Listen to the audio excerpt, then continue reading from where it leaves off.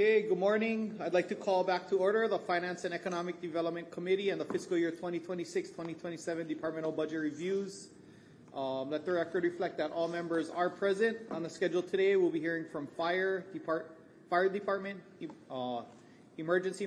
Kauai Emergency Management Agency, Police Department, and the Office of the Prosecuting Attorney. As we do each morning, we'll take public testimony. Is there anyone in the public wishing to testify? Oh, Bruce.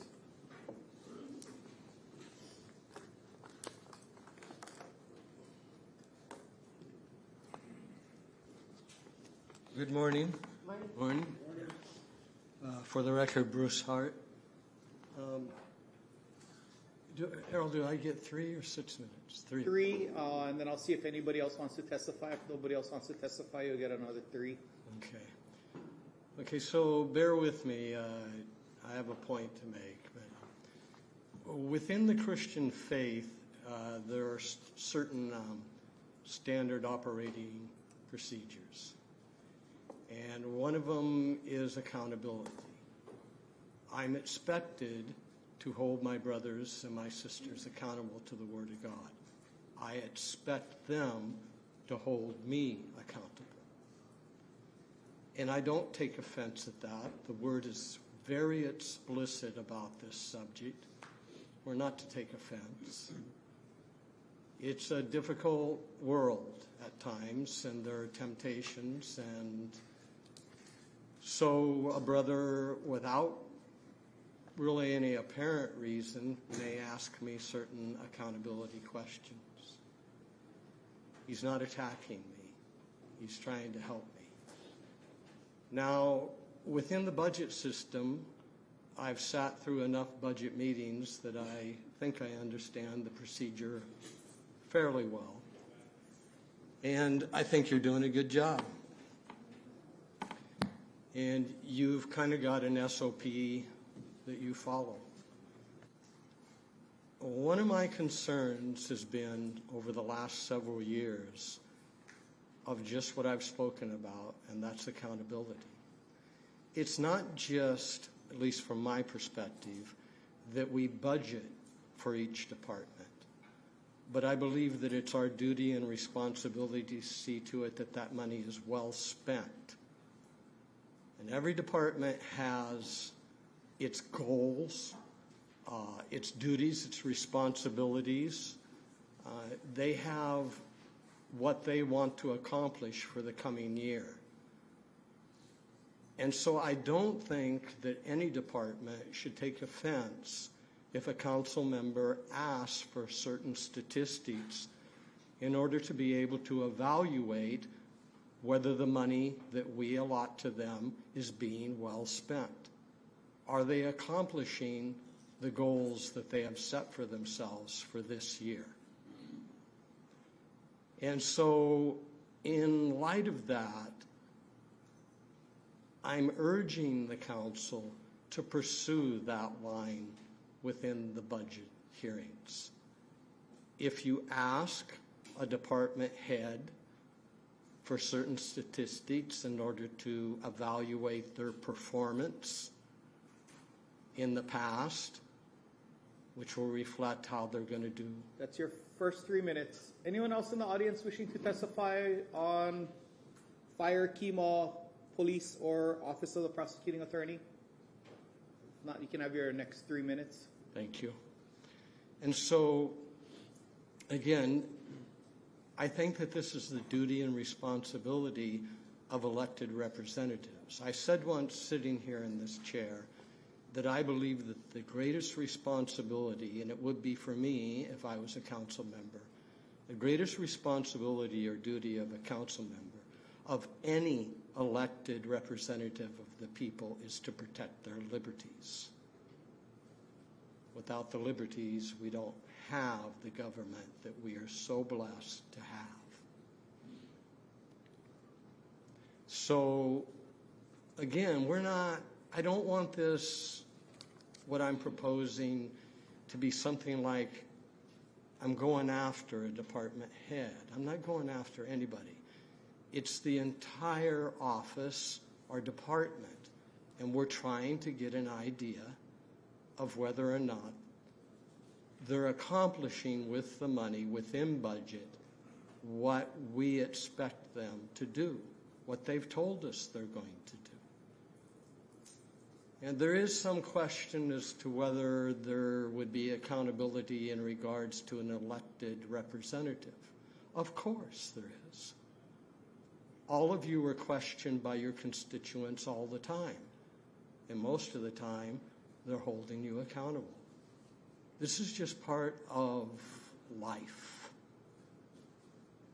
And so I don't see anything wrong with a performance audit. I think it's impartial. The companies that do this, like the Gallup poll that was done for the police department by the Kauai Police Commission asking for it, those kind of polls and those kind of audits, I believe, are within the purview, within the authority of the council or the administration. I believe that it's okay. It's okay with me. And again, if I was sitting in that chair or I was a department head, I wouldn't take any offense at it. If they're not performing well, then we need to know why. It isn't an excuse to beat up on them. We just need to find out why and help them to improve. Thank you. Thank you, Bruce. Anyone else in the audience wishing to testify? If not, we'll get on with our day. Our first department up is Fire Department.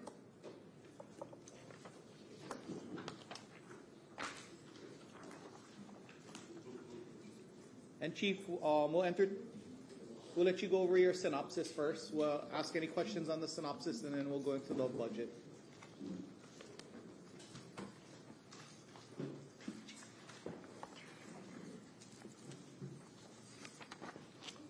All right. Hey, good morning, everybody. Good morning, Council Chair, Vice Chair, Committee Chair, and Council. Thank you for this opportunity to present Kauai Fire Department Fiscal Year 27 budget request. This budget reflects our continued commitment to protecting life, property, and environment across the County of Kauai, balancing operational readiness with fiscal responsibility. Over the past year, we have seen firsthand how quickly incidents can escalate in complexity, from wildfire threats that place entire communities at risk to remote rescues requiring coordinated air, ocean, and ground operations. These experiences continue to reinforce the importance of preparedness, adaptability, and strong interagency partnerships. Our approach to this budget is grounded in three priorities. First, ensuring the safety and readiness of our personnel. This includes managing reliable equipment, advancing training, and supporting the tools that our firefighters and ocean safety officers need to operate effectively in high-risk environments. Second, sustaining and modernizing our apparatus and equipment. A significant focus in fiscal year 27 is the planned replacement of critical apparatus and the ongoing maintenance and repair of our existing fleet and equipment. Reliable apparatus is essential to operational continuity, firefighter safety, and our ability to deliver timely and effective emergency response across the island. Maintaining dependable apparatus directly supports our ability to meet nationally recognized performance benchmarks, including those outlined in NFPA 1710, which is National Fire Protection Association standards, where response time reliability is closely tied to the readiness and availability of frontline equipment. And third, strengthening our ability to respond to emerging risks. As wildfire behavior, climate conditions, and operational demands evolve, we must continue to align our resources with the realities that we face today. We recognize the fiscal constraints facing the county, and we have worked diligently to prioritize requests that are both necessary and sustainable. Each item brought forward reflects a careful evaluation of risk, operational need, and long-term value. This budget is about readiness, ensuring that when our community calls, we are prepared to respond with professionalism, capability, and care that they expect and deserve. So thank you again for your continued and ongoing support. our team is very happy to answer any questions that you have today. Okay, thank you. Any questions? I have a question. On the operation calls for service, do you have a number for helicopter rescues? We do. If I don't have it written down today, I cannot guess, but And you don't need to, you can just provide it in writing. Yes. Maybe next time put it on this, because I think just this past year we noticed there was, a lot more helicopter rescues, not by your guys' fault, it's just by people, going out in hazardous conditions when they shouldn't and stuff like that. And would be interesting to see, again, how much we use our helicopter. And I will tell you that the purpose was intentional, to be better about getting our press releases out, getting that information out, specifically to helicopter responses. As we are acquiring a better piece of equipment in the future, we just wanted to show that justification. Councilmember Cowley. First, a follow-up on that. When we get that number, what would be of value to me is to see how much of those helicopter rescues are on DLNR responsible areas, because I believe last year it was 60%.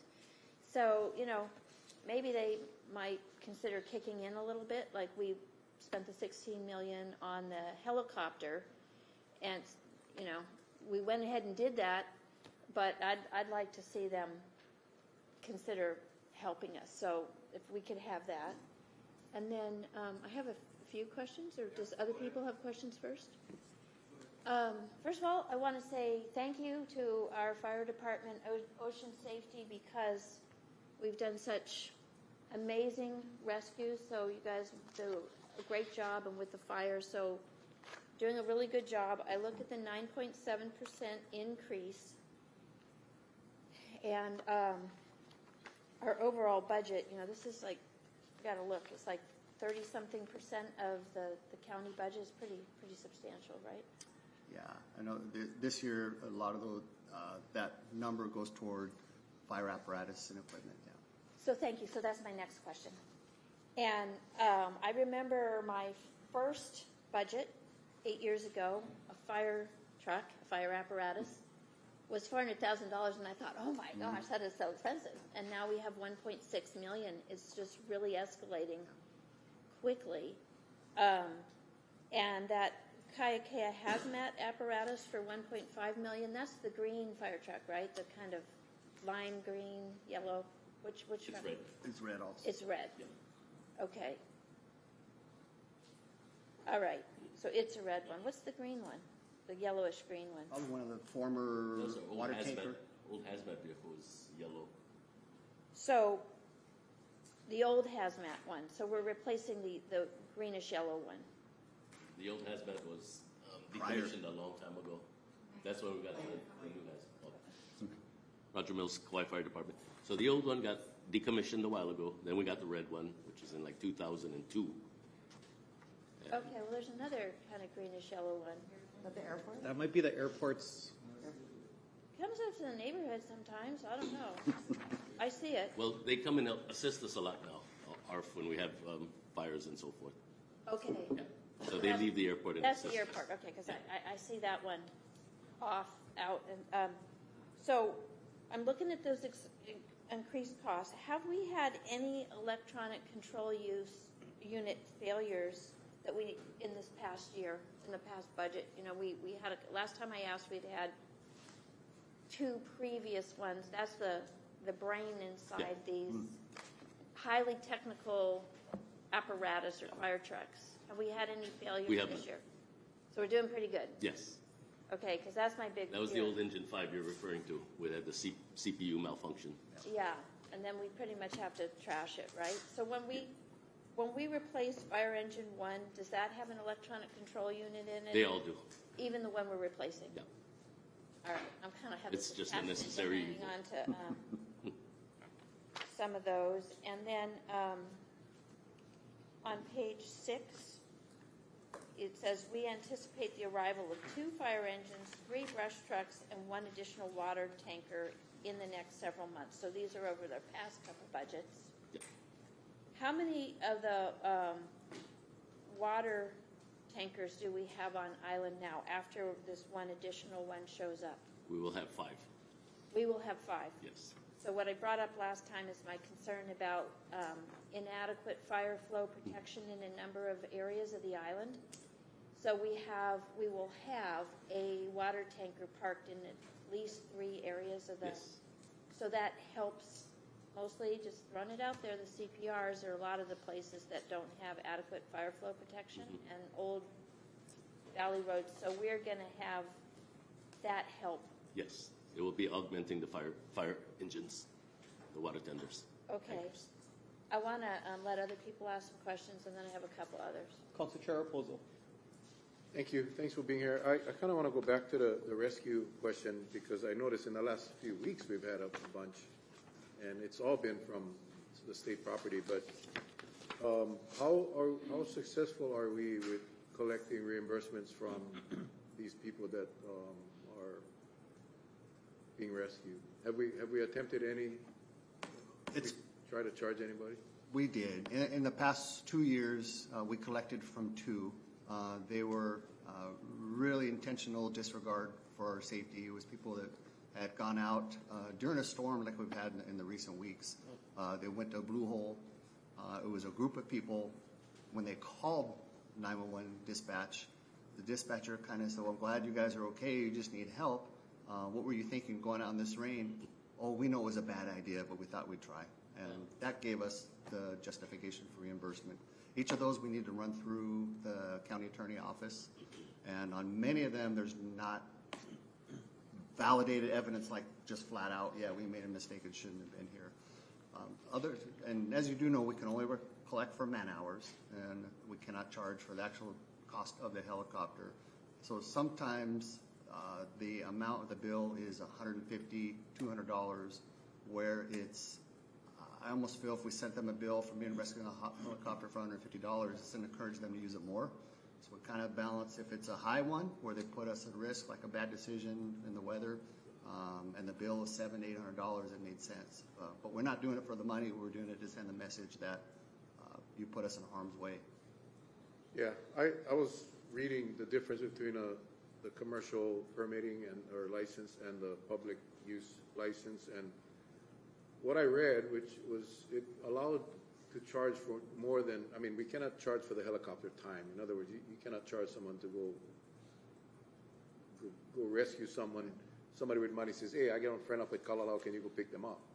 But what I was reading was a lot of the expenses are covered, or we can recover, like fuel and stuff like that. So, I mean, that's something I'll run by the county attorney again, and maybe we got to redo the bill, and because I didn't read anything about negligence or recklessness in the statute, in the federal law. Okay. Maybe we just got to remove that, and everybody gets a bill, because regardless if it's reckless or not, our employees are at risk. Yep. And I think it's not about the money, but it's hard to prove recklessness and, negligence. But, I think if we remove that requirement and then just still have the discretion to decide which ones you're going to use, but that's a discussion I'll have with the county attorney. Because it's just, in the last month, it's just been, I don't know, what you had, 3 or 4 in the last month? We had 4 this weekend. Yeah, I keep getting a press release, like, there's another one. Is it the same one? Is it just a repeat of the press release? No, it's a new one. Yeah, all different. And every time you all go up, there's a chance that you're not going to come back. Yep.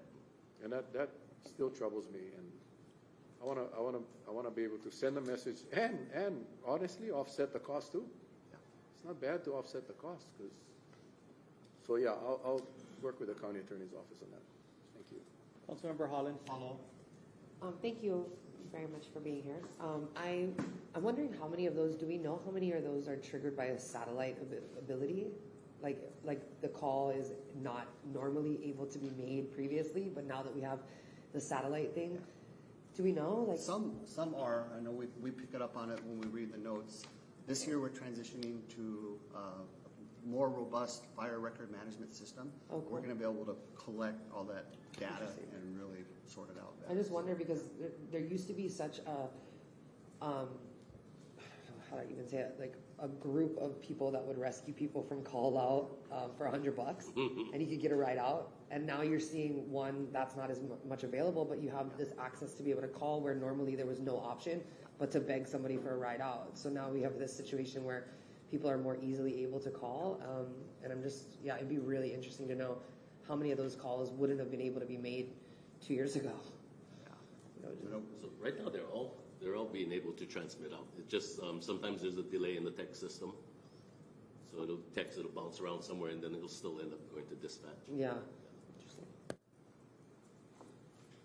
I like in the report you put whether they actually went to the hospital or not. Yeah. I don't know if that's intentional or not, but I mean it's It is. good information in the back of our heads to know, you know, when guys are just, you know, not really in an emergency and just don't want to walk out, or you know, are having a hard time walking out versus like true emergencies. Yeah. Any other questions, Councilmember Collins? Yes. I want to ask, just like we had 2 helicopter crashes just recently. And, you know, it's really upsetting to see these things happen. And I know it's the FAA, right, that decides how high they can fly or what they can fly. I did notice that Sunday after the last one, there was low activity. Is there any way that we can have like a weather announcement that says, okay, you can't go today, right? Because usually if the weather's bad enough to make the helicopter fall out of the sky, it's bad enough to make your helicopter fall out of the sky. So I wonder, have you guys looked into that? I mean, I'm not quite sure how we create that limitation, but it seems pretty profound. It happens too often. I've been able to, unfortunately, be there for 2 different crashes where I just saw it happen. And do you have any comments on that? Well, from our side, running an Air One helicopter, we hear from our pilots when it's not safe to go up. You know, they let us know. And I will admit, I don't know the system that's in place with the FAA and the airspace, you know, what warnings are given to pilots, you know, when to go and when not to go.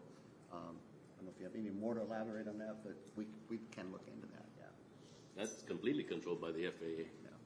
Yeah, I know Ed Case, Representative Ed Case has been, you know, trying to help with some of this stuff, and I just think at some point it's really reckless that we allow so many helicopters to go up when there's a clear challenge. I have one other like overview question. Yeah, go ahead, and then I have Councilmember Cooley after you. Do you have a follow-up on that, or? No. Okay. So my overview question that really applies to anybody in here today that's coming up and asking is if we have any level of prioritization in our budget, like I'm basically, you know, agree with what all the stuff that you want to do. So you're not going to see me giving big pushback on the budget, but we've had a big weekend with big threats out in the, you know, the global stability. And I feel that we really need to be considering, my question is, do we have any layers of what is the most important to pay for and then the less important to pay for? Because when I look at how much of our budget is funded by the people who don't live here, right? We might have some real contractions. It's not just Hawaii that's going to be hit by all these increases in gasoline prices and all sorts of things. I think our global economy is moving in really difficult directions, and I think, you know, where we get most of our funding is a luxury expense. And so that luxury might get curtailed. People might travel here less, and especially like our lifeguard, Kauai Lifeguard Association that funds us so much money, that's the visitor industry. I think we need to have a plan B the second half of the year where we might get less money. So I know we have a reserve, but we need to be braced and prepared for an economic change. Have you guys given thought to that relative to how we're prioritizing what's in our budget? Yeah, I think for us, we could utilize the process of constructing our budget from the beginning. So going back to October, when we start this process, we open it up to all the line, right? All Right. employees in the fire department. It gets funneled through our different training cadres, committees, bureaus, and so we compile a list of usually 30 or 40 priorities for the year. And we rank them, what is most important, so we present to the mayor's budget team. And what doesn't get approved, I got to put it two ways. What doesn't get approved is still important, and it's priorities for next year and the year after, or if we can find a way to make it happen. But what's remaining is that priority list. So is after saying in 5 or 6 months, something goes really bad, we have to cut something back, we would go to that list, start at the bottom, take away. We don't want to take away anything, but if we had to, we would. And at that point, 6 months in, we probably already ordered most of our equipment that's been budgeted for. So it's going to come down to training that we wouldn't be able to accomplish, or travel, or have to start taking away from gasoline or vehicle repairs, which is not uncommon. We've had to do that, the last few years for one reason or another. So that would be our plan. Yes, and in the last few years when we had COVID, and my memory is that our number of calls went down by like 60%.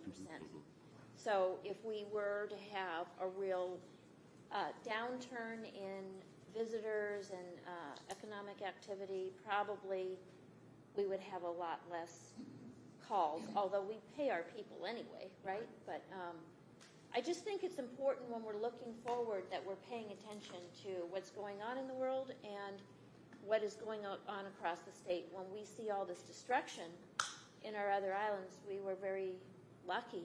Kaua, usually we get hit really hard.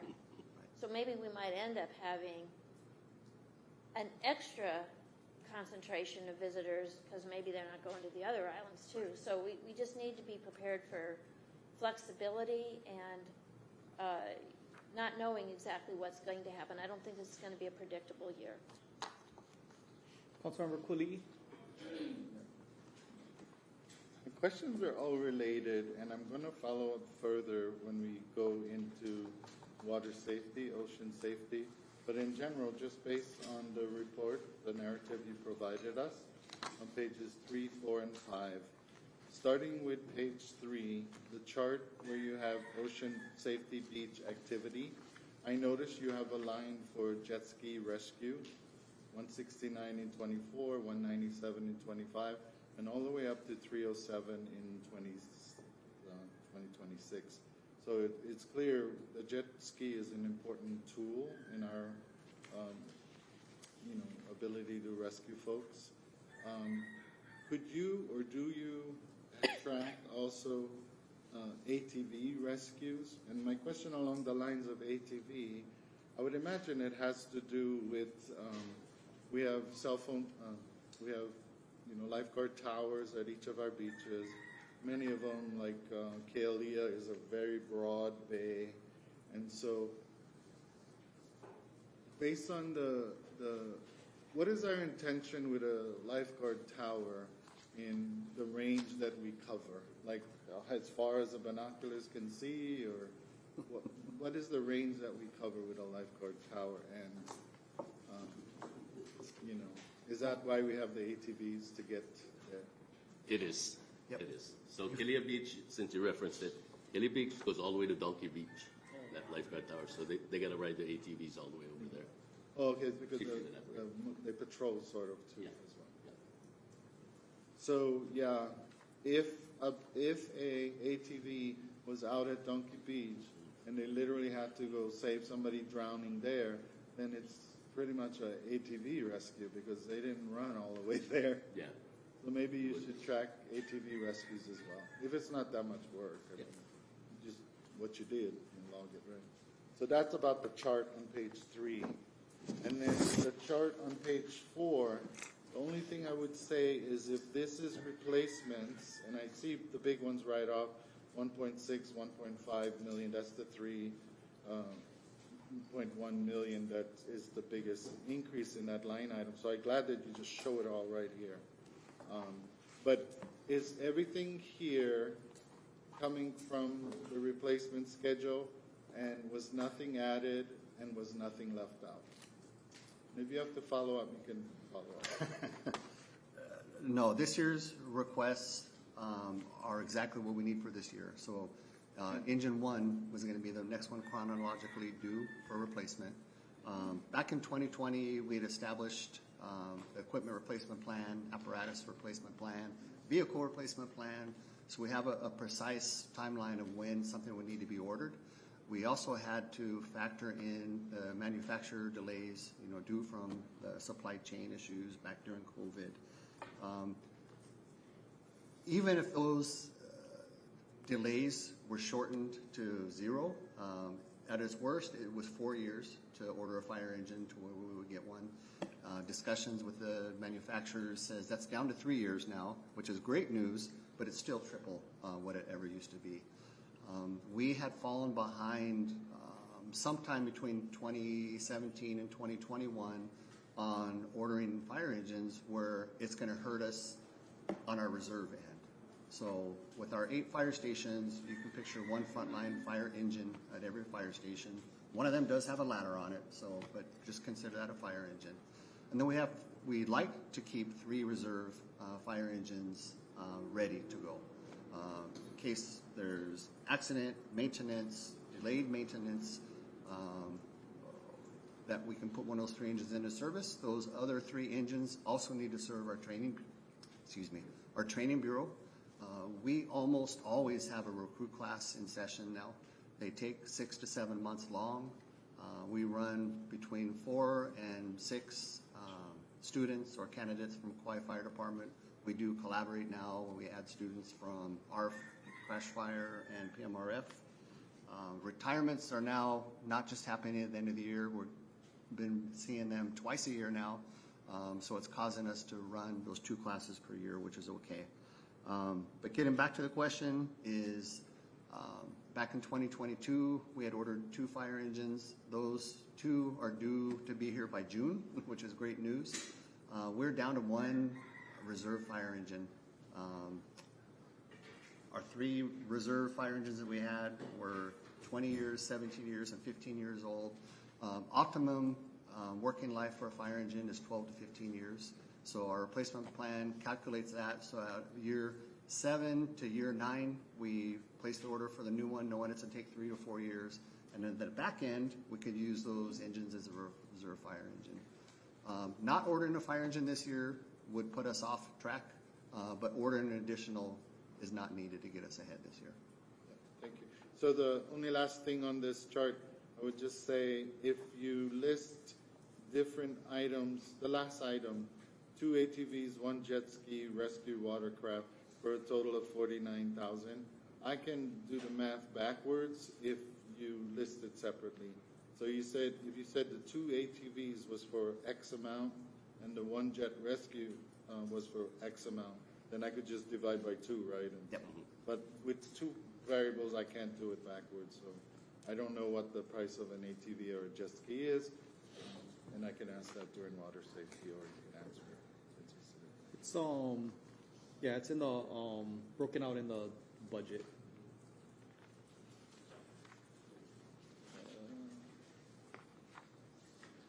I have one follow-up on his.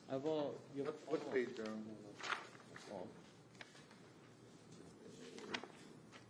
104. Master 104. As the ATVs, 18,000, so it's 9,000 a piece. And the watercraft was 31. 104? Master page 104. Oh, that is out of order, correct? It's at the very end, pretty much. So after page But 1. we'll get there too, so we can look at it after. Okay. You had a follow-up question? I had a follow-up question just on it going down to 3 years. I guess that gets back to my, worrying about supply chain disruption and everything else. The mayor said he had PTSD over how hard it was to get steel for the bridge at right down there in the Nowili Willie area. It might be that these vehicles go back up to 4 or 5 years if we have trouble getting we have supply chain disruptions. What is the main reason it takes 3 to 4 years now? The manufacturer, the dealers are waiting for various parts. They might have the chassis and the brakes, but they don't have the module. And Right, all this- so like if we even have steel and aluminum being a problem, because I know that we're gonna have, certainly, aluminum is gonna be constrained worldwide by about 40%. So I think we have to sit there and brace ourselves for those ideas and keep our engines in as best possible care as we can. Councilmember Carvalho.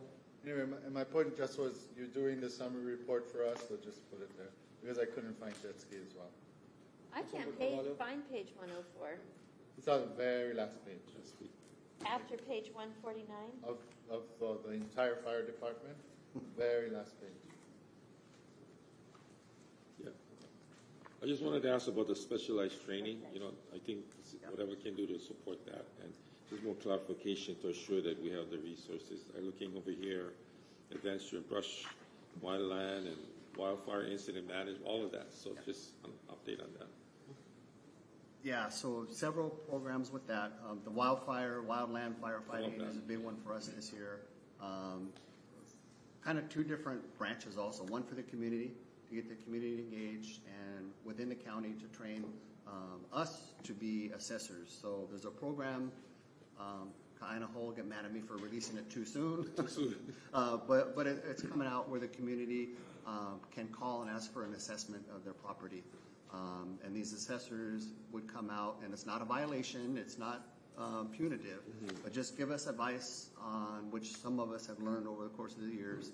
You know, that 0 to 5 zone outside your house, hey, try not to store combustibles and lean a broom against your house.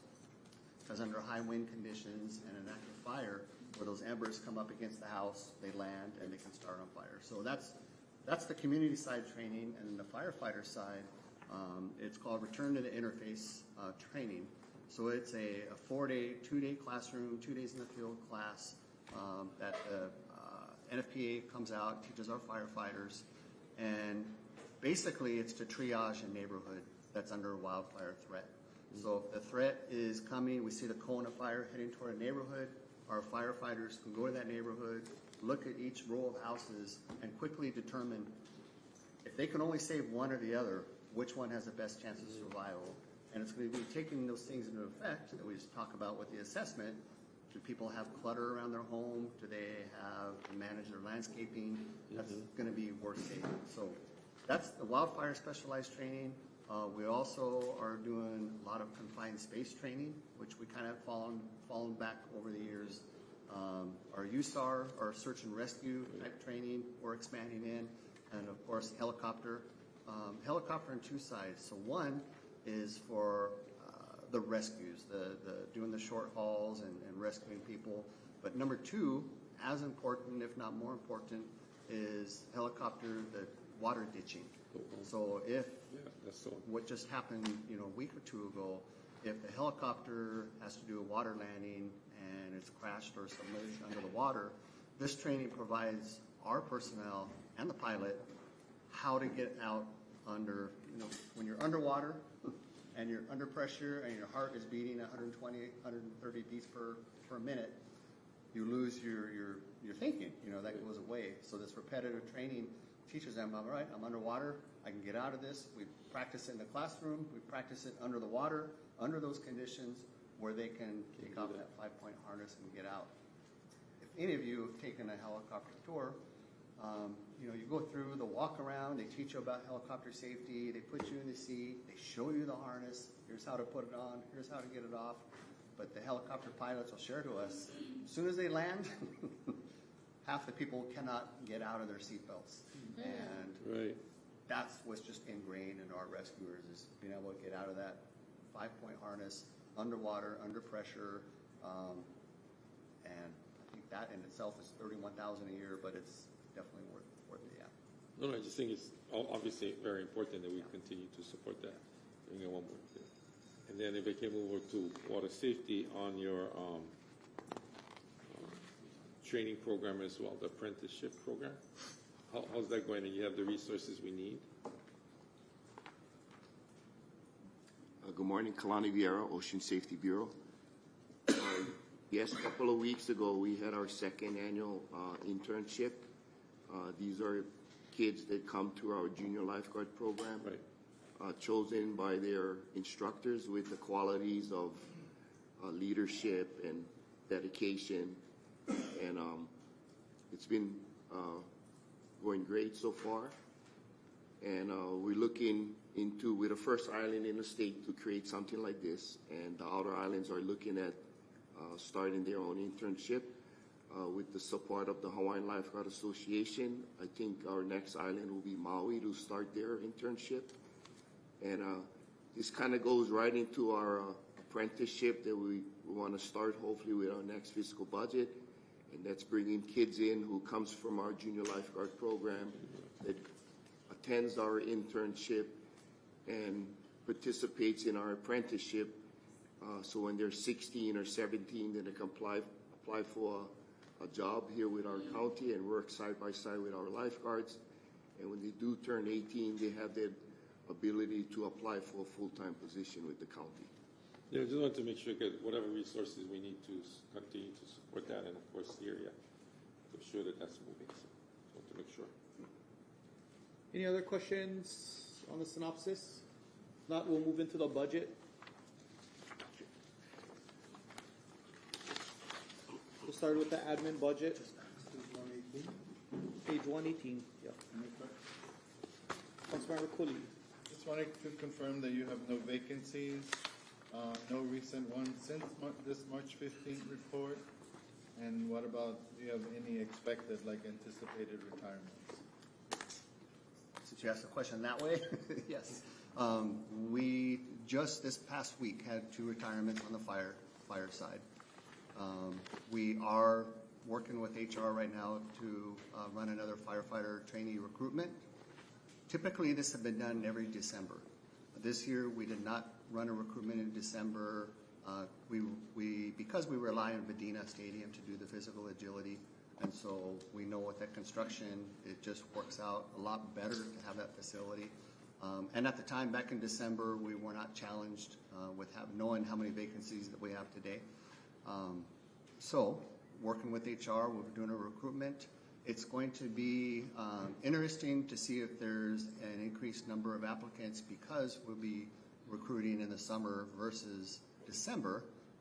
There is a chance that testing in December, we were not getting applicants because they wanted to finish college or even high school, whatever they're working on at the time. So we run this recruitment, and then as soon as our current recruit class graduates, which is in July, we're going to run another class back to back.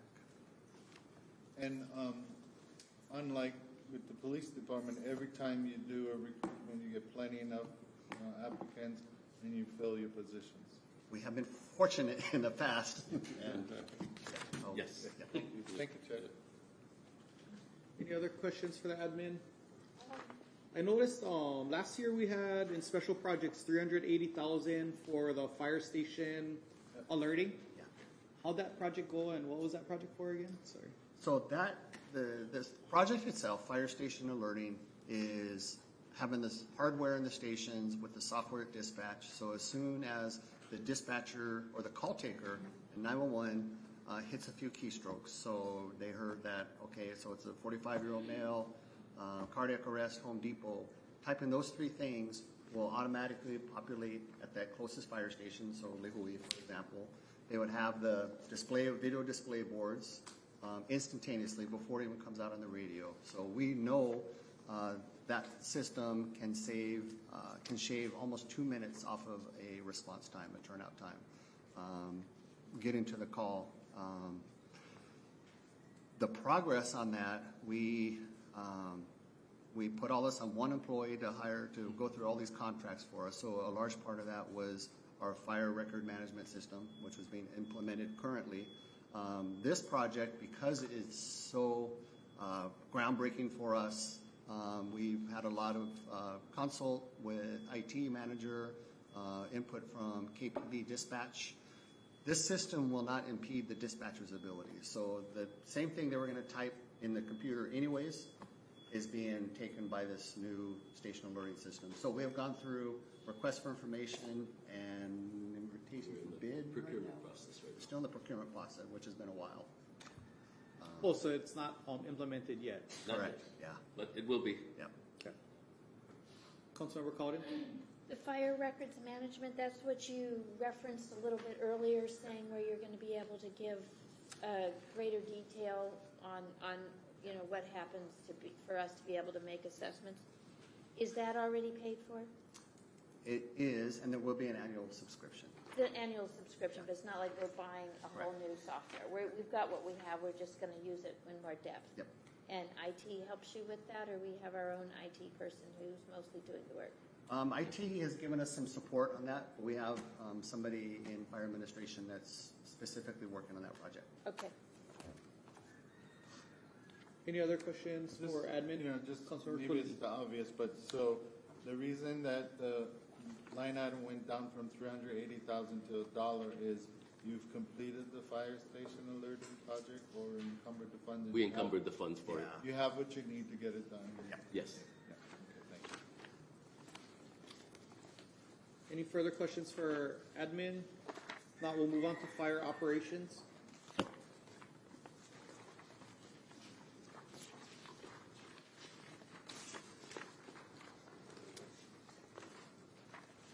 So, Councilmember Cooley. in fire operations on master page 124 and 125, there's a few vacancies, starting with, well, we can do 3 of them at once, because position 779 firefighter 1, 769 firefighter 1, and 625 firefighter 1. These all new vacancies, and it said the comment for each of them was to be filled on March 16th. So were they all filled on March 16th? So, yeah, these are the result of 3 retirements on December 30th. So with those retirements, there were 1 battalion chief, 2 captains. So there's been a sequential thread of promotions. Firefighter 3s and firefighter 2s move up. And then the remaining positions are left vacant. The firefighter 1 will be vacant until we do the next recruit class. Or the students that are in the current class, July, would fill those positions. 6, 9. Or the next class. Yeah. Next class. And then does that mean, if they're moving up, then you're filling the bottom position.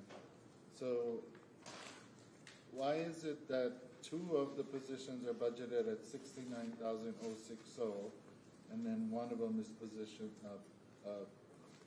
budgeted at 71,808? Aren't you just filling it at the same entry level position cost budget? It's position 769 on master page 125. That's budgeted at 71,808, and maybe the budget team, maybe it's a typo. The budget team can fix it, but positions 779 on master page 124 and 625 on master page 125 are both budgeted at 69,060, but position 769 on master page 125 is budgeted at 71,808. There's a couple $1,000, but if they're all starting, and they should all start at the same rate, then there's a little typo in the budget. Yeah, Jeanine had come up, HR. I think there's just these were allocated previously, and I think they will be updated in May when it So changes. those are the 3 positions. Yep. Thank you, Chair. Thank you. Councilmember Cowden. Pretty much anybody who's in the fire station from the captain on down, they're all available for overtime. Is that correct? Yes. And then I'm just looking at the premium pay, and so it says hazard pay. When is hazard pay invoked? I mean, it seems like your whole job is a hazard. When they jump into the ocean or go into the helicopter. Okay. So for our our ocean safety officers, which I can't remember who coined it, but said they're the bull riders of the county, they get hazard pay as soon as they are in a rescue in the ocean. This is for fire. Fire. Oh, yeah, that's right, okay, so we're gonna see that, but you're saying they get that too, okay. Yeah, all right. Council Chair Reposo. Thank you. I see the helicopter pilot contract is $687,000. And kind of in line with what was asked earlier, I think it was by Councilmember Cowden about the amount of rescues, but helicopter usage for rescues or for whatever reason that occur on state property. I'm assuming we'll get that. Yeah. But also if you could provide, not right now, but the complete cost of the helicopter, what it costs to run, maintain, park, everything, that helicopter. I want to see what that total number is, because I think we have come, because of the amount of rescues that we've been having, I think it's time that we, and I think it was said earlier, that we ask the state for assistance, because it is happening on their parcels, their beaches, their mountains, their trails. And I think it's only fair that they contribute at least some. But with those numbers, we'll be able to make a good case for the legislature. Thank you. We'll send it over in writing, Chief, so feverishly write down. Yeah. On that same page, just a little bit above the retirement contribution, so it's gone down by 1.5 million. And so what's changed, and with more retirements coming up, why is that? Why did it go down? Less people retired. Less people retired. Yeah. Okay, so last year We cannot control that. Might have more people this year. Thank you. Thank you, Chair. Yeah, that was the ERS fund was where all the total decrease came from.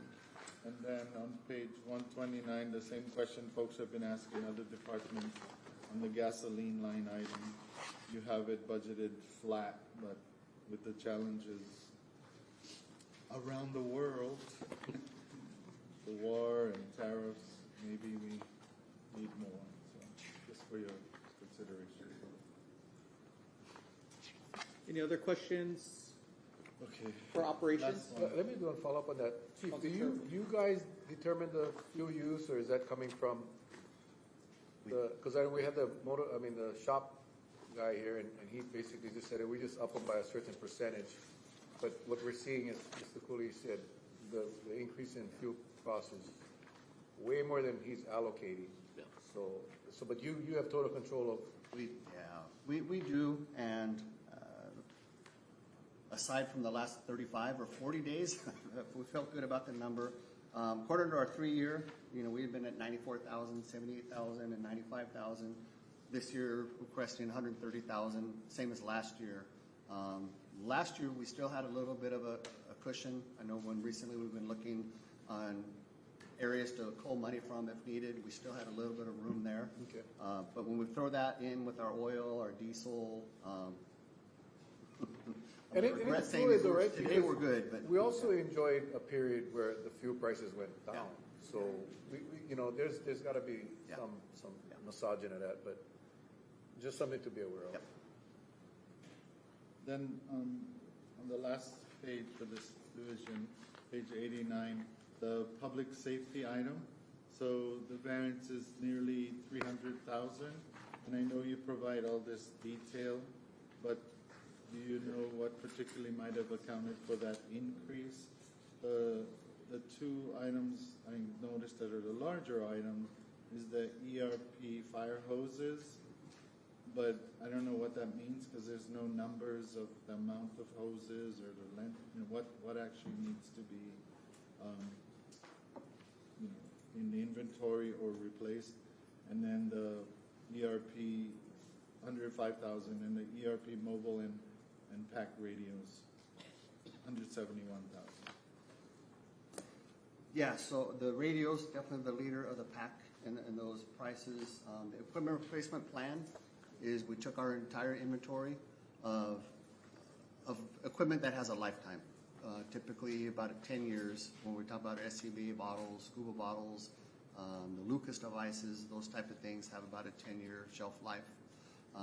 Having 8 fire stations plus a couple reserves, we've just set 10 as our number, so we order 10% of that inventory every year.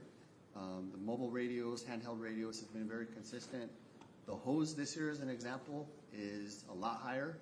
Normally that number would be 30,000 at the most, but we're taking into account that we added 2 additional water tankers to the line that we never had before. So with those came some inventory need to be required for those. As we buy the new fire engines, engine 6, engine 8, we did budget for equipment to come along with that to kind of buffer off some of the hose that would be expiring. So the reason the hose is higher this year is because of those additional apparatus this year. Thank you. I have a follow-up on that. Yep. So in that same little collection there, when we have SCBA tanks and harnesses, that's what sits in the fire truck, so when they go into a fire, they put it on as personal protection equipment, is that correct? Yes. And that tank to me looks like a scuba tank. Is it essentially a scuba tank? Or is Similar. It's similar. Very similar, yeah. So when we have scuba, Yep. do we put scuba tanks on and do rescues with tanks on? So we have both. Yeah, Yeah. we so do both. That's for ocean rescues for our dive team. Dive team. So it's in the fire budget, but it would be ocean safety officers that are, no. It's firemen who, So when you're fill that looking for position. somebody in a helicopter that's under the water, you're gonna go down with a scuba tank on. we have our dive team that will show up and do the actual retrieval. So our dive team wears blue suits? Yes. Okay, Yeah. all right, just like we have a helicopter team. Yes. All right. Thank you. Any further questions for operations? Not, we'll move on to fire prevention.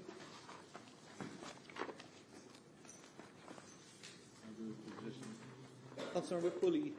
You show no positions. You only have 4 positions listed here. Yes. On master page 133. So none, confirming none since this report of March 15th, and none anticipated with any coming retirements. Thank you. Thank you, Chair. Councilmember Cowden. Yeah. CERT, as you know, I'm really excited about CERT. I haven't had that as shared. Is Kima going to be really handling CERT, or are you guys going to handle CERT? HEMA would be the lead on that. We still have a hand in supporting that. And then for our Firewise communities, that's going to be underneath this fire prevention element here? Yes, it is with fire and with planning. Our planning also is taking a part. For Firewise, okay, because that's something that I really am hopeful to see is Firewise and CERT almost coupling together. I know it's a different group of people, and one is proactive and the other is action, and then we have something called, oh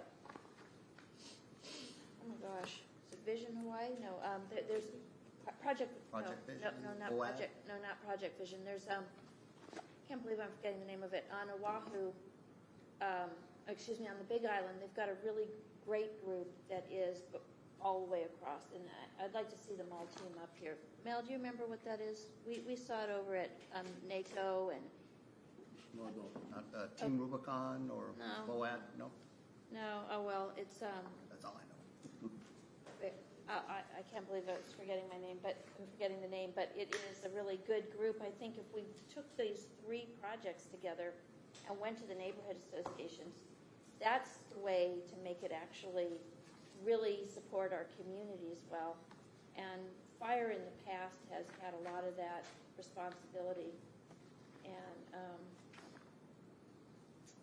It's not HWMO you're thinking of, no? no, that's Firewise. There's another one. We're all at a really great one in Washington D.C. Jean, the woman who was presenting it, it's over there on the Big Island, and it's communities. It's Vision Hawaii or something like that.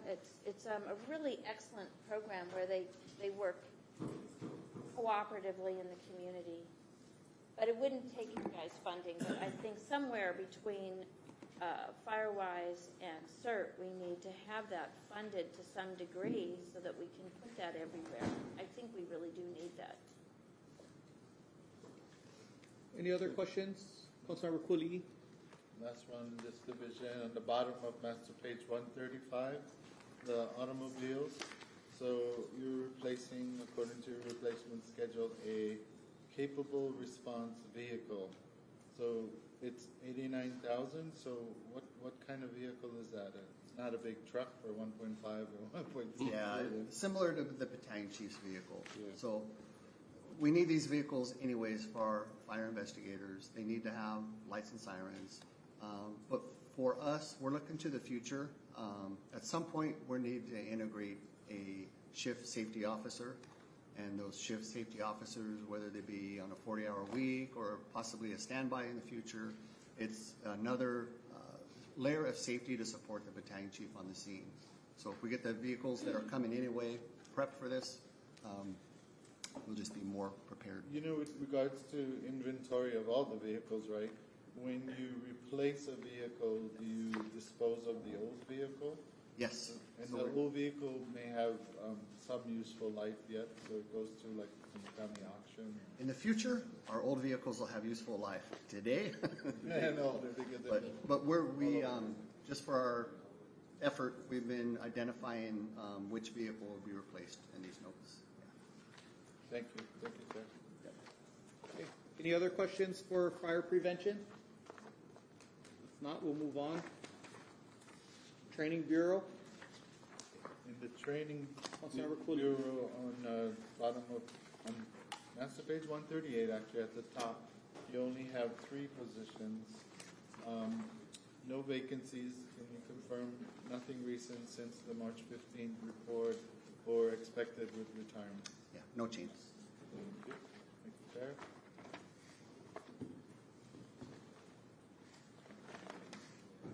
Any other questions for the Training Bureau? Just looking at,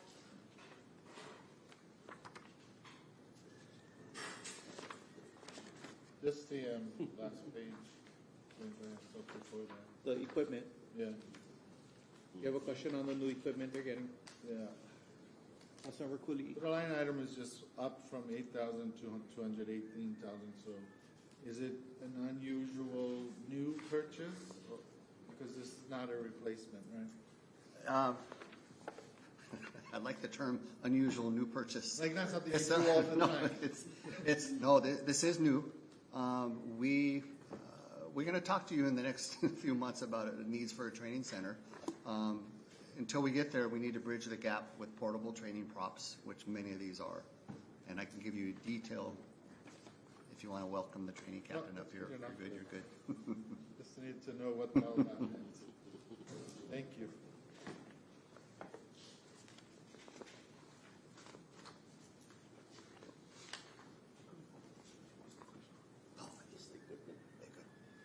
He's good already. Stay, but you're not out of it. Okay. Councilmember Holland. Just to follow up on that. Just following up on that, around the training, how are we doing in moving away from exposure to PFAS in our training activities and in our uniforms and such?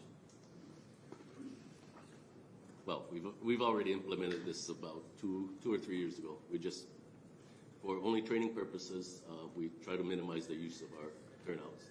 So other than that, we just use it for actual fire scenarios. Okay, great. And then the uniform conversation, I know we've talked before about like improving the quality of our uniforms. Are we talking about our budgeting for any of that moving forward as training as people graduate or? What was the question? Sorry. Just kind of, as we've learned over the last few years, that one of the biggest exposures for our firemen to PFAS is actually in their uniform because they're wearing it all the time, and we have so much fire resistance in the products that they're sweating, working out, doing, hard fireman kind stuff. And so I'm just wondering if we kind of are thinking along the lines of like, as we order new uniforms for our trainees and stuff, if we're gonna like try to get a higher quality. I mean, personally, I would be more than happy to allocate more funds if the uniforms are more expensive, or if we want to transition away slowly as new people come, or however that would work. But and you don't have to give me an answer here if it's something that, it hasn't been. I just want to bring up the conversation again because I'm in strong support of us, funding whatever it is that keeps us our brave firemen as safe as possible and reduces that exposure, because really just over the last few years we've learned so much in the science around the impacts that it's just constantly on my mind. And I kind of brought it up last year, but I would just love to see that that budgeted, that transition away from those materials. But Yeah, I won't be able to give the perfect answer, but just to kind of put it in two different categories. One is dealing with the byproducts of fire and the carcinogens and all the byproducts that are there. We have gone to the effort of purchasing 2 sets of PPE for all of our firefighters. Great. So that if they are on a scene where they get contaminated from these products, we bag them right away. We do a quick decon on scene, but we bag that product. Now they have reserve equipment to wear. We're investing in additional PPE cleaners, extractor, dryer washer for the stations. For the smaller fire, the brush fires and such as that, if they're really heavily contaminated, they get bagged and we send them to a professional off island where they get cleaned and decontaminated. As far as these uniforms, there's been kind of back and forth information from the manufacturers and the vendors. Okay. The vendors are saying no PFAS in this what we're wearing, even though these have some Nomex and some fire-resistant material product to them. There's some type of wash, that you being an environmental scientist probably knows this, that it goes through where that's where the exposure to PFAS comes in for these. But they are telling us that they don't live in these forever. okay, that's great. They're telling us the chemical that lives forever does not live forever in these uniforms. But if we do have our research and development cadre investigating this, we pay more than this for this uniform than any other uniform that's out there. Yeah, I bet. So for us, it's not about expense, but it's knowing what is the right product. So if we Yeah. can learn what is the right one or better, we would definitely make that switch. Yeah. Yeah, and if you guys ever find that there's a best product, then let's fund it for our guys. Councilmember Cowden. Just a point of privilege. I remembered what that group is called. It's called Vibrant Hawaii. And I have asked for a briefing on them, and they seem like a really great extra layer for us to have that would certainly help any kind of, especially in enduring problems. When we had flood, we had any of these sorts of problems, fires. And so I will send something out to both you and Chemo when we have them come. So maybe a representative of your organization can listen and participate. Any other questions for Training Bureau? If not, we'll move on to water safety. Councilmember Kuli'i. On master page 146, and as a quick overview, so we actually have 67 positions here, 1 chief, 1 administrative assistant, and 2 actually, and then 65 ocean safety officers. Would it be 1, 2? I didn't see a 3. Maybe there's a 3. 1's and 2. In 12 different locations. So of all 67 positions, there are no vacancies and none recent since our March 15 report or expected retirements.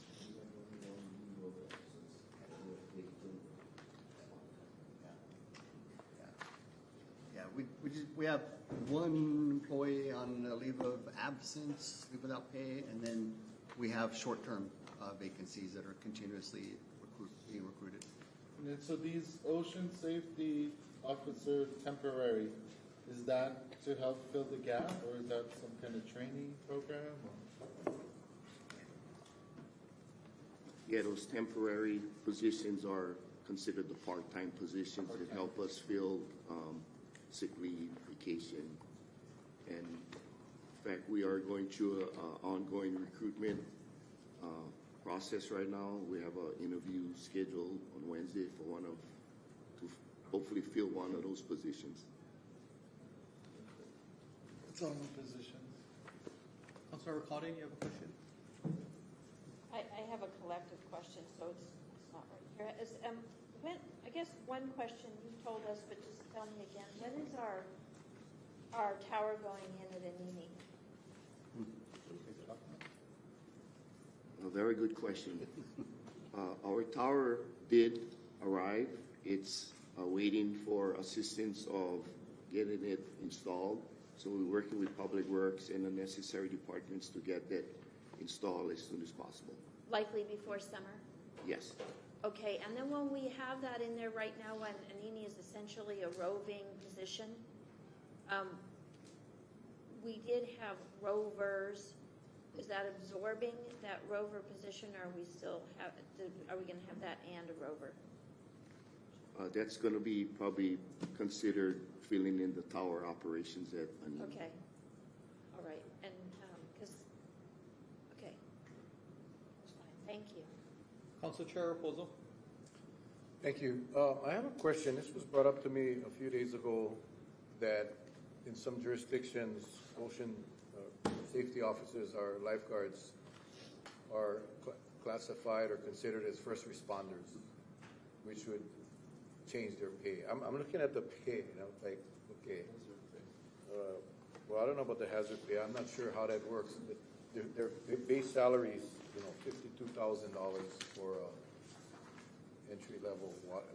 Entry level or not, I mean, they. You know of that? You know if that's true?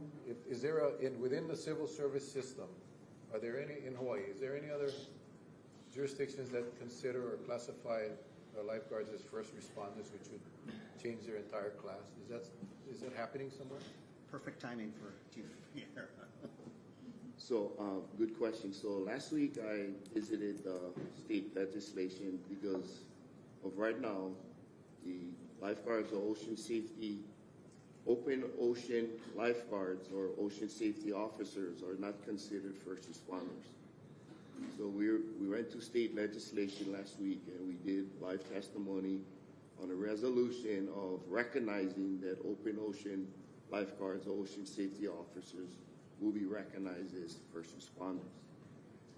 How will it help with the pay? I'm not sure. That's all going to be coming up with negotiations with our union. I believe our HGA bargaining unit 15 are under arbitration right now to consider pay wages increases for our ocean safety officers. But after 30 plus years of my career, everybody thought that lifeguards are considered first responders, but officially they're not.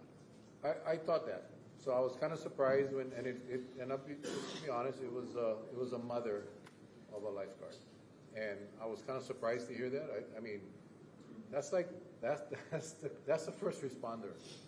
I mean, they're there before anybody else. They're there, so they are the first responder. So I was kind of confused, but I'm not sure. And maybe you can help us with the legislation that's going through that we can support. It just makes sense that your lifeguard should have the benefits that all first responders have. I'm not sure what that is for lifeguards, but if that would increase the pay, I don't know how many people. I mean, whoever is getting into that field at $50,000 a year, God bless them, because that's a tough job. And I always say that we don't know how many lives they saved by stopping people from going in the water. That number you'll never be able to count. But the fact that they're out there risking their lives every day and they're not considered first responders to me seems wrong. So Kalani, we can chat later. I'm curious to know what legislation we can support. Yeah, but by the way, that's the testimony we went to last week. Even the legislation committee people never know that also. Do you remember the bill number by any chance? Or was it a resolution? It was a resolution, and I can get that to you. Yeah, please. It did pass the House and Senate, and now it'll cross over. Yeah, okay. Yeah, send me that when you can. Thank you very much. Councilmember Cowden. Yeah, I would like a copy of the resolution number 2, Kalani, if you can. All right, so I asked about hazard pay when I was on the wrong page, but I'm looking here and I don't see a page that says hazard pay. So you said if you get in the water that's hazard pay, but maybe that's only for firemen if you get in the water. For fire. Because I was going to say, if you get hazard pay when you're ocean safety, well, that's your entire job. Maybe not your entire job, most of it. So hazard pay is for firemen if they get in the water, if they get in the helicopter, and ocean safety that has no hazard pay. There is a process. So if the ocean safety officers went to a rescue, for example, and there's a process of they can apply for that time frame of hazard pay, which is 15 or 25%, depending on the severity of danger.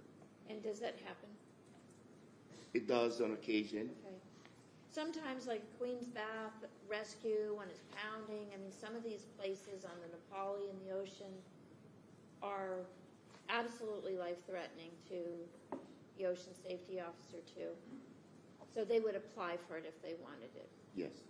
And then, can you just speak to Lumahai for a moment? It seems like since we've closed the end of the road to most people, and they move east. So Lumahai seems like it's getting a pretty high impact.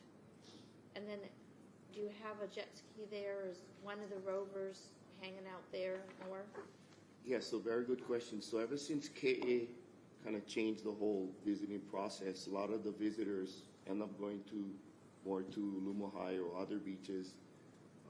And even Wanini, for example, has a higher beach goers.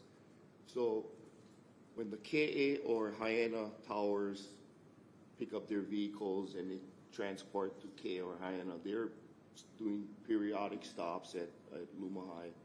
Or Nordgrove jet ski or rescue team, they do periodic beach patrols, not beach, but on the water patrol with their watercraft. So there is a rescue tube located all throughout the beaches. There's also a kiosk informational sign that we put up there so people can educate themselves about the dangers of our beach, especially Lumahai. But we just do periodic checks. That's it. So does the jet ski sit at Haiena Beach Park?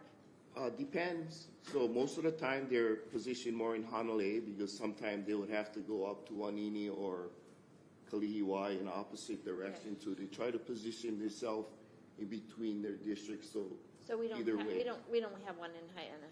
We just have one at, okay. Not every day, no. All right. Because it seems like that's where a lot of that action is, but certainly not all of it. So, okay. That's helpful for me to visualize. Councilmember Cooley. On the last page of the budget, where the public safety item, and then it all ties back to page 5 of the narrative, the operational readiness. So the public safety item went down 83,000. You know, the big cost is this replacement of a tower, 85,000. Is that like, did we replace any towers in the last couple of years? We have, it'd be 2, 2, and 1. So going back 2 or 3 budget years. So 2 lifeguard towers were ordered, which has arrived this year for Wanini. Last year we ordered 2 more towers, and then this year we're ordering 1. And then there's more to be done in the future too, or yeah, just according to the replacement, 20 to 25 years. Yeah. The line item that is ERP mobile and PAC radios, it's 70,000, but what is the quantity? Is it multiple different items? Yeah. Different price levels? That 70,000 would give them 4 handhelds. The handheld radios are about 11,500 each, and then 2 mobile radios for incoming vehicles. Right. And then the last part of this, so the 2 the 2 ATVs are there, but what about the 31,000 for the? I think it was 31,000. It was 31. That's for Kaua Fire Station's rescue watercraft. For the jet ski. Yeah. So it's budgeted somewhere else? Yeah, that falls under the Operations Fire Department. Operations Fire. They have a public safety line item there. Yeah. Okay. Then the more broad question on this is the jet skis we hear about all the time because Kauai Lifeguard Association often we have an item with a thank you letter because they're donating. So do we have a jet ski at every one of the 12 towers? No, I'll let Chief Vieira talk about Or it's that roving program? roving. Yeah, we don't have it, rescue watercraft at every tower. I try not to use the word jet ski because it sounds like a toy, and Oh, a it's rescue like, watercraft yeah, sounds like recreation. Yeah. Okay, got it. We have one Watercraft. rescue watercraft per district. We have 3 districts, so there's one rescue team and a watercraft per district. We also have a few on spare for training purposes, for maintenance, rotation, and for bigger episodes like the helicopter crash, for example. All right, so it would be interesting if you would provide us just follow up what that replacement schedule for the jet skis are and what gets charged to the county and what is donated by the Hawaii Lifeguard Association. Because they're doing a significant amount because they seem to constantly be coming back to us. Yeah, so as you guys all know, the Kauai Lifeguard Association, without their help, they almost donated almost $1 million worth of equipment in the last 10 to 15 years, I would say, whether it be ATVs, trucks, or rescue watercrafts. I think we just came across for approval of a UTV a couple of weeks ago, and that's all through the Kauai Lifeguard Association. So without their financial support, a lot of this equipment we wouldn't have. Thank you. Thank you. Councilmember Bulasan? Follow up, the 3 regions would be north, south, west? Southwest, yeah. You kind of put south and west together in one district. Oh, okay. Okay. South. So it's like north and then east. North, leading east, away. and then southwest, yeah. Councilmember Kaude? I have 3 probably small questions. One is confirming when Hyena Beach Park becomes state property instead of county property, there will be no disruption in that tower. No disruption. And then when Hyena Beach Park becomes a state park, will they pay for the tower costs the way they do KA? I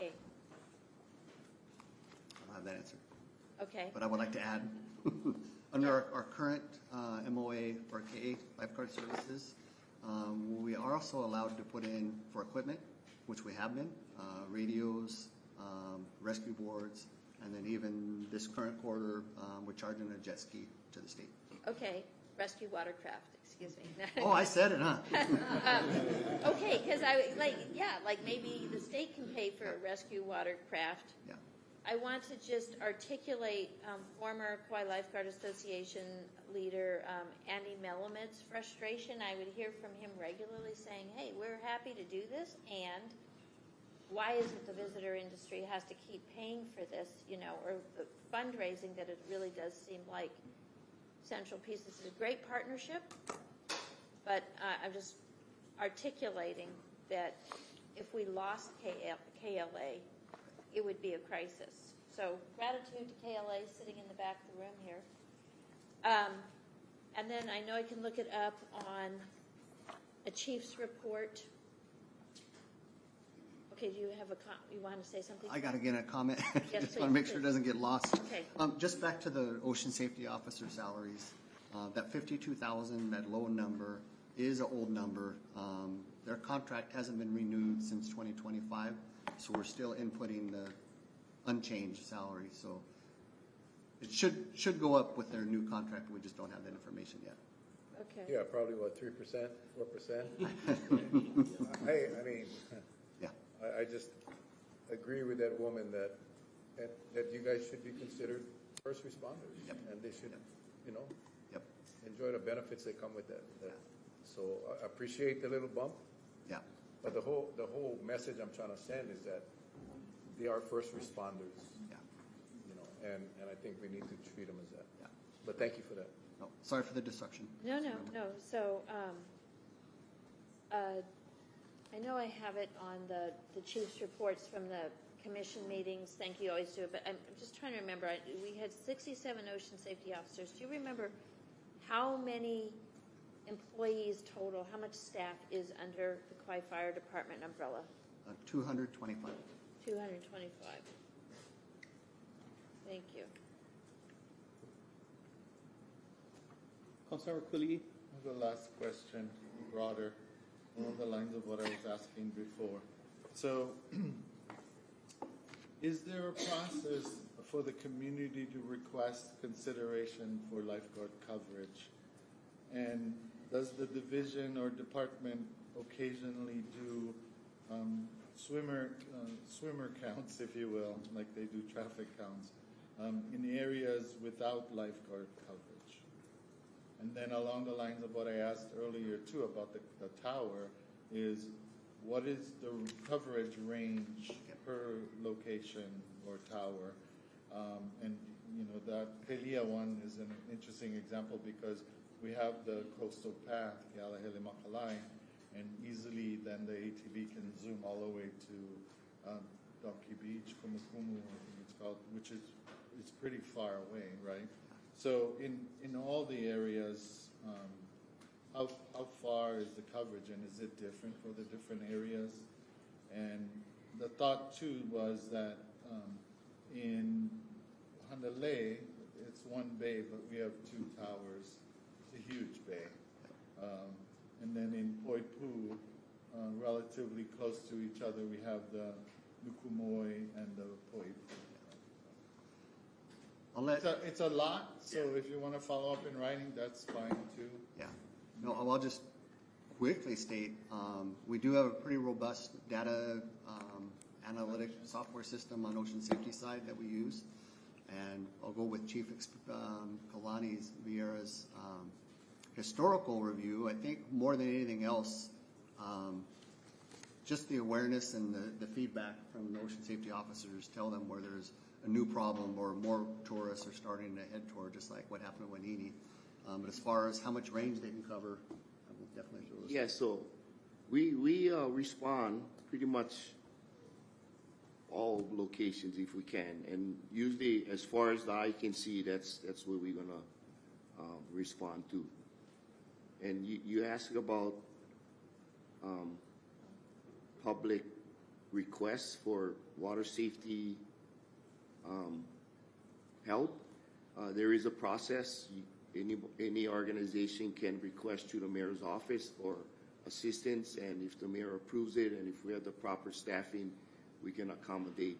There's a lot of organizations do request yearly or annual swim or canoe paddle races that we do assist on occasion. We do have a electronic data collection software that all the lifeguard towers use. It's called Watchtower, and we try to collect every swimmer, every person on the beach, every surfer, and try to collect that data. There is our roving patrol teams do collect data at beaches that does not have lifeguards when they're on a patrol for shipwrecks, for example, that we don't have a lifeguard tower. They do have their tablet available, and they do collect people counts in the water. Even if they went and talked to a person or preventative action or post a sign, they'll collect that data. But at beaches that we don't have any presence, we don't have the data to collect. Thank you, Chair. Fire, water safety. Just thank you. One last comment. You know, for me, it's been incredible watching you this year. I think you're an amazing chief, and your leadership and your team's leadership, and the fact that I think really we have some of the best rescuers in the world between our helicopter response, our ocean response. We just have this. You guys are worth every single dollar and so much more in this budget, which is why I don't have very many questions for you today. But overall, you know, does our team feel the way that we see them as just the incredible, life-saving, amazing heroes every day? Well, we try our best to tell them. Okay, good. Well, I hope you'll pass that on. Thank you for all your service, you guys. Thank you. I'm as thankful as you are to all of them. You know, the risks that they all put themselves through, ocean safety and fire. And as far as, I cannot speak to the morale because I see things just through my vision, but I'm always concerned. You know, I don't want there to be a drop of morale. I try to do as much as I can do by sitting in here and getting your support. I think my job, make sure they're trained and have what they the tools they need to do their jobs to keep them safe so that they go home to their families. And that's my goal. You know, You're a every wonderful day. leader. Thank you, Chief. And I'm just tremendously appreciative of all of them that are in this room, from the fire department and from the outside, our supporters as well. We even have a fire commissioner here, so thanks for that.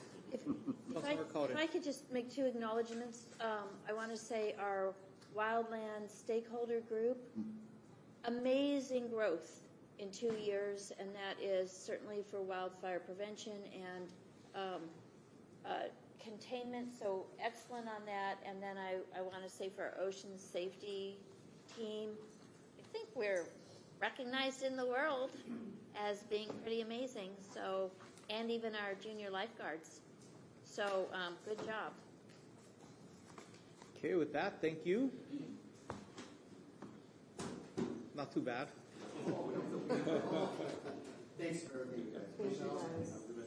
Next up, we have Kima. I plan to take Kima, and then we'll do a caption break, and then we'll take police and prosecuting after. But we'll take Kima right now.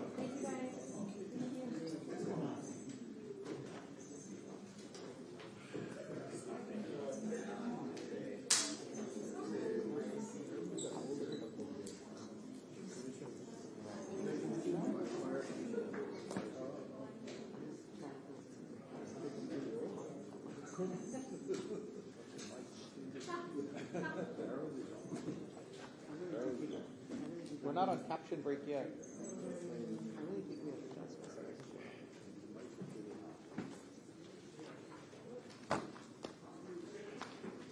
Kima, sir. Good morning. Okay, Elton, if you want to go over your synopsis, then we'll take any questions on that, and then we'll go into the budget. Okay, I'll keep it brief. Thank you and good morning. Elton Ushio, Emergency Management Administrator at Kima, accompanied by Fiscal Officer Robin Nakata. So our current fiscal year started off with a bang. We quickly went into a flash flood threat with 2 tsunami threats, one of which ended up as our first tsunami warning since 2012. And I did get to brief you folks on that, and some of you got to see our response. Team held together well, and I think collectively our whole of government, whole community response proved to be good. We were blessed with a less than average hurricane season, but now, as you can see, we have delayed but very significant impacts from our wet season. In fact, just looking at our calendar, today is the start of the 5th consecutive week of elevated EOC status and our daily statewide video teleconference calls, especially with the next weather threat coming in. Last year, I briefed you folks about the changing threat environment and our need to focus not only on our traditional threats, but also homeland defense. And now, in the brief weeks since our budget was proposed, we find ourselves in armed conflict. So, again, the scope that Kima has to prepare for, respond to, mitigate against, and recover from is quite broad as far as human caused and natural and hybrid types of threats. But we come before you with a budget that we feel is balanced, fair, and I am open and ready to field your questions. Thank you. Any questions on the write-out from the members? Councilmember Cowden. Yeah, you might have heard what I had just spoke with the fire department relative to CERT, Firewise, and then this other group is called Vibrant Hawaii. And so I didn't see much in here, but maybe I missed it, where we're amplifying our capacity to bring CERT and community resilience efforts more forward. Is that in here anywhere and I missed it? So a couple things, Councilmember Cowden. If you look at 001, 1201, 577, 3600 grant in aid, we have a new $20,000 line item for CERT startup grant in aid. So our vision was to put that out and see if community or communities wish to apply, and they can get startup grants for CERT project. Related to what you had asked about Vibrant Hawaii, I do want to point out that, Kima did arrange to send one of our staff specialists and someone from planning department to go to the Vibrant Hawaii multi-day event on the Big Island to see what the program is all about. And subsequent to that, there is a bill that is right now in a committee for decision making at the legislature. It's HB 2581, which will establish a statewide program as far as resilience hubs. And that'll be housed by HAIMA, but they would do, if it passes, it'll be executed in coordination with the counties. Okay, and it would be through Kima, HAIMA, and then in coordination with the county. So Kima is, the county. yep. Okay, and then I appreciate that you mentioned what's going on in the world. Like this weekend, I don't know, I was pretty stunned at what the president had to say relative to Iran. What I have spoken with PMRF about and brought up with Pacific Central Command relative to the environmental impact statement, I hear this from the west side, people a little concerned if PMRF was hit by something. I know Kima has a relationship with them. Is there any mindset towards what we would do if we ever did have armed action on the island here? Like if we had a missile or anything like that. There's concern even from when we had the false alarm a few years back. There isn't a place for people to go. So people are seeing this all the time. Do we have any thoughts towards that type of challenge? Okay, so that is actually a rather complex issue for which a lot of thought has gone into, and the actions have changed over time. So back around the time of the ballistic missile false alarm incident, there was a rather comprehensive statewide program. The counties, Kima included, were doing outreach into the communities. There was a statewide ad campaign. You might recall, get inside, stay tuned.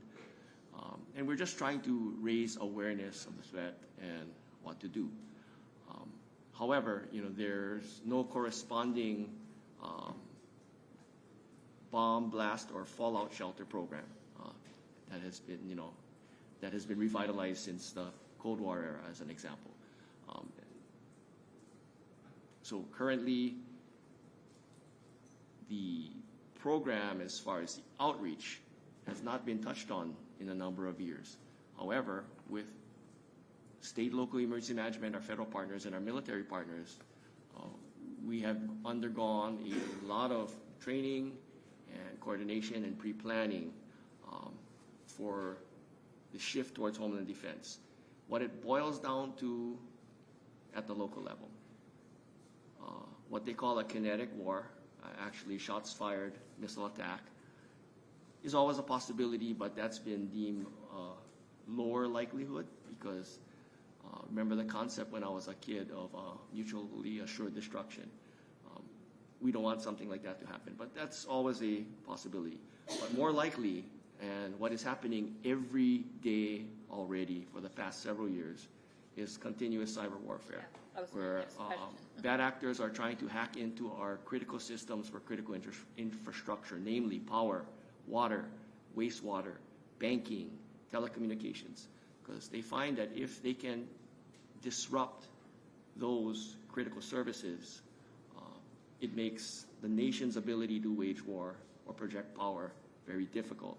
Also, if your people at home are not happy and in dire need because of multiple failures in those areas, again, support for any military action overseas tends to diminish very quickly. So, for a while we've been working with our partners on cybersecurity, cyber enhancement. That's why we had that military partnership for the cybersecurity project where they tested our county systems last year, and we're working on follow-up for that. And so in that process, are we working with KIUC also? KIUC has been part of that dialogue, and we hope to include them more in perhaps an upcoming project. We are in discussion with our military partners about another round of a cybersecurity IRT mission. And, we're informed, although it hasn't been executed yet, that county is getting a sizable cybersecurity grant program award from Office of Homeland Security. We're just waiting for that federal situation to stabilize so the funds can be officially awarded. And just one last question on that. Do we have a job position here, a funded position for a person who has that specialization in KEMA? So we do not have a cybersecurity specialist position in KEMA, but we work very closely with Department of Finance, IT, and they have various persons. They are our cyber and cybersecurity lead. Okay, thank you. Anyone else? Questions on the write-up? If not, we'll move on to their actual budget. Councilmember Quilly. Master page 154 at the top. Master page 154 at the top. Positions. 2 vacancies. The first one, 556 telecommunications officer. It says only 73 days vacant, but it says filled with short-term hire. What does that mean? It's So we currently have an hourly employee hired as a telecommunications support officer who's helping us ensure that the key functions, backups, maintenance of the public safety radio system are all executed, kept up to date, and helps us interface from a technical standpoint with our vendors, because the subject matter is very technical. We did try to recruit for that position. We're unsuccessful, and we look to attempt another recruitment. It's highly specialized, so hence the difficulty. so by hourly, you're saying it potentially could go for a while. It's not an 89-day hire. 89-day, but this person has a flexible schedule, hourly when needed, and does maintain some office hours, but more so when we have important meetings or projects that we need to execute. Okay, and then the other one is emergency management senior staff officer, 2504. Yep. 1,200 days, same thing. Yeah, that position is the one that has been held by retired KFD Administrative Assistant Chief Solomon Kanoho. So retiree filling in. Yeah. And you just, but it's not an appointed position. It's a civil service position. Yes. Do you, like the other position, at some point plan to recruit and fill? Yes, we do. Permanent? So we will be working with HR on getting that out in some way, shape, or form. Okay, thank you. Councilmember Cowden.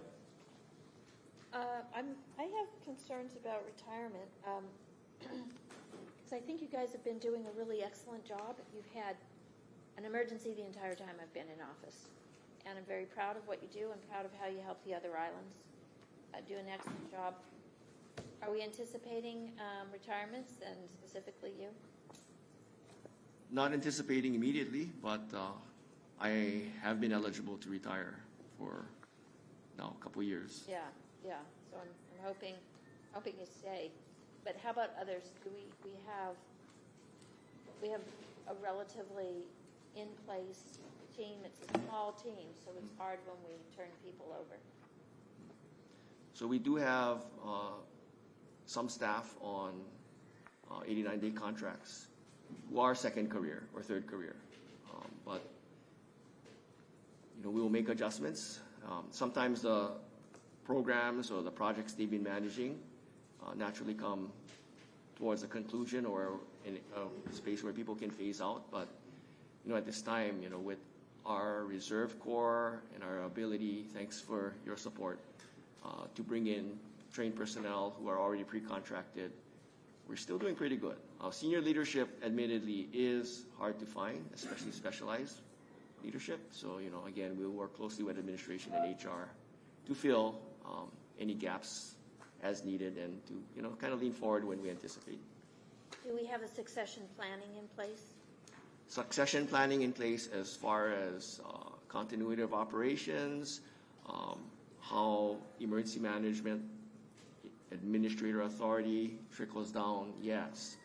As far as long-term staffing, we do have various staff at different levels in a series, from staff specialists. There's a 1, 2, 3, 4 staff officer series, and then the other positions like the senior staff officer and my position are above that. But those are in the emergency management track. So we do have staff at different phases of their career within the agency. And then there's always external. You can't always focus on internals. Thank you. Next page. Councilmember Cooley. So at the bottom of the next page, master page 155, the grant and aid line item, it's going down 5,000. My question on, what is some examples of what comes under the 60,000 for emergency management support? So if you look to prior budgets, you may recall a specific line item for American Red Cross. Yes. Or Civil Air Patrol. So in this case, working with the administration, we're getting away from naming specific partners. It gives us a little bit more flexibility if we're not able to execute with one. But at the same time, our intent for the type of services that we'll be seeking under the GIA remains the same. And this 60,000 is enough money for that purpose? Because to me, instead of and giving yourself more flexibility, these are like known partners for a long time, and they potentially do the type of thing that nobody else does. So we wouldn't necessarily now make them apply for a grant program or something.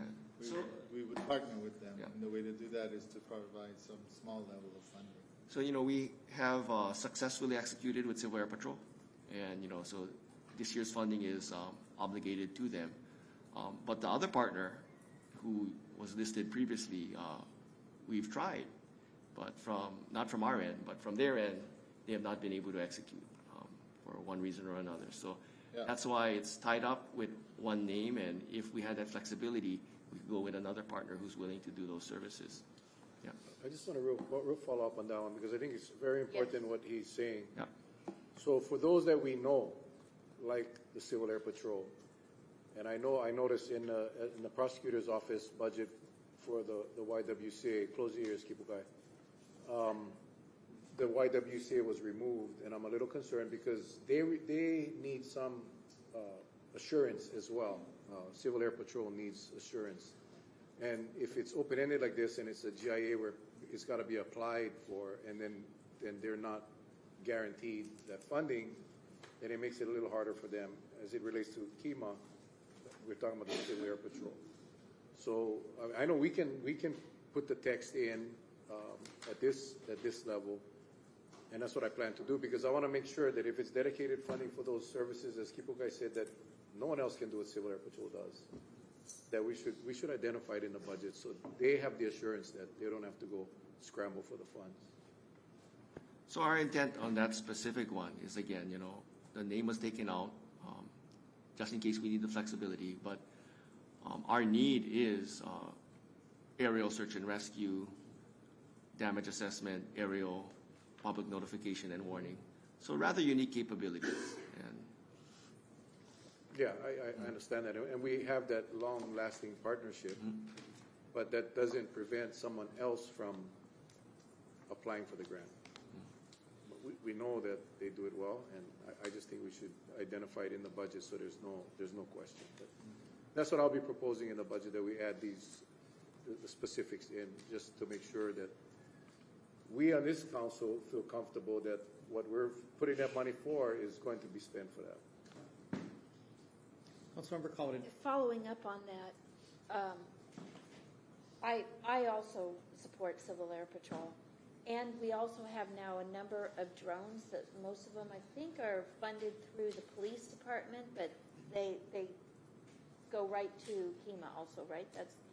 You have the utilization of the drones that we've been purchasing? Yeah, so Kima actually funds some of the drone projects or the equipment, and as needed, we can request and have requested deployment of either KPD or KFD drone teams. And then do we have drone operators or the drone elements at Kima, or is it all centralized in terms of the budget and the staffing with Kauai Police Department? So both KPD and KFD maintain drone teams, and I would not be the one to speak with authority on how they fund them. What Kima has done is supported equipment acquisition via our Homeland Security Grant Program. Okay. And others, yeah. And then it seems we're choosing not to name one of the other partners that has been a partner for a long time, so I'm going to continue with not naming that partner. But that's who we had here in front of council. Is that correct? About a year ago, and we were looking at instability in leadership and management, partly from being underfunded, but they were a major partner of ours. Yeah, so that particular partner has come in on a number of times. I mean, I'll just say American Red Cross has been a long-standing partner, and they do great work statewide and nationwide. It's just that in our particular attempt to provide funding to them, we were not able to execute that agreement. Okay. And so do we have other nonprofits that would be appropriate in that same direction? There's a possibility, but we would not know unless we put something out and see who is willing, who has that capacity. I mean, Red Cross, similar to how we say Civil Air Patrol has unique capabilities, Red Cross, congressionally chartered, even if they may have certain challenges locally or in the state, in any big event, if we just look at the recent large disasters in Hawaii, they're able to pull not only from that county, but from the whole state and then ultimately the whole nation. So right. It's a well-established legacy response entity. Okay, thank you. Councilmember Bulasan. Thank you. I just wanted to follow up on under special projects, the disaster contingency. Considering your opening statement of the changes, is this something that I know you want to keep a fair balanced budget? That maybe I guess what is the function of that contingency, and I'll follow up with that question. So oftentimes, when a disaster occurs or a threat, and we need to activate the EOC, and perhaps costs start to add up. And maybe we're buying meals, maybe we're supporting any type of response, and it's between the occurrence and when we can come to council for emergency funding, or when FEMA completes the joint preliminary damage assessments and the president decides, oh yes, it's a major disaster. So those funds help us function. Even in a really wet, active hurricane season or rainy season where we have a lot of activations, that helps. That also helps us with front money should we need to, as worded, support other counties. Now, our support for 2 weeks to Maui County and 1 week to the city and county of Honolulu in the recent Konolo disasters, those we are going to get reimbursed. We executed mutual aid agreements with them, so they will cover our costs eventually. But on the front end, that's what we use to help. Yeah. Perfect. I understand now what that fund is. Now, considering the recent things, is there consideration that that might not be enough? So I think the administration has been generous with us, and they upped our amount for the current year. And yeah, I mean, right now it looks like the balance has come way down, but we are getting reimbursed. So I support what the administration has worked with us in proposing. Thank you. Councilmember Cooley.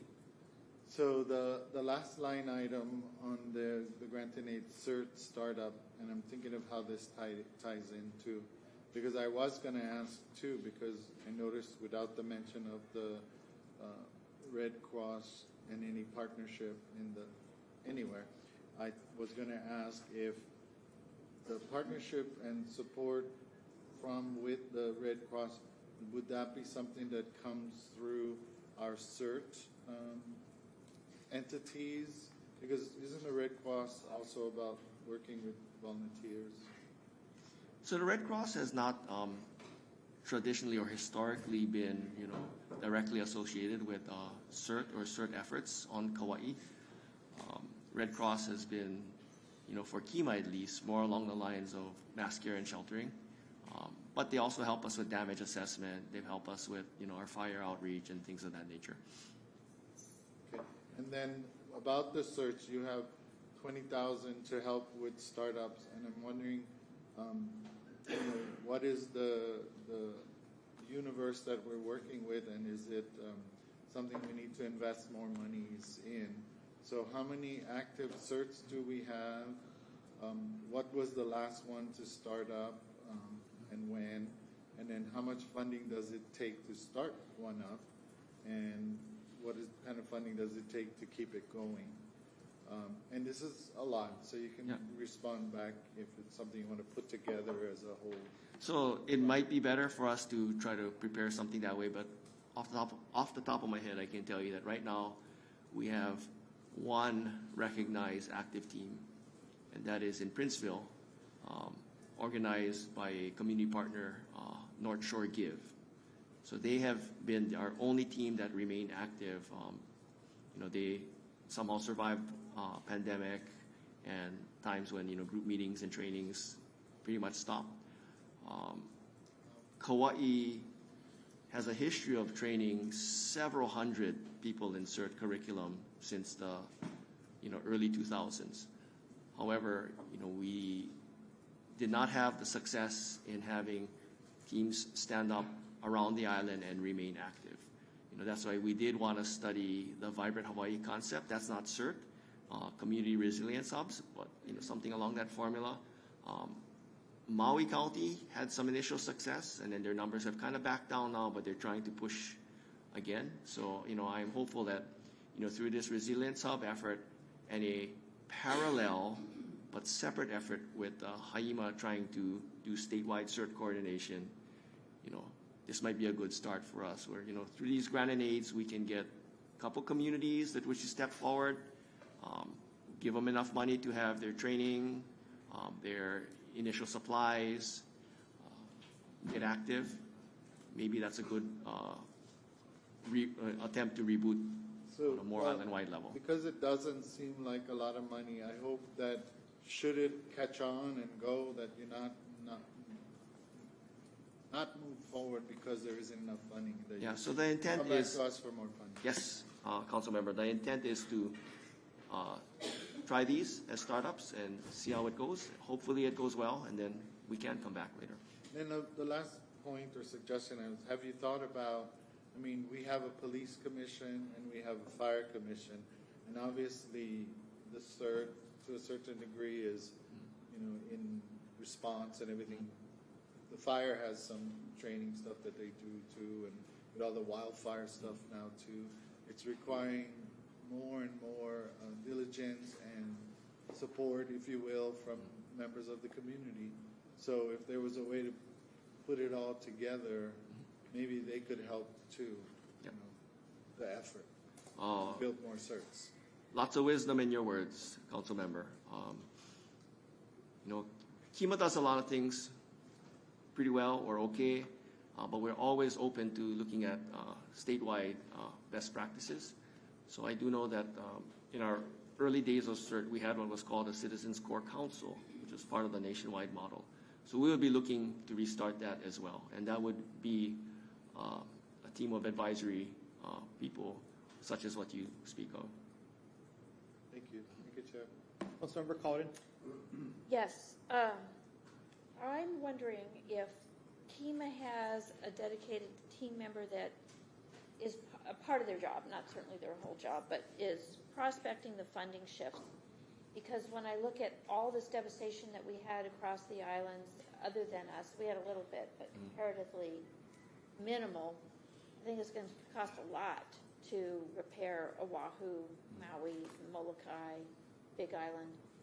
So I would think a lot of our emergency and extra funding is going to go towards that damage control.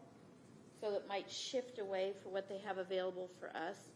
And then what we're hearing at the national level, including when we go to National Association of Counties, that our sitting president isn't that much behind FEMA. So we might have global economic constraints. So are we looking at that? Are we proactively looking at, well, where we won't get the funding that we're used to being able to have to manage disasters? So our analysis and research and what we pursue on the funding spectrum is always ongoing. So Councilmember Cowden, we're fortunate. Kima has a fiscal officer, Robin, seated next to me. I was a former grant manager. Our finance director with the county was formerly with Kima and managed our grants. Managing director was a former director of finance. So we're always seeking, always looking. So hence, that is why we've leveraged relationships with the military's Innovative Readiness Training Program. Just last week, we had a representative from, the acronym is OLDCC, and for the life of me, I can't remember exactly what it was, but it's Office of Local Defense, Community, whatever. something. Well, what it is it's a federal program that has two portions. It has a planning grant, which is entitlement based on communities that host military bases, where you can get this grant funding, and then there's a construction portion of that with a cap of $20 million. Kauai's match, should we competitively apply and get the $20 million grant, our match is zero because we're a rural community. I think we have, if I'm not mistaken, it could be wrong, a 10% match if we get the planning grant. And we had meetings with Kauai partners, let this person meet with us and PMRF, look at some of the infrastructure out west, the County 400, the levees, met with the water department, and we're looking at projects that could potentially benefit PMRF and the county as far as strengthening our infrastructure, improving conditions out in the vicinity or near PMRF or access to PMRF, etc. So yeah, we're always looking, always seeking. OLDCC is just one, along with the IRT, along with cybersecurity grant program I mentioned earlier, and one more that Finance Director and I came before you several months ago for permission to apply and receive expend hazard mitigation grant program, funding. We've been told in writing, although the agreements have yet to execute, that county, two of our projects proposals have been approved. So we will be getting a significant GIS, Geographic Information System, platform upgrade project. Going to be, I believe, with the Finance Department, and then Department of Water. We've gotten an email confirmation that we'll be getting a mitigation grant that will allow us to install generators and automatic transfer switches at various well sites, so we can keep water infrastructure, water flowing with gravity by pumping them up, before and after a major disaster, regardless of power status. I'm sure VOAD, you work with all those groups, continuing all those volunteer organizations assisting disaster. They're staying actively engaged with you guys. We are actively engaged with our private sector, community-based partners. VOAD is one of the main mechanisms in which we do that. Okay, thank you so much for doing an excellent job. Any further questions? If not, we're going to take a caption break and come back with police. Okay. I had one more. Oh, Councilmember Cooley. Next page.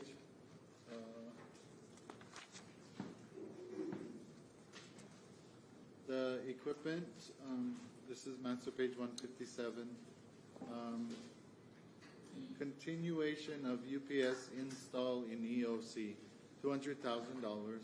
So is this going to be completed then this year, or will there be additional funding needs for future years?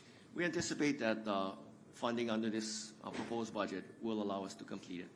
And we already have equipment acquired through different means of funding, and we're just having to do a very complex phase installation. I say complex because there's a EOC portion and there's a radio system and dispatch portion, and we just got to be careful about how we not have to take down the main dispatch and radio system.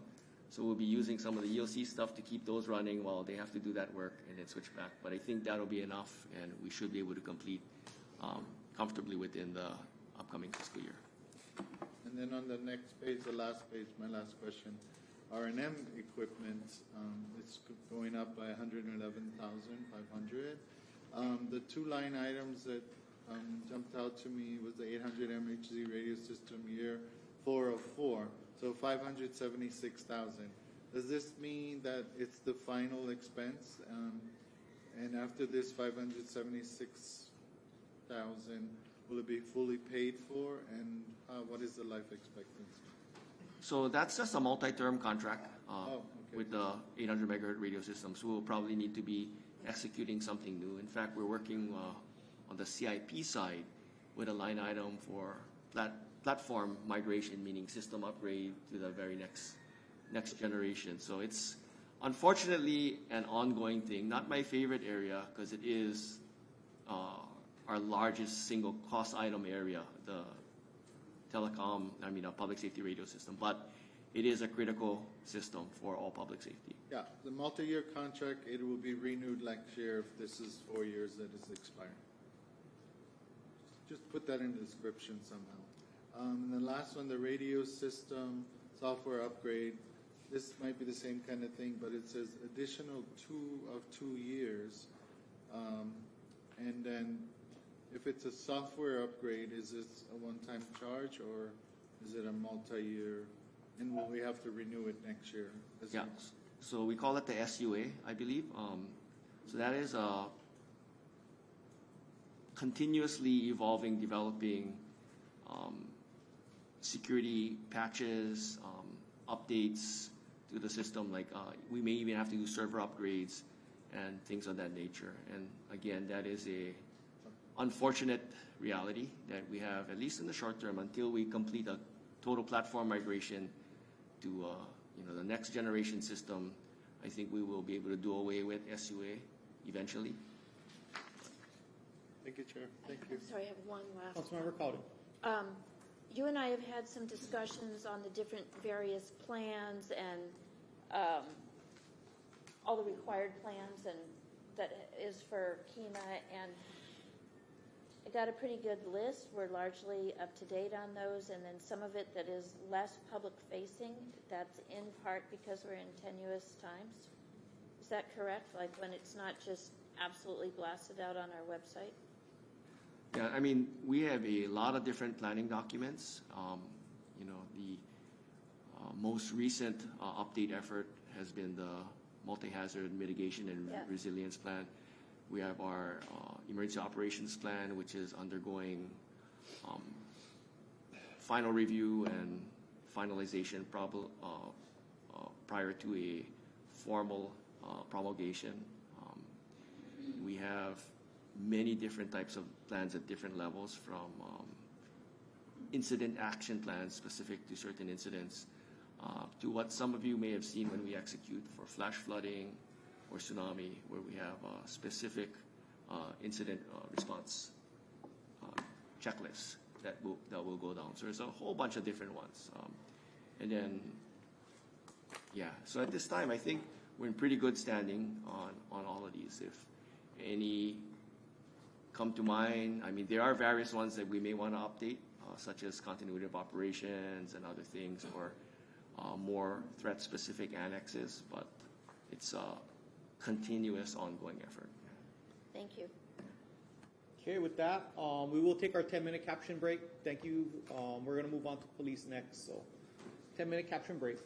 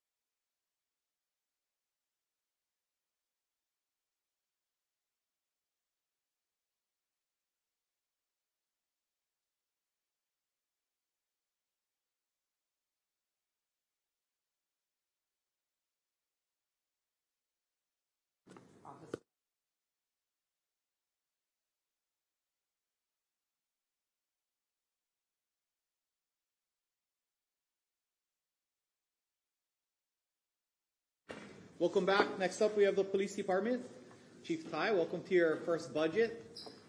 Thank you. Excited to be here.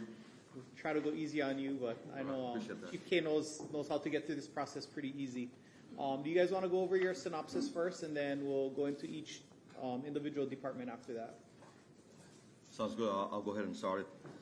Very humbled and grateful to be the Kauai Police Chief. Although I came from a larger city, I can tell you from day one I started to run in a good way. And this week actually marks my 1 month anniversary, I'll call it, being here. So I'm excited to be here. Still have a lot to learn, for sure, and I'm embracing every moment. And I appreciate all the support from people. So, you know, public safety is a shared responsibility. I know it's a top priority for all of you as well. We have to do our part to create a safe environment for our communities to thrive and grow. Thank you for allowing us to share KP's proposed FY 2027 overall budget. The Kauai Police Department's proposed FY 2027 operating budget is $54,721,868. This reflects a 7% increase over fiscal year 2026. Primary increases attributed to a lot of contractual obligations we have, salaries, overtime, fringe benefits as well, investigative requirements, vendor price increases impacted by inflation as well. You know, staffing is a top priority for us. It's a top priority for me, and we're going to go full force in making sure that we increase our numbers, and I know we're going to reflect that, but also retention. We're going to look at different ways on how we retain our current employees. We don't want to lose them to outside agencies at all, and our focus is really going to be on Kauai. We want to focus on Kauai, and we have a number of initiatives and programs where we can start making that positive connection, be role models to kids, as well as youth, teenagers, high school, and come up with a new cadet program that we'll speak about as well. You know, since this is a new budget process for me, I have a team of experts all around me, and of course, interim Chief K has been serving in this position for the last 9 months. I appreciate everything you've done, so I'm going to really lean on all of them as we move forward. And I also wanted to give a strong shout out to Candy Souza. She's our fiscal expert from our department. She's done an excellent job. With that, we'll get started, and I'll have Chief K take over. Thank you. Any questions on the synopsis from the members? Councilmember Cowden. Mike. Alicia, Mike. I have several, so maybe I'll ask a couple, and if somebody else has a question, then I'll come back. But I would say on page 3, I'm looking at the second and third paragraphs, which I appreciate very much. That it does not represent significant expansion. Instead, it maintains service levels while addressing unavoidable cost pressures, workforce stabilization efforts, and legally mandated investigative expenses. I appreciate how you put that in here. When I'm looking at the fourth paragraph about the criminal asset fund, I've asked a handful of times, and I believe I've been mostly told that asset forfeiture goes into the general fund, but this infers that it goes directly to the police department. It does?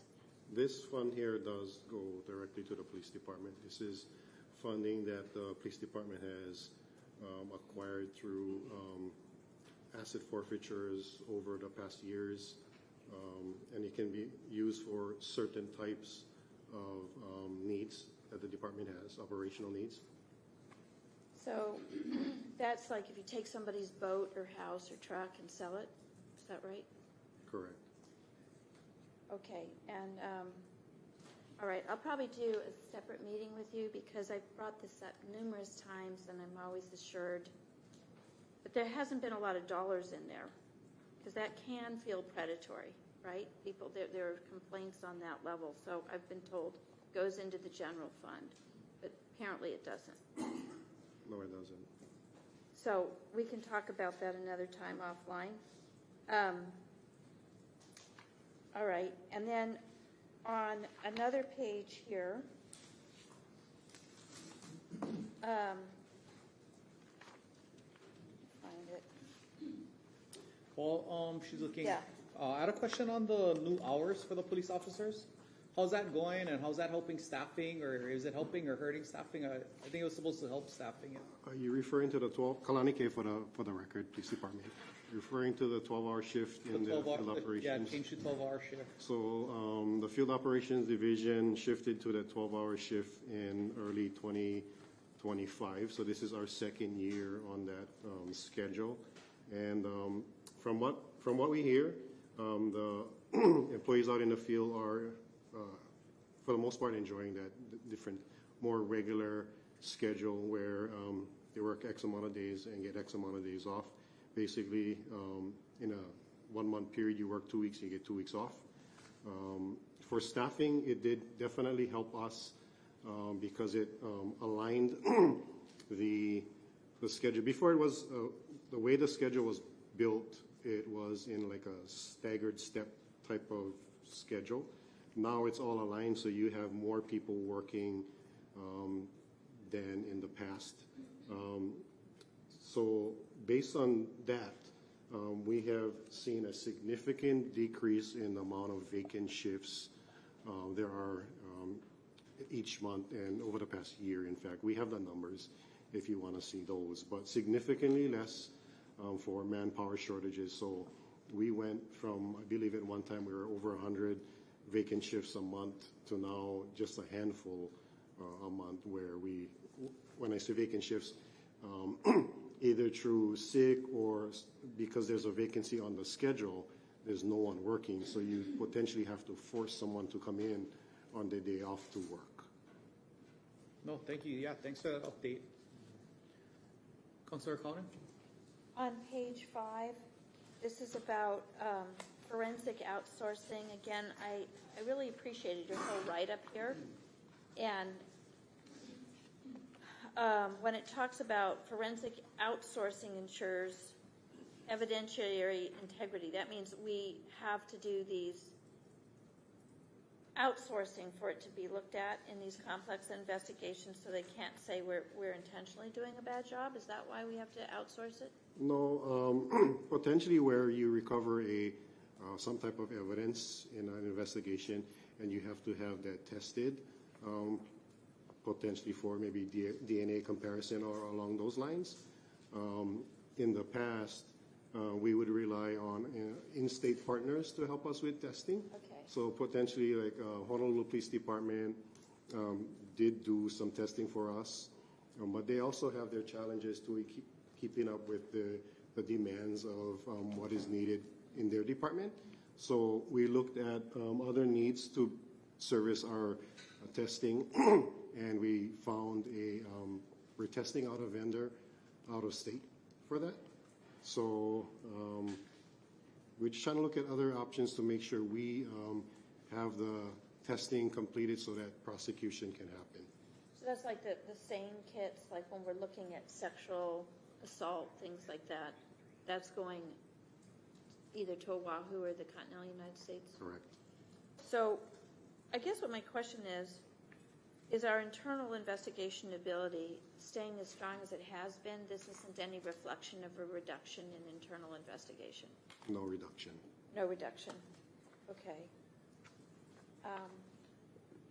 Council Chair Raposo. Then I have Council Member Collin after, and Council Member Cooley. Thank you, Chief and Assistant Chief, and welcome again to Kauai. Did anyone cover page 4 while I was out regarding the replacement vehicles? No. Okay, so I just want to make sure I'm reading this right. So you're deferring the purchase of the 2 K9 trucks and the light armored vehicle, and then requesting the funds to get the cell block transport vehicle and the traffic safety?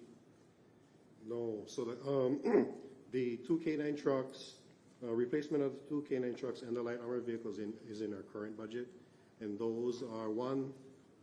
Procurement is ongoing for the K9 trucks. We're actually going through it right now. And then the procurement for the light armored vehicle was completed, and we awarded a vendor for that. Okay, so that, I was just curious, in the brackets, I thought maybe it was deferring those two. So I remember approving that in this current fiscal year. Correct. So that's covered. Covered. And then in the new vehicles, it's the replacement cell block transport and the traffic safety. That's correct. Okay. And I have one more question on page 5, but I don't know if you have any follow-up. Yeah, you can do that, and then we'll go. I noticed the increases on the autopsies and the body removal.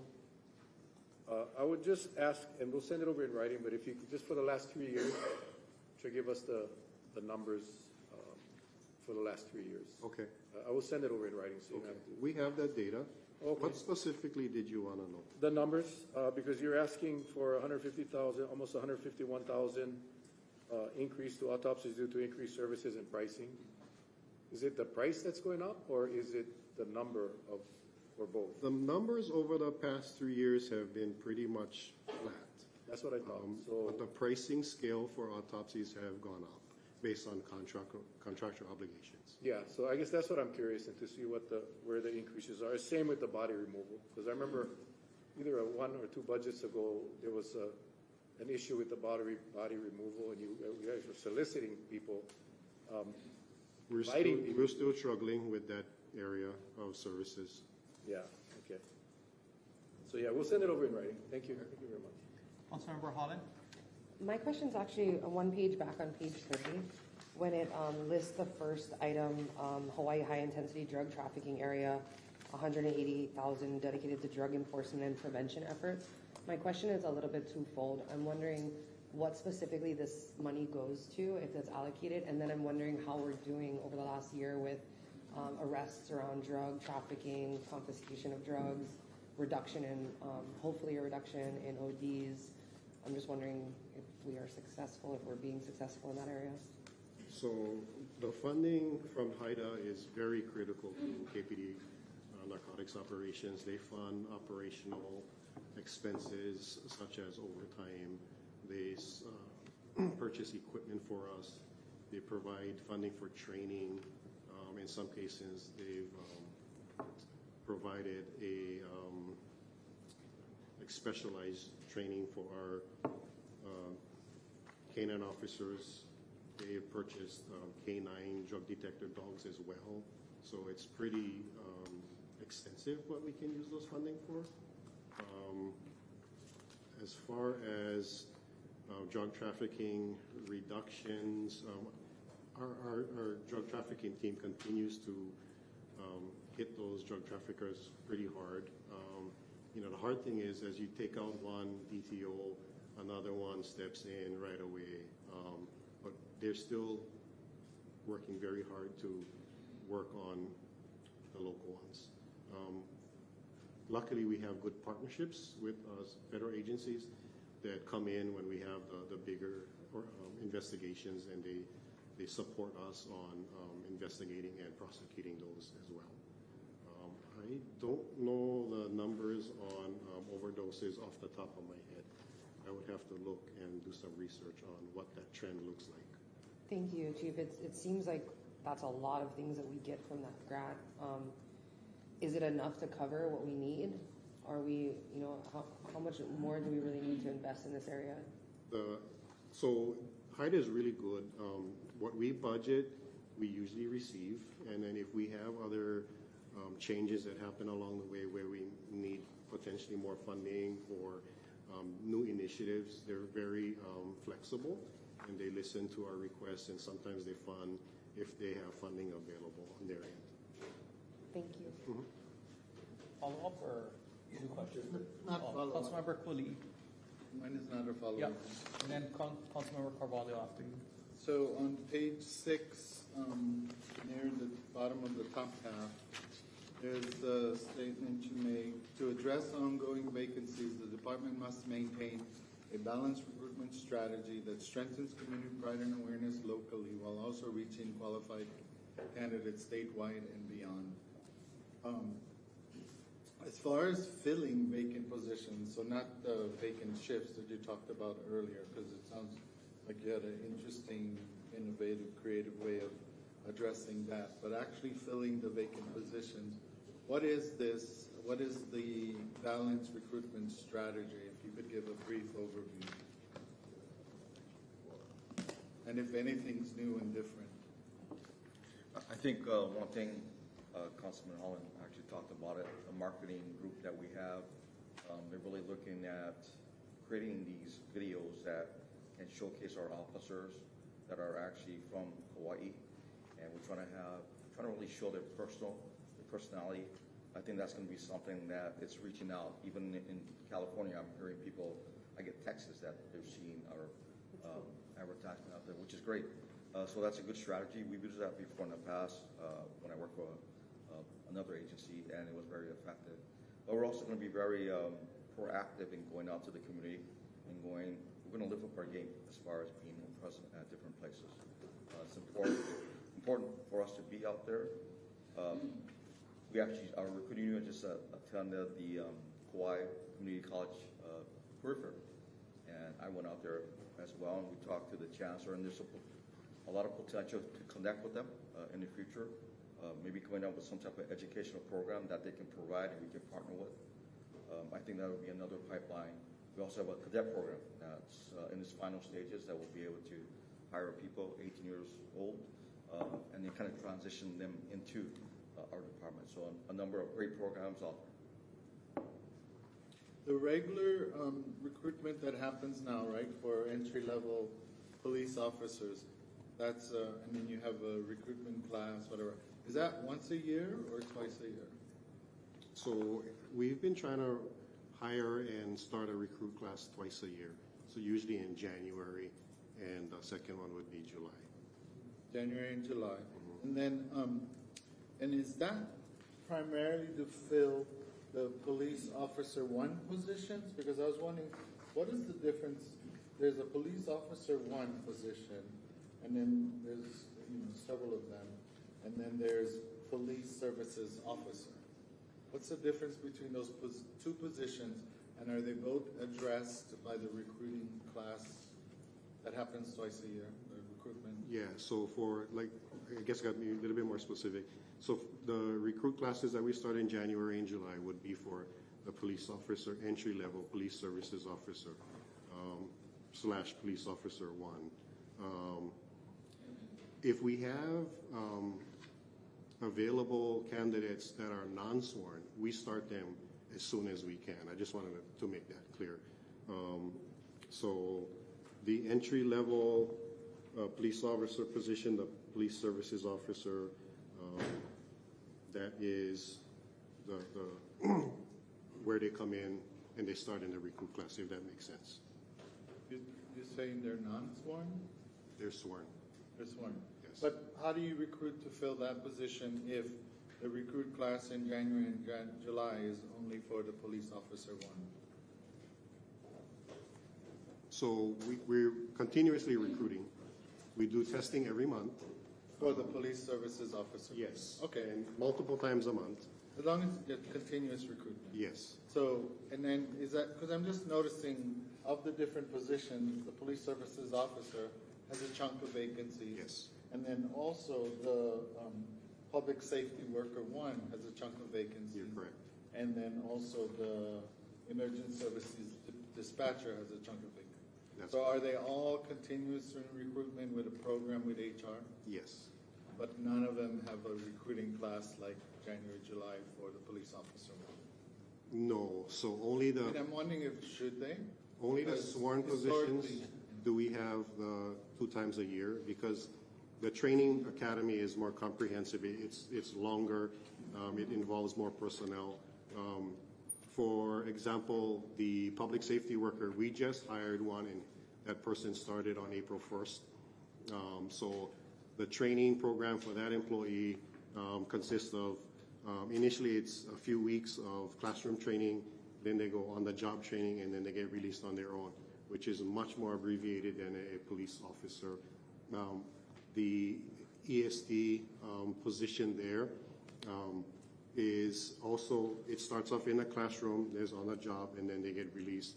And that is also, that position there also is a lot shorter than for a police officer. But for those 2, public safety worker and ESD, as soon as we have candidates are available to hire, we hire and we start them regardless of the time of year. Anytime, okay.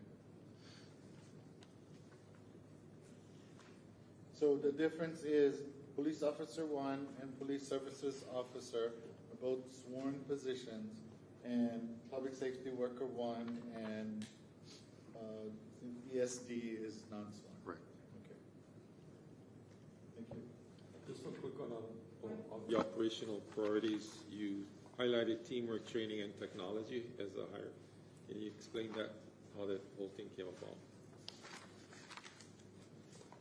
Teamwork, training, and technology really started when we got some of the results from the Gallup survey that was started 2 years ago. And when we looked at the results of the Gallup survey, those are the areas that really stuck out from employee feedback. So we focused, once we got those results, we really focused how we did business around those results. And really, the budget that we worked on this year that is before you, a lot of what we put into our budget request this year is really based around those fundamentals that we got out of the Gallup survey, if that makes sense. So we're trying to chip away at those blocks as we have the opportunity. No, I just want to follow up because that was in this narrative part, so that was good. Councilmember Collins? So mine is, follows right on that, because I'm looking at the Gallup poll and looking at what had been a morale deficit, and I've attended, very many of the police commission meetings. And so what I was gathering out of that, part of a change that was frustrating to people was moving to 2 divisions instead of 3. That seemed to have a lot of emotional resistance, with good reasons, or at least what sounded to me like good reasons. So is the police department revisiting that decision to see if they're going to stay with 2 major legs, or are they going to go back to 3 divisions? Is that the question being asked? Yeah, I'll address that. Analyzing the most effective way we can do policing. If we need to make a change, we'll make a change. Okay, and then the officers, the sworn officers, are part of that discussion. Yeah, I think, in fact, this week I'm going to go out to all the patrol divisions and spend some time with the officers. I'm going to listen to them, and I want to hear their feedback. Okay. I have a different question. Something that is a challenge that I have heard for a very long time for both the North Shore towards the end of the road and the west side, and the further people are from Lihue, when there is a crime, it's harder to get an arrest the further away it is, particularly for petty misdemeanors, because then the officer has to basically arrest that person, drive them all the way into Lihue. And so then they leave the area. And so what has been suggested to me, and I've spoken with different officers, and supposedly this may be happening, so I'm trying to find out if this is part of the technology. Many police departments have in-car printers, so when you are writing up a misdemeanor, particularly a petty misdemeanor, you can basically make a citation and give it to them rather than drive them all the way into Lihue, write it up, and then let them go. So it might be something where, are we considering that? Is that something being looked at? Is that part of the technology? I'm not familiar what you're referring to as far as if you get farther out north, it's harder to make an arrest. I do know that if you make an arrest, if you work out north, it's you're off the street for more time. That's what I mean. So emotionally harder to make that arrest. So there are certain criteria that we have in policy that allows an officer to issue a citation in lieu of arrest. That policy is clear for certain crime offenses. So if offense falls within that criteria, they can issue a citation instead of making an arrest. As far as printers and vehicles, all of our employees are issued mobile data terminal computers. We have connectivity to our dispatch center. We don't have printers in our vehicles, nor do we print citations. It's all manual. So that's where I was hearing the request for difference, because if these are just like little strip printers, so when there is that printout, instead of, they can't read the officer's handwriting, or they don't check the box right, or the third layer of it isn't visible. It's printed out, it's clear, and then in some ways you can't hit send without it being correct, so you don't miss something. So that better information goes over to the prosecutor's office, more complete information happens right there, and then that officer doesn't have to make the choice of if they're going to leave their partner for an hour and a half over a stolen bathing suit or something. So I think you're talking about two different things. As far as the printer, the citation Yeah, the citation. printer, we've done some research and some testing, initial testing on some of the different platforms out there. I do know that there's a significant cost that comes with that service, and we would have to, financially, we would have to carry that cost. We looked at what some of the bigger departments are doing, Honolulu and some of the other departments, and it's my understanding that they still haven't decided on what vendor works best in Hawaii. So we've been,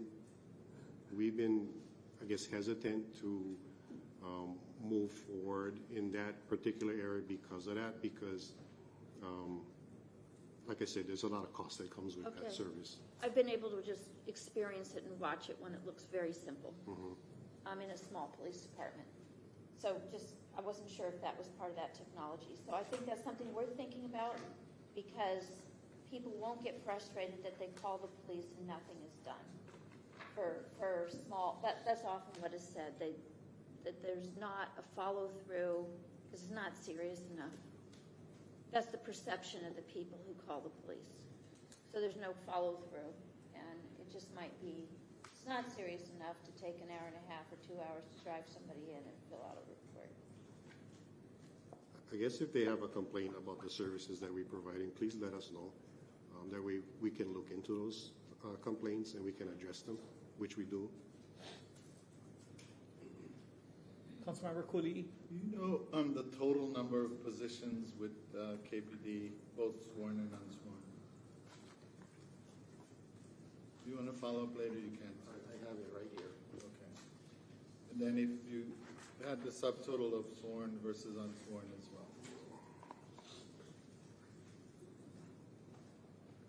Non-sworn authorized, we have, total number is 235 positions. 235? Yes. Okay. Non-sworn? Oh, that's total. That's Total. Oh, total. Yeah, I got the total. So what is the 69 non-sworn and 166 sworn, with 2 appointed. And any chance you know the total of vacancies right now? I think it's somewhere in the range of 70. I didn't actually do a count. I believe as of today it was 50, is what I was told earlier today. 50 as of today. Okay, that's good news. In 2 weeks, you knocked it down quite a bit. Then, along the lines of the recruitment and the recruiting class, so for how long now have you been having 2 recruitments a year in January and January? Just a couple years or so? No, it's quite some time. Oh, okay. I want to say over a decade. Oh, okay. Over a decade. And then, I don't know, you're not going to have it right now, but if you could follow up with maybe the success over that decade, how many we got in each class, and maybe you could follow up, not just the fact that we hired them, but if they were still with us a year later, maybe 5 years later. But I'll submit it in writing. Councilmember I Collins. have 2 more questions. Okay. Last year, I asked for, and actually I think you guys gave us, but a report of the arrests by petty misdemeanor, and then the violent crime by category that was broken down. This is the violent crime that I'm most interested in. So if that isn't given to us already, I haven't gotten it. I've been looking for it. I would like to see that, and I can send something over again asking for it. Did you ask for it? Well, last year I think we got it the first time, but no. So last year I was pretty clear I wanted it every year. very clear I wanted it every year, but by petty misdemeanor, then violent crime by category. If you tell us the period of time that you want, we can get it to you. For the fiscal year. Fiscal year, For okay. the fiscal year, I want to know that, and I want to know not every arrest gets sent to the prosecutor's office, so I want to know how many actually go to the prosecutor's office. So we looked at that. We had a rather robust conversation on that last year. I'd like to have that again. Okay. I'm going to have a follow-up question. Okay. So I asked similar questions, and I did get a chart, but I didn't necessarily understand how to read it all. So you gave us for 2021, 2022, 2023, and 2024 arrestable offenses, warrants issued, arrests, and then referred to the OPA. Now, my question primarily was like, if you had in this year of 2024, you had 3,189 arrests, and only 2,541 was referred to the prosecutors. What is you determined along the way you didn't have enough. What are you looking at, Councilmember Cooley? I'm looking at, please provide figures for calendar year 2021, 2022. Last year, on April 22nd of 2025, following the budget process, the department provided us with these data. Number of arrestable offenses, warrants issued, number of arrests, and cases referred to the OPA. The further part of it was stuff you couldn't provide that I needed to get from prosecutor was trial convictions as charged, trial convictions lesser charge, plea convictions as charged, and plea convictions lesser charged. But the other thing is, based on what you're handing over to the prosecutor, then we can look at what the prosecutor is doing from forward. I have got more data from you guys so far than from the prosecutor, but I'm still working on that. So I think we'll probably have to send that in a follow-up, and I don't know if you want an updated numbers for this year. Or Yeah, we'll add fiscal year 2025. 2025. Yeah, and then maybe Councilmember Cowden wants to add some specifics. Yeah. I believe we worked on that together last year, didn't we? Yeah, and they also did provide, of everything referred over to the prosecutor for 21, 22, 23, 24, they did provide a breakdown of murder 1, murder 2, manslaughter, negligent homicide 1, 2, negligent injury 1, 2, assault 1, 2, sexual assault 1, 2, 3, 4, electronic enticement, and abuse of a family member or household member. So we did have that breakdown, but the biggest chunk obviously is, well, not obviously, but abuse of family member or household members was as high as 263 for 2021. But all others was the biggest chunk, so we don't really know what all others is, so maybe you can provide that too. But we'll provide it in writing. And clearly, when we look at multiple years, you can see how it's growing, too. So I'll follow up with that. And if I can follow up on that, yeah. And perhaps we can send over what we got last year. And but I would like to be able to follow it up. And what was of concern to me was, I thank you, Vice Chair, for having the numbers right in front of you. We had, my memory is just slightly under 250 violent crimes that went to the prosecutor's office, and we had 28 convictions. So I'm just trying to look at that rate of what we send over and what our convictions are.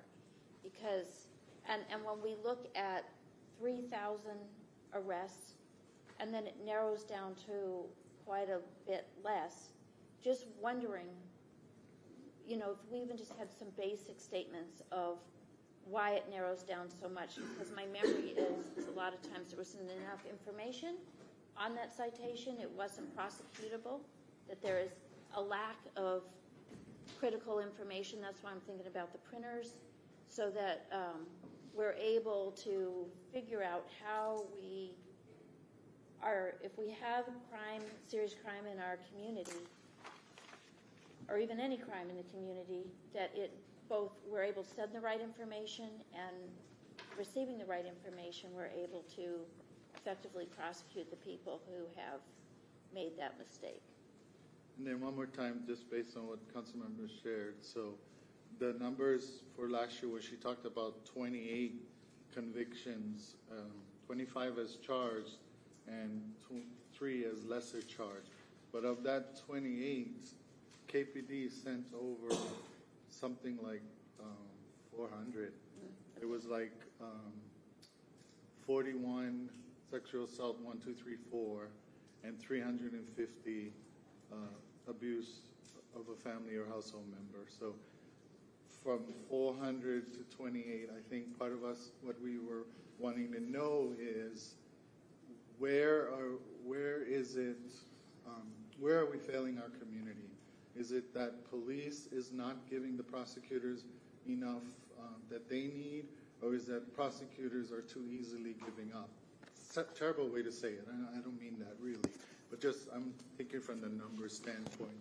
And I know too from some of my research and help that often it's because there's victim cooperation challenges, evidence limitations, and that it could be the plea bargaining strategy of the prosecutor, and then they want to avoid re-traumatization of victims, and then that they don't have enough resources. So smaller jurisdictions often don't have enough resources, and we do not want that to be the reason from KPD or the prosecutors, because if you need more resources, this council and the mayor and the next mayor will give you the resources you need. But if we're misunderstanding the numbers, then we need it explained to us. But it looks like there's a failure somewhere as far as meeting the community. So I'll follow up in writing. I have a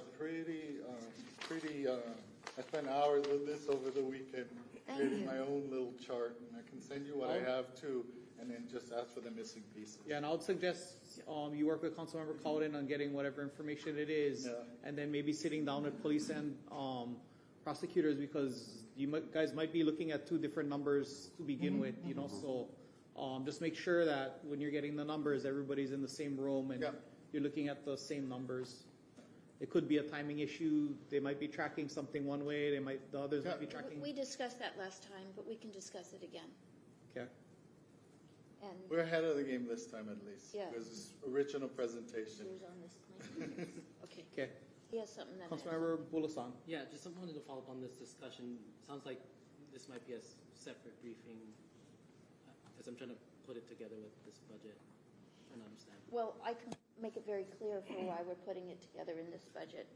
When we have $54 million in the police department, and then in the prosecutor's office, I think last year was like $6 million. The prosecutor's office, when we have $8 million, got to do this. You know, if we're spending $62 million to, But I think we want to make Councilmember sure. Bulasan's point, maybe this could be an item we can put in a committee meeting or something and look at the numbers further. If it's not necessarily going to affect the budget, but you guys are looking at numbers on cases and how many are prosecuted versus. We want to know those numbers, because what we want to know is if we had 28 serious felonies convicted last year and we spent $60 million on doing it, we get a whole lot more done than just that. But like what we do want to do, if we have 400 violent crimes happening, we want to figure out what the breakdown is and why it's not happening. So we did meet separately there, but I'm just trying to be really clear about that. And again, I think that's probably a better discussion in a committee. But I also want to say that also, if there's somewhere we're missing, what do we need to put more funds towards to get better, you know? That's right. We might have something that we need to fix. That's why I brought up the funding-wise. The funding-wise. That's why I brought up the little printers in the cars. You know, you can probably put an item on before the supplemental and go over that, and then get a briefing here, and then from there decide what you want to do funding-wise when the supplemental comes in and decision-making comes in, or obviously prior we to need more supplemental. information, so that's why we're asking. That's why I'm saying committee meeting item is probably the best. And the value of discussing it right here is that everybody's aware. Right. Okay, so I have a completely separate question. Do you have a separate question? The separate question is search and rescue. Maybe a little over a year and a half ago, we had a big community conflict about search and rescue between the hunters and the hikers versus the people that we have a memorandum of understanding with. And we didn't ever really openly resolve that. We were going to get back to it, but we had other challenges that seemed to be larger than that topic, so we were waiting till we had a new chief. And so where has that moved forward, and is there anything in here on the funding relative to search and rescue? So we do have funding in the budget for search and rescue. As far as moving it forward to allow parties to participate in search and rescue, like we've said in the past, and Chief and I have discussed this, is we have a great partnership with KSAR. That is our partner agency. We have an MOU with them, and then if we feel that we need to expand outside of their capabilities, then I believe that that's something that we would discuss further at the time. So last year, there was a commitment to basically get back to me. That didn't happen. So for the hunters and the hikers, I'm hearing you say you don't want to work with them, even though they've been among the most effective. That's not what I said. I said if the scope of KSAR is, if we need assistance outside of that scope, then we would look at other ways to bring in assistance, but we would have to address it at that particular time. Follow-up? Councilmember Bulasan. Okay, I wasn't finished, but go ahead. Where in the budget is search and rescue? Sorry, I can't. It's under 100.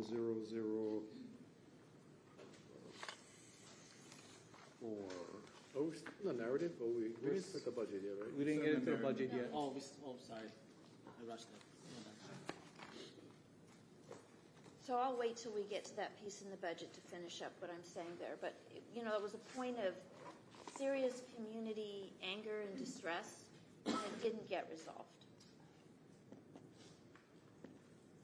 I'll just comment on that, because I was definitely here when we had the discussion, and I think the discussion and the decision was that there would be a command post set up, and that the command post would be in charge of the rescue operation, and that if anyone outside of your team wanted to participate, that they would check in with the command post, and that if they were their experience and knowledge was going to be of use, that they would be able to be used. But that would be the decision that the command post, the command personnel would make, whether it's whoever the command officer is. You're correct, Chair. That's what I remember. So I didn't hear you say we don't want to use them.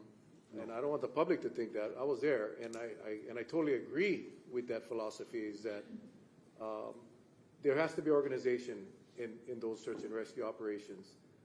But I also stated that we should take advantage of those experienced people in the area that are familiar. And what I heard was that could be accommodated if it went through the command post. That's correct. We wanted to be careful about having adversarial type of assistance, just to make sure that most of the time this is a public safety matter that we're trying to address, and we don't want to create an additional emergency within our yeah, like if Mayor Raposo showed up and said, hey, I'm going to hike up, I'm going to look for this guy, and then you end up calling a helicopter for me. Right. That was the whole concern. Right. The real deal is you get so many people that are willing to help and want to help and may not be experienced. Intentions are great, and then you end up with 2 missing people or 3 missing people instead. So, but that's what I remember. Okay, so I want to just follow up on that. I remember that in that initial conversation, that's where we were at. That was going to be a possibility. But my understanding, and then I had a couple of meetings afterwards, that we were still working on it. And I don't recall, maybe Council Chair was at a different meeting than I was at. Nope, same meeting. But I don't recall that being completed to where the people, the hunters and hikers, felt that they got that answer. So that's something that I still hear from them pretty regularly. So they must not understand yet where they have a role. And so we want it to not be an internal conflict. So I would suggest you resend them the question again and have them answer it, then you can pass that on to the hunters and hikers that you've been in touch with. Okay. Any other questions on the write-up? If not, we'll get into the budget. Just process-wise, it's 12:10. We're gonna go till 12:30 or 1. The only reason I bring that up is prosecutor's office is here, and I want to get it done by 1. Okay, let's try. Everybody, but again, depends on us. We'll see. I'm just, it's a $54 million budget. It's a big department. It took us, 45 minutes to get through the narrative. I mean, if you guys want, we can break it 12:30 and come back wherever we're at. I just don't want to inconvenience anybody that's here and is going to be here. And Budget. and even if we get to OPA, we won't finish by a lunch period. So I just want to sitting in there. I just want to be fair and not hold people here when they don't have to. Although I would think they might want to be here to listen to the discussion. But that's up to them. Yeah, I think, I mean, we can simply just say we'll break at 12:30. Yeah. Wherever we're at. We're not going to get to prosecutors, and then we'll come back and finish after lunch. Okay, that's good. Thank you. Any other questions for police? If not, we're going to move on now. I'm fine. Can we move on to OPA? So on the chief's office budget, Councilmember Cooley. So on positions, and there are quite a few vacancies, so I'm going to try and address them in groups. On the first page, starting at the top, we have 2 vacancies to the police captain. One for a long period, 287 days, and the other just for 95 days. For both, it says no recent activity with HR. I would imagine that's because you don't necessarily recruit for this position. You promote from within up into the position. That's why ultimately the difficulty is filling the bottom positions, because everything kind of fills up. So why haven't you filled position 403, police captain? And if you're not going to fill it, why do you continue to fully budget it? So for those positions there, we had a promotion process that was done last year, and at that time we established a list, and unfortunately we didn't have, we weren't able to promote all of the positions, so we exhausted the list. And like you said, you're correct. The positions, whenever you promote up on top, it has a trickle all the way down to the bottom. So we're just trying to be very careful about how we promote, what positions we promote, to make sure that we're really trying to keep that balance all the way down the chain, if that makes sense. Yes, it does very much. Okay, and then the next 3 positions, and it might be the same kind of answer because it's lieutenants. It's 394, 405, and 535. So the thing about these is one of them has 439 days vacancy, and then the other is 63 and 95. But they're all fully funded, and they all say no recent activity with HR. This one ties back to my prior response. We definitely need to fill these and promote into these positions. Yeah. But unfortunately, when we did our last recruitment, we weren't able to promote all of these positions, and we exhausted that list also. So we need to look at creating a new process for promotion. So historically, and I mean, if it's the choice you're going to make, that it's more important for you to not fill that position because it then makes a vacancy down below where you need them even more, then if you know for sure you're not going to fill it, if you're not going to fill it for 3 months within the year, 6 months within the year, then you could partially fund it so that you not have this padded dollars in there. At the end of the year, your department being the largest department, with the most vacancies, and I don't have the number in front of me now, but year after year we've seen that that surplus funding for on vacant positions, or positions that were never filled, is tremendous, is quite large. Correct. If you leave it there, maybe some of these council members will use it for other purposes. I think the reality is our intent is to promote into these positions. So we're. So you're gonna start this process you did. You said you couldn't do a promotion, you established a list. You're gonna do that again? Try again? Yes. Okay. This is not what you said earlier. And the same is true for captain and lieutenant? Yes. Okay. And then the last one is probably the same answer. It's for the two sergeant positions, 411 and 457. Same kind of thing. One of them vacant for a long time, 427 days, and one only 68 days, but only two positions. Yes, correct. We intend to fill. Okay. Just a follow-up to Council that. Chair Raposo. What is the time frame it takes to get one of those positions filled from when you? It's promotion within. Yeah, I understand, but they have a process. They apply, you get an interview, you get all of these things. What is the typical time frame? Typically, I want to say 3 to 6 months. Right. Because a lot of times we have to build two tests. Yeah. No, I'm not criticizing it. I'm just saying as to what he's saying. If we know those positions are going to be vacant in the start of the fiscal year, then at least 3 months.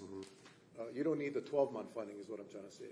And depending on the position, maybe the higher the position, maybe the longer it takes, whatever it is. You guys know that. And we don't want to clip your budget either, but we want to make sure that it's as fair as possible. And as Civil Beat just did an article just blowing up Kauai for the largest budget increase overall for counties. Like, I don't care what Civil Beat says, but wherever we can cut would be beneficial. So if you know, come July 1, you haven't started the process, and you're saying quickest we can get it filled at 3 months, then let's do a 9-month funding on the budget. I also wanted to mention too, in some of these positions here, we have acting positions. Okay. So we have a TA to captain, TA to lieutenant. So somebody's drawing down on these Correct. salaries. So I just wanted to make sure that we are aware of that. Yeah. Got it. Thank you. So you would need to tell us which ones you have and which ones you don't, so we can follow up. Yeah. If you give me specific numbers, I can tell you now. You can tell. Well, the boss just came.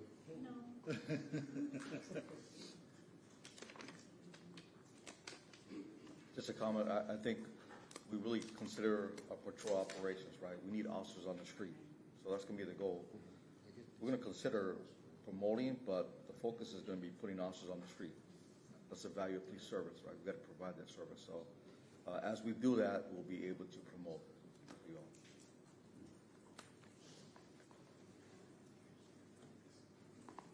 Yeah, because obviously, if you're TAing the position, then you need the budget line item to pay for it.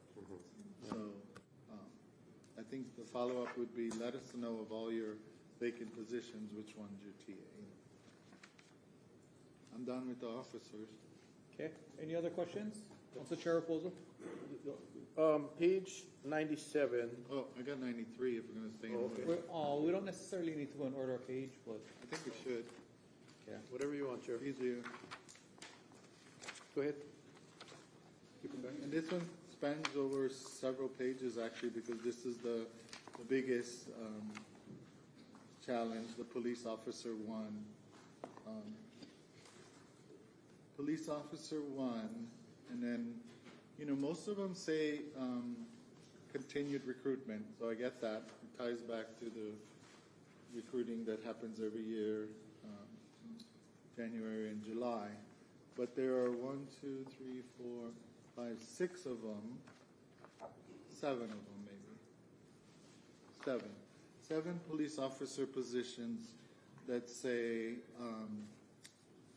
and some of them vacant for, in fact, it's the ones that have been vacant the longest, as far as, fully filled. 427 days, 780 days, 805 days, 1,179 days, 1,524 days, and 552 days. Now, I lumped them together, the police officer one and the police services officer, because you did say too that you recruit, no, one is continuous and one you recruit. So when we hire the police services officer. Once they pass probation, they go to police officer 1.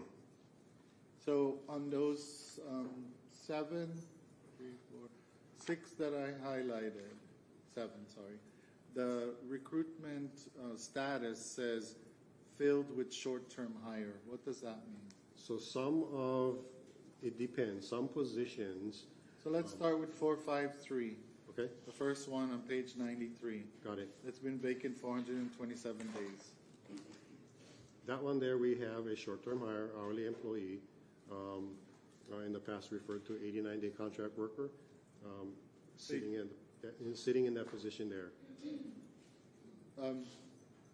Doing the work of that position?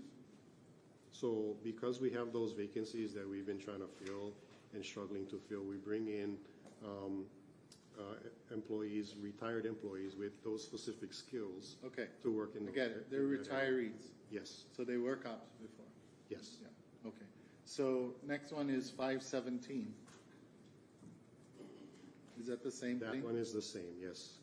And then the next one is 509. And the thing about 509 on the next page, it said 805 days vacant.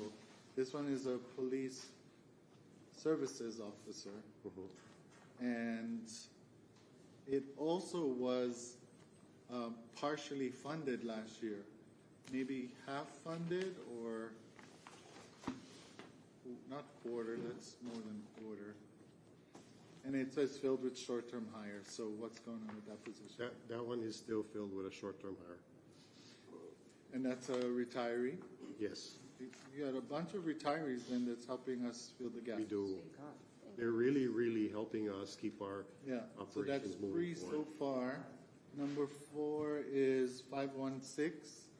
This one is also police services officer. Yes. And also partially funded last year. Yes, that's still a hourly employee. And 540. That one is as well. Partial retiree.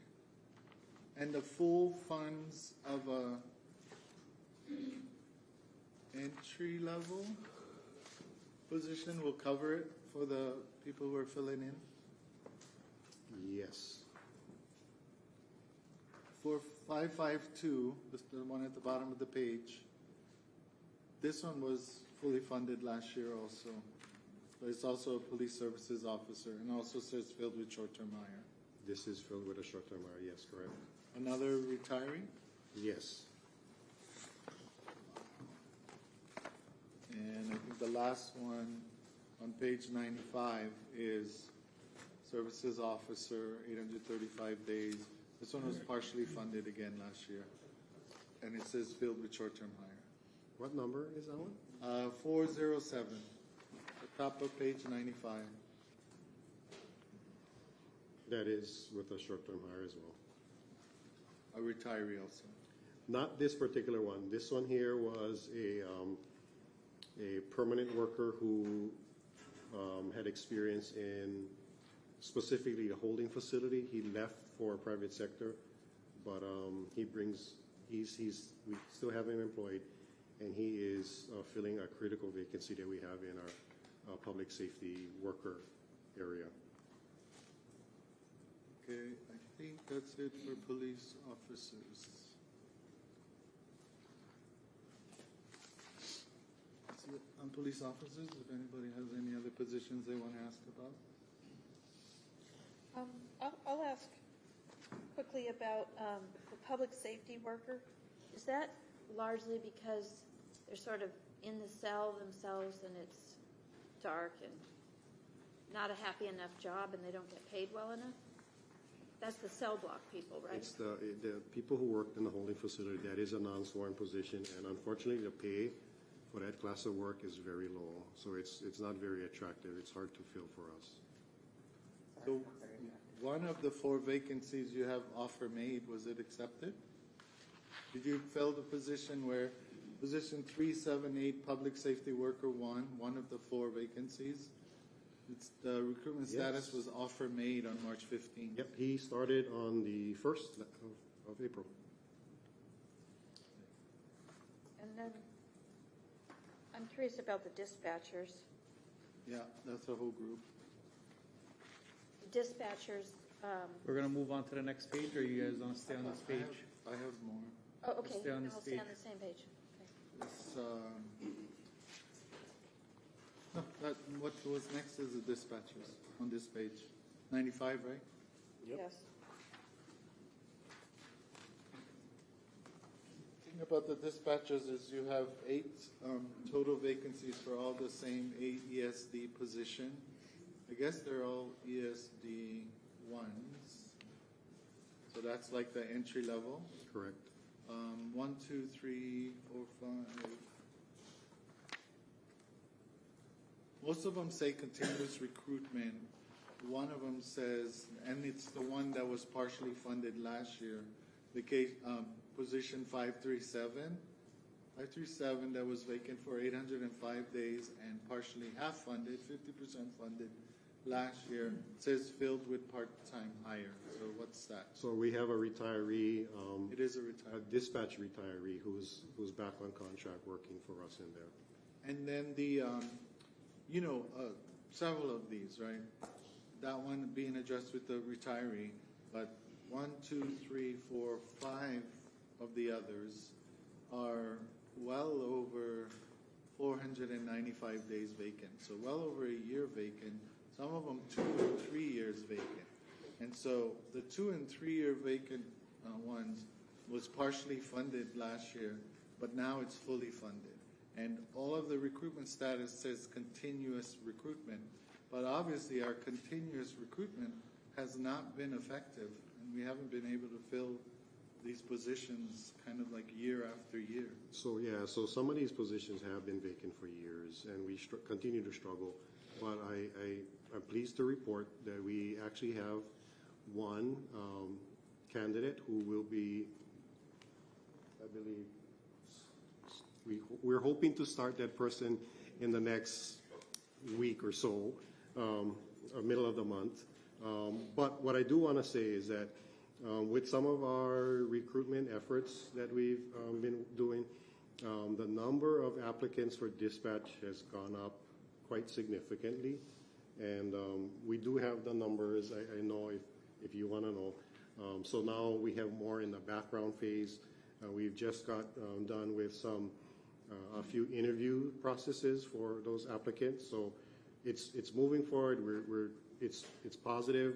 We just want to make sure they translate into bodies being hired.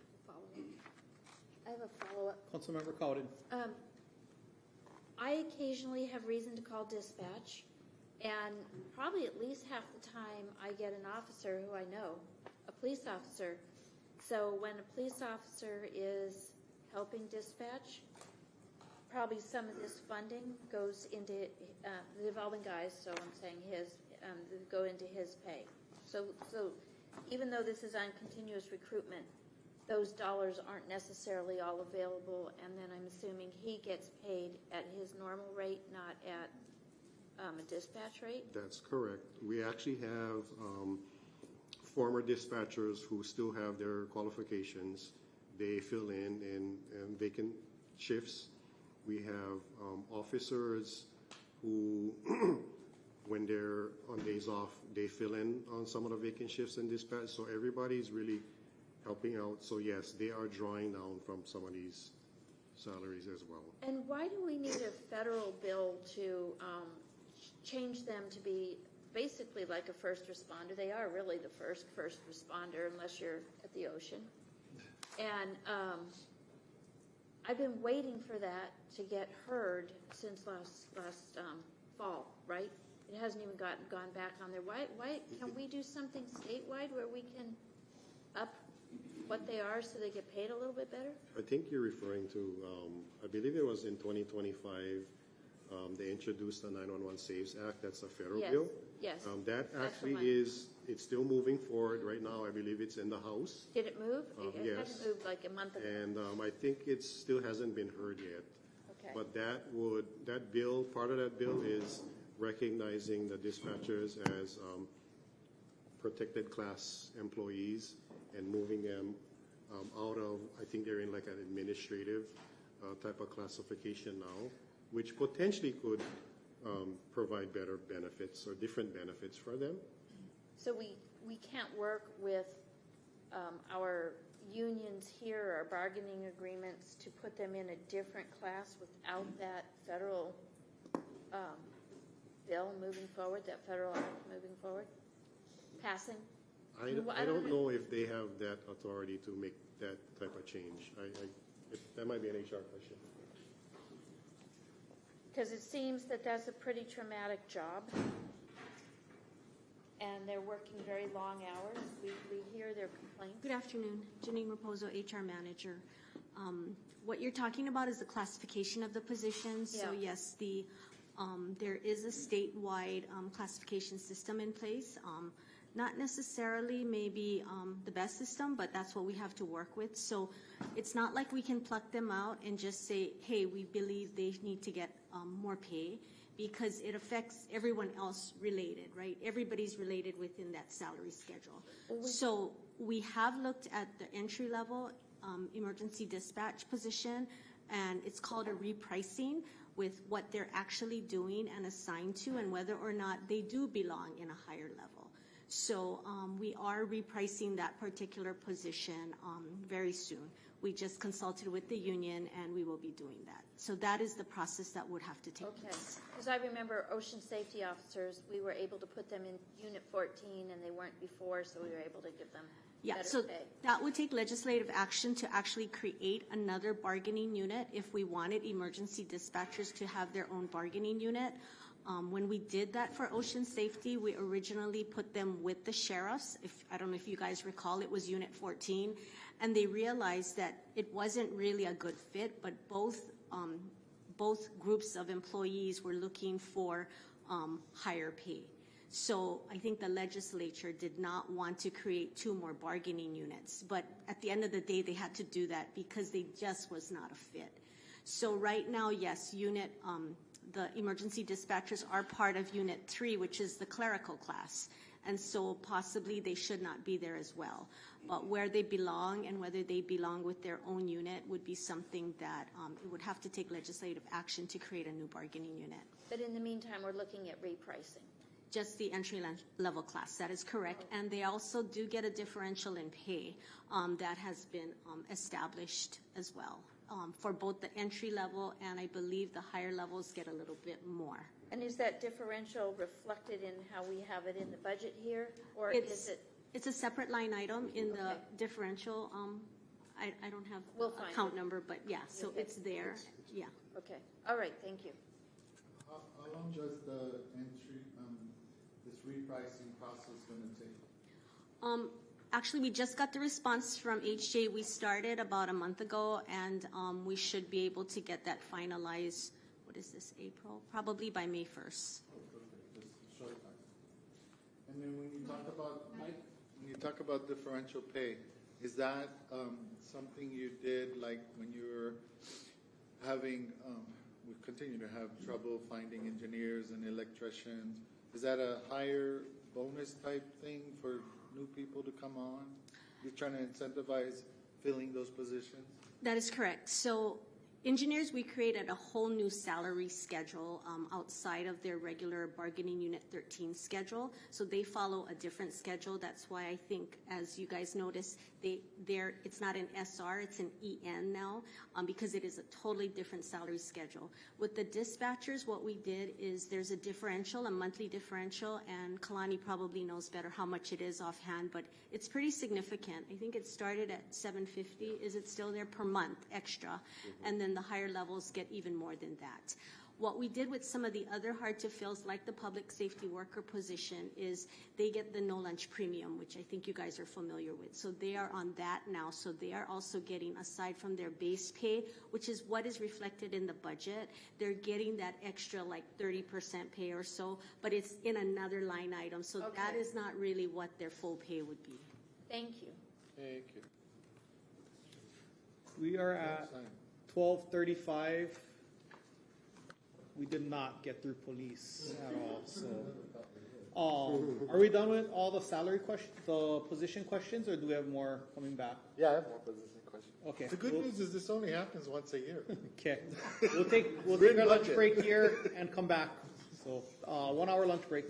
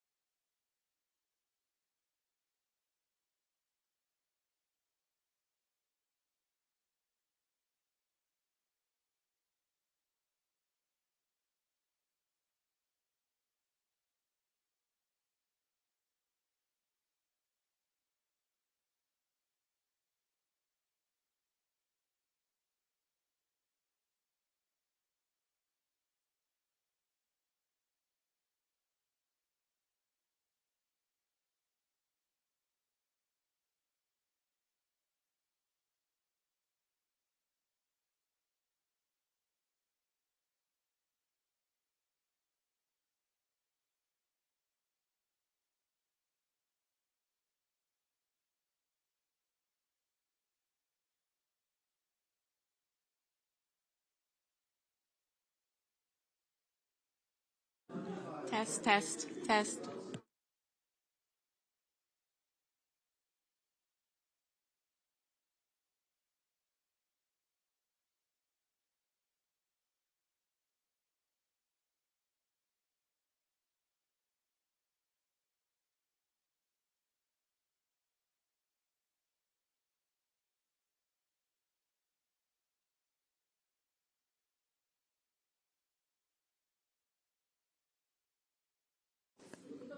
Hi, Carol. We should be restarting shortly.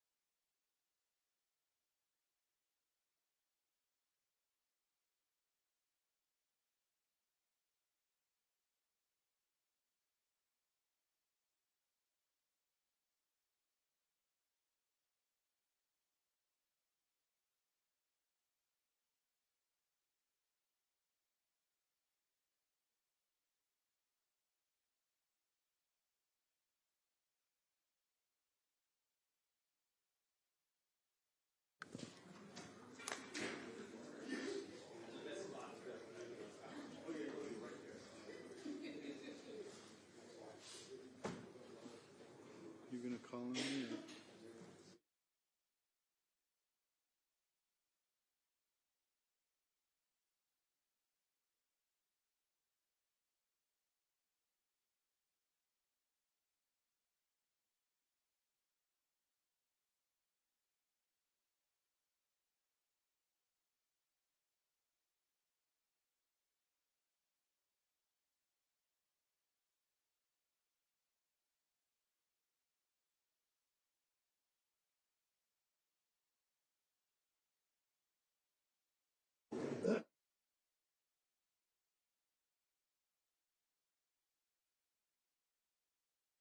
Welcome back. We're still on the police department, chief's office, page 96. 96, yeah. Still looking at positions. Starting at Councilmember Cooley. the top of page 96, position 392, a fairly recent vacancy, a special crime scene specialist trainee. On the March report, it said anticipating posting. Has it been posted? When will it close? Or? It has been posted. Kalani K for the record. That one there was posted. I believe HR is screening 30 plus applicants for that process. I mean that position. The next one, 300, administrative assistant 1, 439 days vacant. The recruitment status just says KPD background. What does that mean? So it was when that report. REC technician 1, vacant 309 days. It says re-recruit no qualified applicants. Have you started the re-recruitment? Yep, we're on continuous recruitment for that one as well. We haven't had any names referred yet because it's still open. And being that it's been vacant now 309 days, with the last unsuccessful recruitment, you've had other recruitments before that, also unsuccessful? I don't know exactly.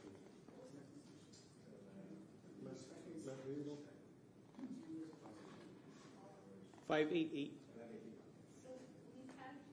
Gotta come on. You gotta come on.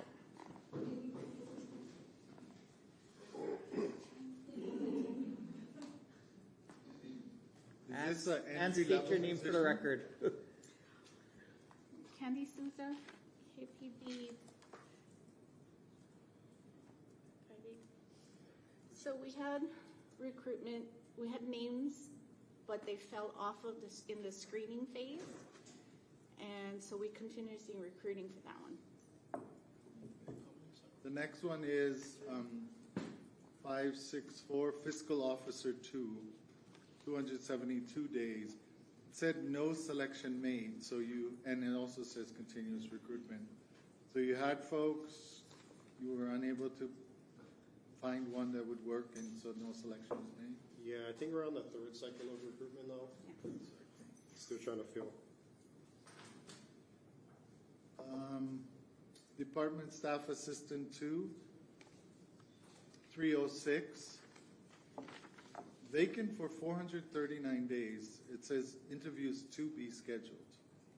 That one there, we, internal hire, that person is going to start on the 16th for that position. 416. Public Safety Worker 1. Oh, this is one out of sync with the other group of 4. So you answered that when you answered Councilmember Cowden earlier. Public Safety Communications Manager, position 353.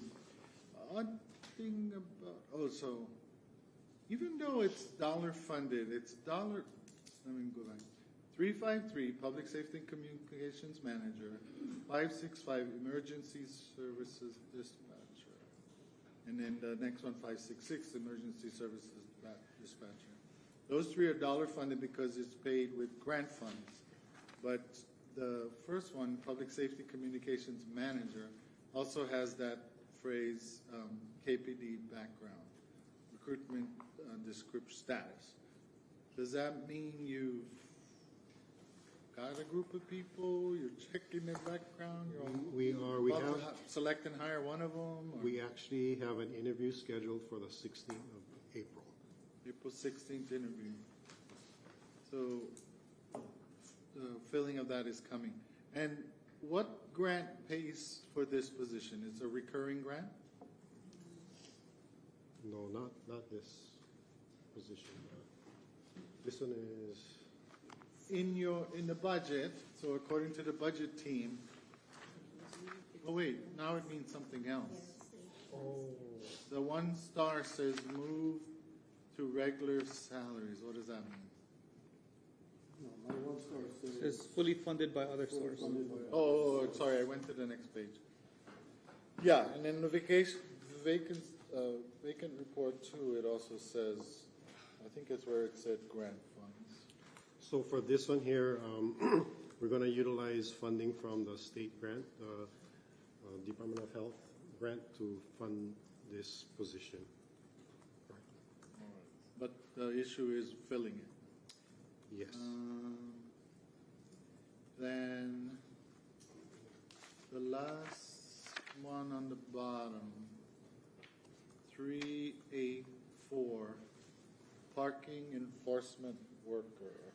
I thought I saw 2 positions on the vacancy report. 339 and 284. 384, sorry. Both vacant, both for quite a long time, 622 days and 773 days.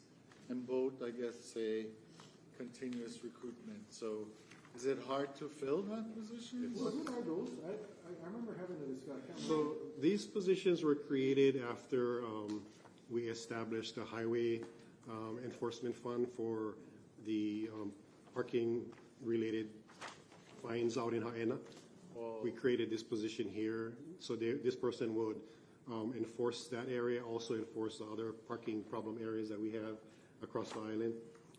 It's always been very difficult to recruit. We had one employee in this position for, I want to say, a year at least, and she took another internal position, and since she left, we haven't been able to. We've had applicants and names referred, and then either they pull out during the background process or they get dropped in the process. Can I just follow up Go on that ahead, real go quick? ahead. Or do we need those guys out there? Because I thought the nonprofit took care of all of the enforcement.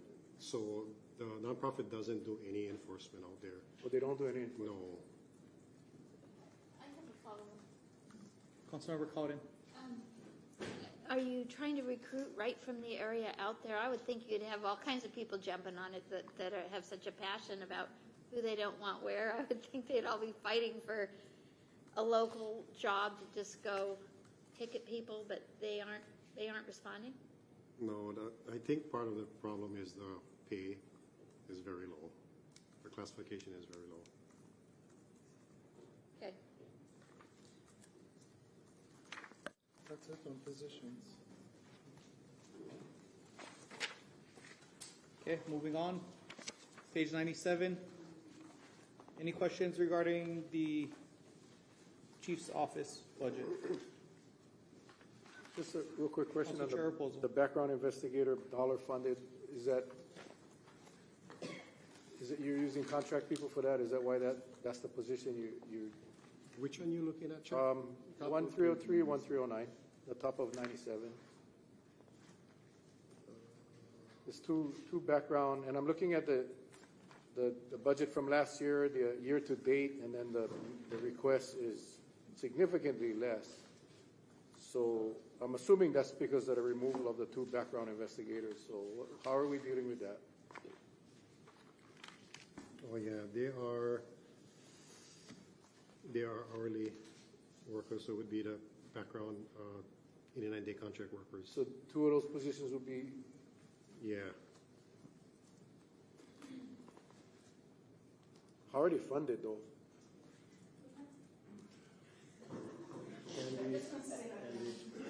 Yeah, you should probably stay up there and turn your mic on. Yeah.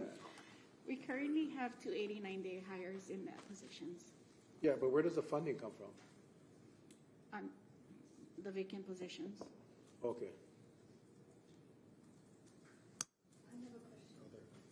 Councilmember Cowden. The sex assault nurse examiners, we've got, looks like 6 positions. Are those filled? Yes.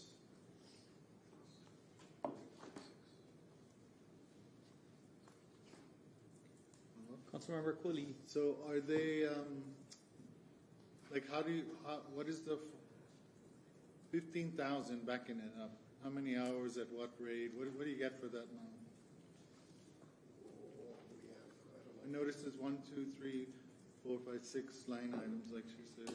So we asked for the 15,000 for each of them, but they've been working more than the 15,000, so they also are coming from unexpended salaries. Oh, okay, also from unexpended. Yeah, but that, I don't know, it seems like a little bit, so, but you have other ways of paying for it. Again, I'll go back to, if you need more, you should ask more, because this council could cut all the vacant positions. I'm not saying that we will, but that could happen, and then you have no money. Yeah, initially they were funded by the grant. Right.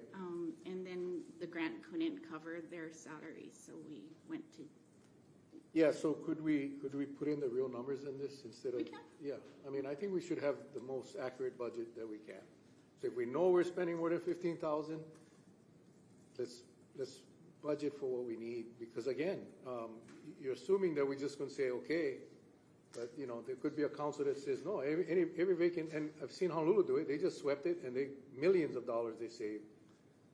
Again, that's not what we're going to do, but you never know. And if you lose all the unexpended salaries and positions, then you're going to be telling these workers, sorry, we cannot pay you. So, yeah, just tell us what you need, and we'll take it from your salaries anyway. So it's all going to balance out. What is the typical annual salary of a used to be SANE, but I guess SAFIN now? The latest calculation, I think, was almost 40 Each. Yeah. Well, that's good. Yeah, I mean, and we need it, I have a follow-up. What does the F stand for? Forensic. Forensic, okay.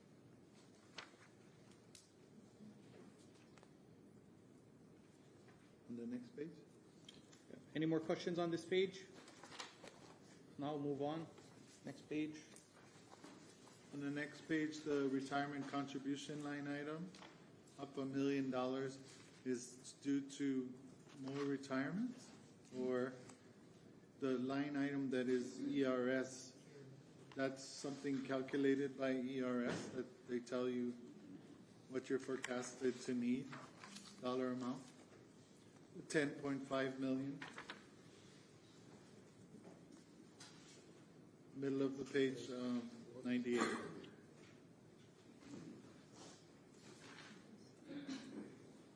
For the last 5 years, it was 7.4 million, 8.3 million, 8.5 million. Last year was 9.7 million, and this year's 10.7 million. So the last couple of years, it's gone up $1 million each year. And I know it's probably a basic thing determined by the state and by the number of employees you have that are retired and by union contracts, but how do you come up with the needing $1 million more? Does ERS send you some kind of formula based on the amount of people that retired? I can help. It's the ERS is based on the pay. So when the pay goes up, and the police and fire have a higher percentage that the county's got to contribute. So when your salaries go up, your ERS, this is what we pay, is our contribution. It's not for the retired people. This is the retirement plan that we pay. And as the rates of pay go up, so does our contribution. And we'll see that continue every year. We'll see it grow. And the police got a pretty healthy contract this last one, so obviously it's going to be reflected in Social Security, in medical, in all of them. And ERS is one of them. And ERS, again, we pay, what's the percentage? 20. It's a significant amount. You remember what the number was? I know it's as compared to the other employees. I think it's like 20 or 17% or something. 40. Oh yeah, 40. Hello, Ken Shimanishi, Budget Administrator. Yeah, so the benefits pretty much across the departments are built in by the budget team and myself. But specific to ERS, on the sworn personnel, it's 41% of the eligible salaries, which would include other premium pay as well, overtime, et cetera. There is some slight differentiation between those that were hired after July of 2012, but I won't get into that stuff. But basically, you can pretty much count 41% for the sworn, that would be firefighters and police. And then I believe it's 24, I think, on everyone else. But thank you, Ken. Thank you, Ken. So basically, that seems pretty awesome, and we should make that a part of our recruiting efforts. You get the best retirement in the county. They get that because they don't put in for Social Security. No Social Security. Any other questions on page 98? Now we'll move on.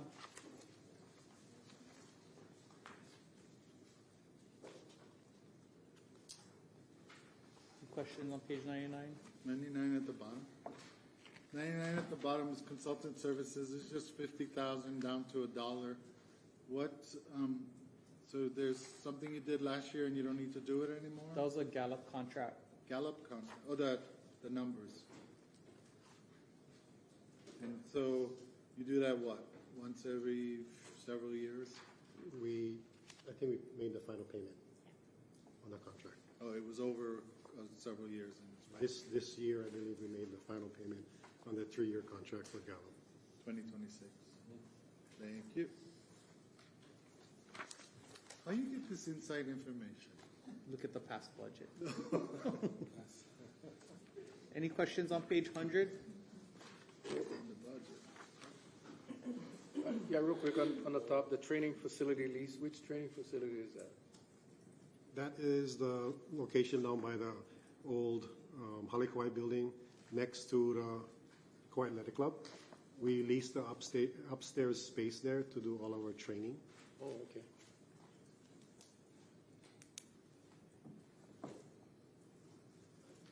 Thank you. Any other questions on this page? We're on what, 100? 100.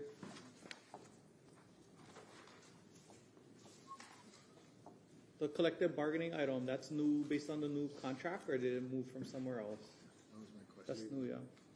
We moved it from. Yeah, it used to be in 510. And to be consistent with across the county, we moved it into collective bargaining. Which account was it in before? It was in 510? In words. Oh, sorry, 00, oh wait, let me find the page. Just the description, maybe. Was it? I like it like this better. It's so much easier to track under one, all of the collective Oh, bargaining. yeah, it was in other employee benefits. Yeah. Yeah, Was it for the similar amount? It's a little higher now. Yeah. We're on 101. I have a question. Okay. I see we have this leased vehicle for 15 marked vehicles. Are we also in the police department going to stop leasing and start buying? Yes, so I believe, is that our last lease? Yeah, that's the last. So that lease there is our final lease. Because of you guys' generosity and the administration, we've been able to purchase outright 15 vehicles. I think this is going to be the fourth year that we've purchased vehicles, or third year that we've purchased outright. And are the officers who have the trucks, are they happy with the trucks? They're happy with the trucks. Yeah, we had that hard time after COVID getting vehicles, so that we have that big backlog. Correct. But we're getting kind of caught up. People aren't driving around on. We still have a bunch that still need to be replaced. We have 25 trucks out there now. We have 30 SUVs in California waiting to get built, and I believe we got another 40 or so that we still need to cycle out. Okay. That was the automobiles line item? Page 101, Councilmember Cotton was looking at the leased vehicles line item. Oh, the very bottom. Yeah. Yeah. Okay, let me go back up. The bottom of the collective bargaining, subsidized vehicles, 48 each. Oh, so I was thinking 48 quantity. Stipend per vehicle, 800. So, explain briefly what this is, this subsidized vehicle stipend program, and how they're assigned. So there are 48 total that can be assigned? That's correct. 48, if you want to call it, allocated towards subsidized vehicles. An employee becomes eligible for subsidized vehicles when they, at the rank of sergeant or above. And these vehicles here are, this is a statewide initiative based on contract, the bargaining 12 contract.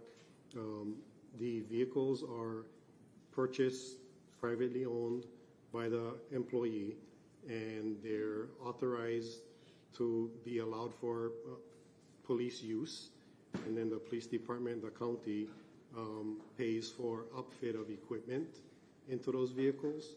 The employee is responsible for repairs, maintenance, insurance, and all of that on that particular vehicle.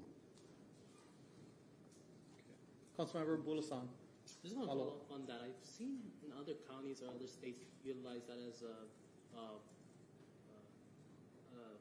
hiring incentive. Is that has the department looked at that before? So my understanding is Hawaii is the only state with subsidized police vehicles. Other states may have take-home vehicles, maybe what you're referring to, but my understanding is Hawaii is the only state that has this, and it was established many years ago, and it works for us. There's specifics too. You can't just buy whatever vehicle you want. Are we utilizing all 48, and is there a wait list? So I don't believe we're utilizing all 48, but we have some of the newly promoted sergeants that are still in probation, and once they pass their probation, they'll be eligible for the 48, the difference, and I think most of them will be used when that group is eligible. How long has the program been in place? 2012, or 2013, I believe. So 2013, that's quite a while, 14 years. Maybe you can give a follow-up later with a report, because it's $460,000. Follow up with a report on how it's been utilized for the last 3 years. Whether you've had a wait list anytime or a lot of extra slots where everybody couldn't use them. We'll, I think, send that question specifically in writing to them. Yeah, but I'm saying out loud too. A follow-up. A follow-up to that. Council Chair Reposo. So it's only sergeants and above, so patrol officers don't have that benefit. So do we have that many, how many sergeants do we have in the department? Oh, sergeant above, so. I want to say it's 30. I don't know off the top of my head. 30 something. Sergeants. Oh, sergeants and above. Sergeant and up. Yeah, so 48 is. Wait, no. I correct myself. 48 is total sergeants and all the way up to the chief of police. So if everyone got into the program, it would be 48. Yeah, if all our positions were filled and everyone was eligible, all of 48 would be filled. Okay. So I think for the most part, as people became eligible, they entered into the program. There was some one-offs here and there that didn't want to be a part of the program.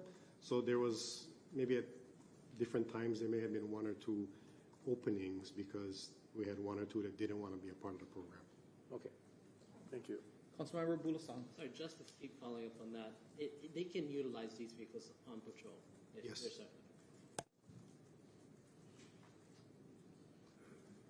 Any other questions on page 101? The automobiles line item. I'm not sure if I was lining up the numbers with your narrative. It went down 101,000, but you list the cell block transport vehicle here, the 130,000, the traffic safety section vehicle here, the 99,000, and then you list 2 unmarked vehicles too for 80,000. So I guess they're 40,000 each. What's the unmarked vehicles? The unmarked vehicles is for our criminal investigations division. But is it like just an average car, nothing special? Yes. Because it's pretty inexpensive. And then the marked vehicles, the top line, 1.8 million. There's a number 15 in parentheses. Are those various kinds of vehicles at different prices, or is it all one type of vehicle at one price? For the most part, they're all one type of vehicle for one price. So that's 15 in parentheses is based on our 6-year vehicle replacement plan. It's based on 15 models. So what is that one vehicle, the main officer car? Yes, the marked cars. So that's why it's per item 123,000. Correct. Okay, thank you. 15. Any other questions for the chief's office? If not, we're going to move on.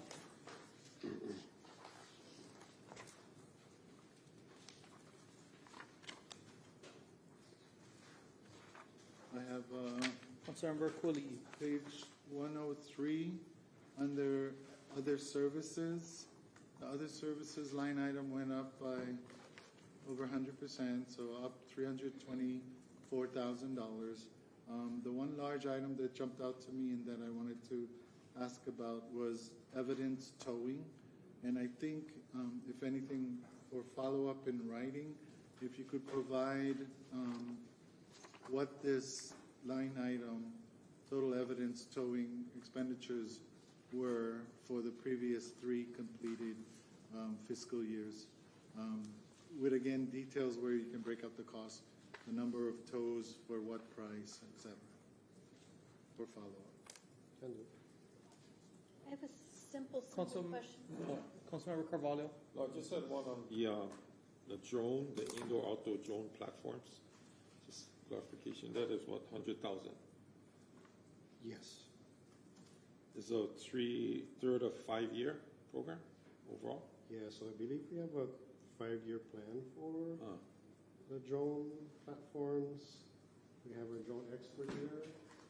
If you have like detailed questions, he can answer. He's more familiar than me. Lieutenant Lester.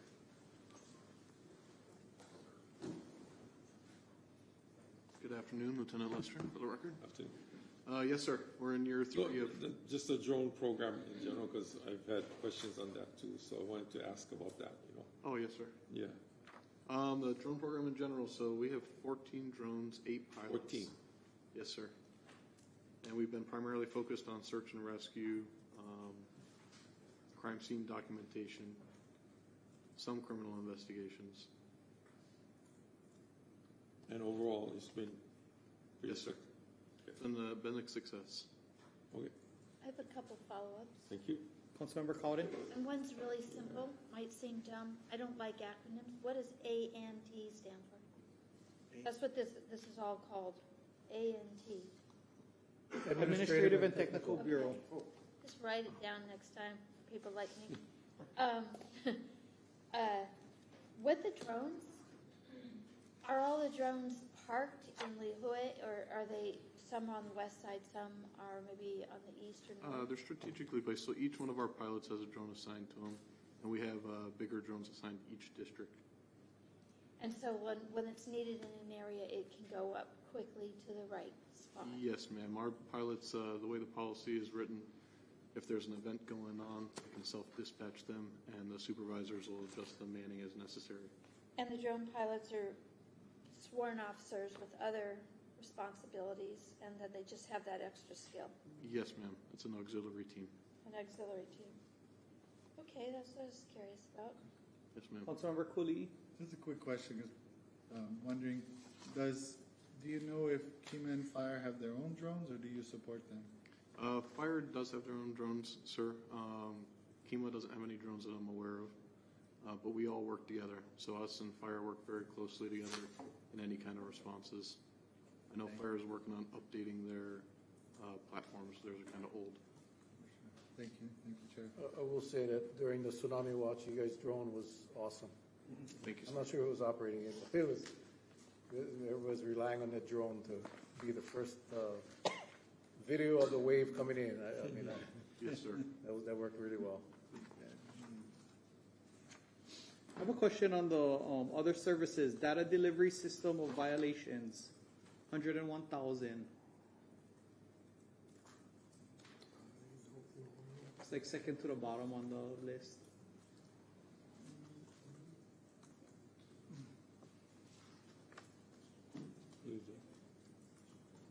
And if not, I can send it in writing. Unless. Oh, okay.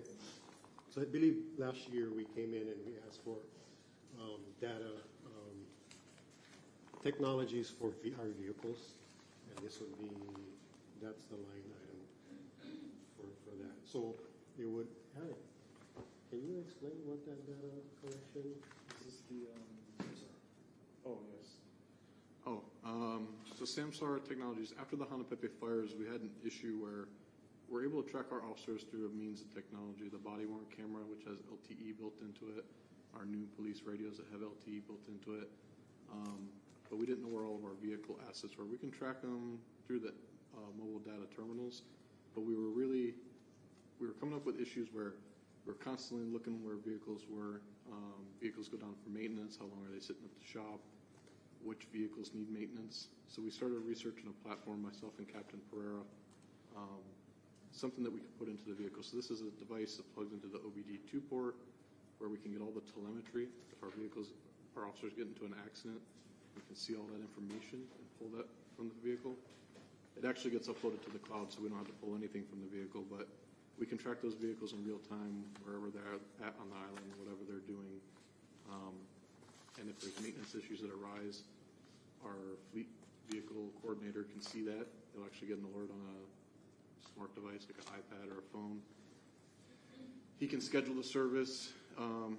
As far as I'm aware, the big rental vehicle companies, they use a software similar to this to track their fleet and track maintenance. So that's what kind of got us going down this road to research this. Okay. I just want to make sure it's the right item, because this thing says data delivery system of violations. That doesn't sound like what you just described. No, sir. It's kind of like, I'm assuming, like for violations, maybe you digitally send out citations. I'm not sure. I was thinking you guys were trying to see where the police cars were, and then if they're not in the right spot, then you're giving them their own violation. I don't know. I was trying to put the two together. What he was explaining was the page 104. Sorry, Candy. Page 103. Oh yeah, we're on page 103. I know. Other services. We're gonna have to follow up. Okay. Sorry. See, there, we'll pay for your nurses right there. How easy that was, yeah?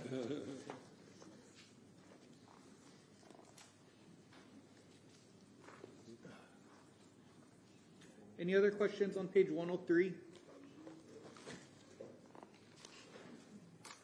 If not, we'll move on. Page 104. I have one. Councilmember Cooley. Just at the bottom, the R&M equipment, I know the expense went down, but the line item that is after safety program, body worn cameras and tasers, there's a total of 530,000. If you could just provide more details, maybe like the number and type of different equipment and at what costs, just so we have a sense of how it all adds up to that. You want me to explain that, sir? I mean, if you can quickly, if you need to go back, get more. You No, can. so contractually, we are in a contract with Axon, and they provide our officer safety plans. So I believe we have 150 officer safety plans, and we base that on roughly on the number of sworn officers we have. And with each officer safety plan comes a taser device, a body-worn camera, different types of upgrades, also unlimited storage for all of that data. So that's what is included in that cost. There's probably a little bit more, but generally that's it. You have an approximate cost for the different pieces? The taser piece, the camera piece, and then could be other, right? No, so the package itself comes at one cost. Oh, it's one package. Yeah, it's one package. Okay. From Exxon. Councilmember Cowden. On page 105 here, in Chief's office, I noticed that we do have the three bureaus, the ISB, PSB, and ATB. But are we doing three bureaus or we're doing two bureaus this year? We have two bureaus now. So this is just kind of, that has to probably get corrected up, and so we wouldn't have ISB, is that what we're taking out? I can't remember what we...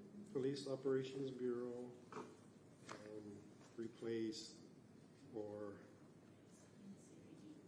was it? It combined Patrol and Criminal Investigations, which was ISB, were merged into one Police Operations Bureau. Okay.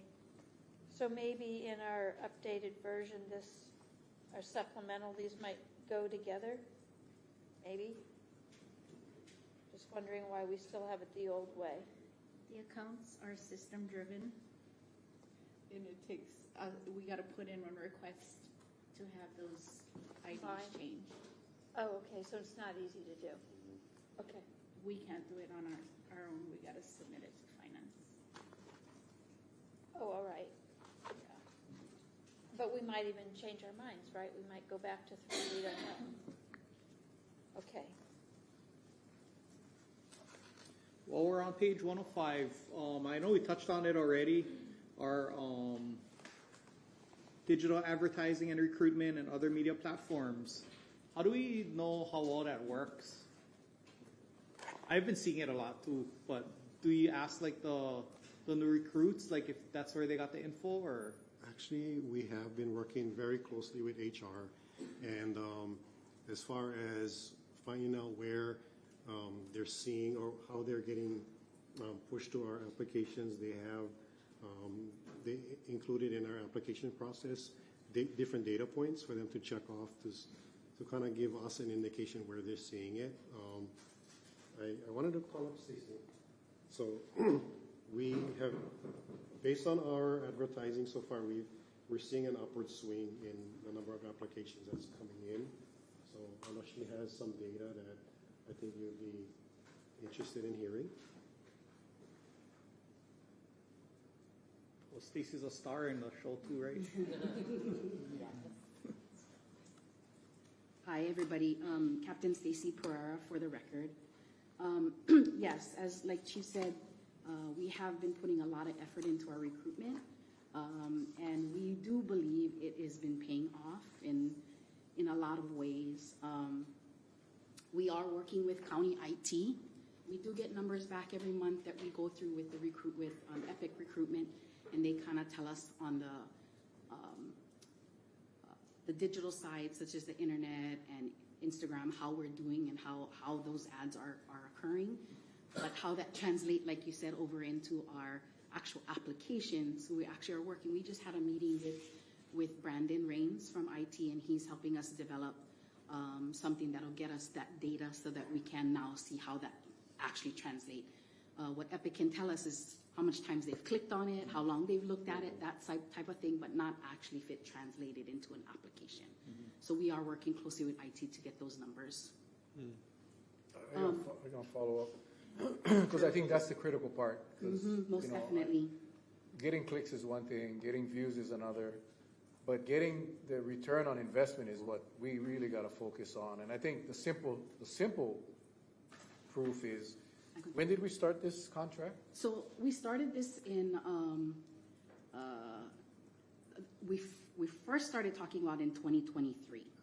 And then the first... So the 150,000 is an annual, is that how much that contract is costing us? I believe so. Let me see here. I don't have it in front of me. You have it? The Epic recruitment, yeah. The advertising Yes, budget yes, went up yes. significantly. Yeah, so in 2023 is when we developed that partnership with Epic Recruitment. Part of that initial recruitment process was generating our videos that you guys now see, anywhere from 10 seconds all the way to 30-second videos, as well as some displays and social media ads. So that is what you are seeing. In January of 2025 is when they finished building our website, which now all of our recruitment is kind of directed to that Join KPD website. If you haven't seen it, I encourage you to take a look. It's not only our police recruitment, but it's all recruitment throughout our department, all openings, in addition to the police officer positions. In July of 2025 is when we started initiating targeted marketing campaigns, such as Google, YouTube advertising, social media on Facebook and X, or formerly Twitter, Instagram. So those are some significant milestones that we met since starting back in 2023. Although we don't have the actual numbers translated from IT on what applications, I can tell you that there has been a significant increase in applications. Where it actually came from, I cannot tell you today, but I can tell you in 2023 we had 82 applicants. In 2025 we jumped up to 125 applicants. So it was a 52% increase. So it was a significant increase, and then we've continually grown since then. So from 125 we went to 149, an additional 19% increase. And then most recently, this most recent period was a smaller increase, but still going up at 159. And these are all in between our recruitment periods, right? So we talked about doing 2 recruitment classes a year, or yes, a year in January and July. These are all in betweens, right? So between the first one and second one, these are how we're getting those numbers. So our numbers have gone up significantly since we've started these recruitment efforts and these social media ads. Our dispatchers numbers are huge. In 2024, we had only 14 applicants. There would be times we would go months with 0 applicants for our emergency dispatchers, and it is a very, very difficult job to recruit for. It is not an easy job. Even our officers that work in there can tell you it is not an easy job. It's a very difficult job. They are definitely underpaid, but in 2025 we had 43. It's a 207% increase. So although I cannot tell you today, but that's what I was asking for. I mean, that's the non-scientific, but it obviously something changed, and the change was the advertising and the marketing. So it's a good thing. I mean, it shouldn't be difficult to track the click. The idea is getting everybody to the website. Correct. They get to the website and they can apply on the website? Yes. Yeah, we should be able to track that. I mean, that should be not very difficult. But yeah, no, that's good news. That's actually really good news. Yeah. Thank you. And two initiatives still going on. We have the EPIC initiative, which was a 3-year contract. And then last year in October, we entered into a contract with Spectrum Reach. Yes. So those are the ones that you're seeing on OC16 and all of those other. So both of them in tandem really is working to point everyone to our website to fill out an application. Yeah, so on the website, it's critical that you get something to track. So if they came from OC16, and when they enter their website, it's got to be a way. So that is in the application process. So when they apply, that's one of the questions. Where did you originally hear from us? How did you? And Join KPD is one. Social media is another. Yeah. Spectrum is another. Those are all the different things that they can choose. Okay. Now, of course, what they choose, we have no control over. Yeah, no, but I mean, I think you'll get a very good. It sounds like it's working, so that's a good thing. Thank you. Councilmember Carbone. And just in follow-up, what is the other media platforms? You already mentioned that. That's part of that whole thing. So yeah, so other media, like he said, is Spectrum, right? Okay. So we are on OC16. We are on ESPN. Okay. Our initial Spectrum advertisement started in October of last year during the World Series. We're on during the World Series. Those are huge target areas. Millions of people see these ads. I think across the state even, we've gotten a lot of feedback from our counterparts, how impressed they were with our, and those are all, just so you guys know, those are all KPD employees. They're not paid actors. They are the voices that you hear, all of them are our very own KPD people. So I think we're very proud of that, that we were able to showcase a lot of the diversity that we have within our department, both male and female, athletes, there's all walks of life in our department. Yes, and then our efforts are not stopping when it comes to recruitment, right? Our next advertisement, huge advertisement, is we'll have it during the Merry Monarch.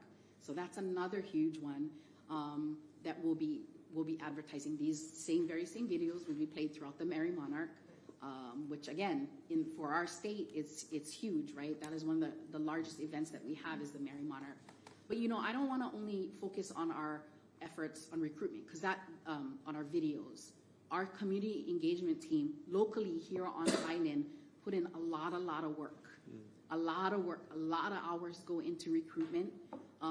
What I can say is last year we brought back our our junior police academy. We hadn't had that for over 6 years.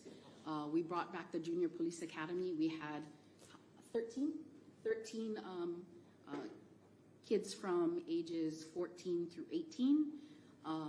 What I'm excited is that we're now going to be hopefully having come the end of this summer is our first cadet program. Historically, when we would go out and do all of these community events or career fairs, it was kind of come back and see us when you turn 21. Right? So there's a huge gap there between 18 and 21. Well, now, when our community engagement goes out there, they have something to present to them. We're going to be starting a cadet program. At 18 years old, you can apply, you can make great money, and that's that gap, I think, that we were missing that will get them through those years before they can carry a firearm legally and get them prepared, right? Is this something you even want to do, right? Hopefully the retention will be there through this process. So that's another part of our effort that we are putting a lot of effort and focusing on. Our community engagement, our SRO team are amazing at making sure that they attend these and represent our department well. Great, that's great. Councilmember Cowden. I want to thank you for all that effort. I actually love the videos. I think they're a really beautiful reflection on Kauai Police Department. The cadets, are they people who could work the positions like cell block, or what do the cadets do? What they get paid to do what? You want to take that? Yeah, so the cadet program, so we actually, last year, Councilmember Kanashiro, you was scratching your head and trying to figure out how do we get a pipeline yet? And we went back and we really looked at what other agencies were doing, and we found Honolulu Police Department had restarted their cadet program. So basically apprenticeship for police officers. So how the program will work is they'll take the same entry-level exam, they go through the same screening process, and we hire them, and then we put them into like a 6-month apprenticeship program. And while in the 6-month apprenticeship program, we cycle them through different areas in the department so they can learn how we do business, learn about the different functions of the department in those areas. And then if they have a good performance evaluation, we could potentially extend them. And the idea is keeping them on board as an employee until they are eligible at 21 years of age.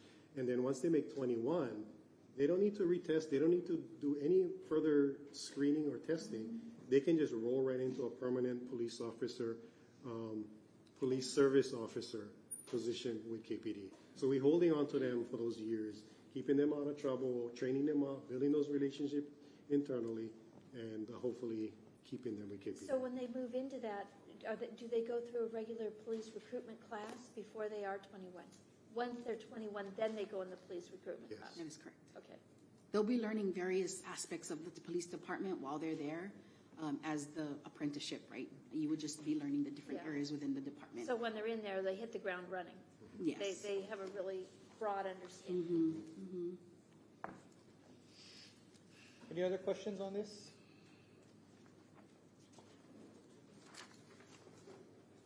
Move on, next page, unless you guys want to open it up to any other questions on this department. What page are we on now?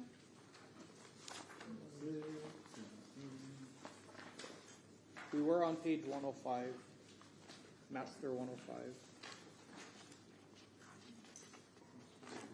106, 107, 108.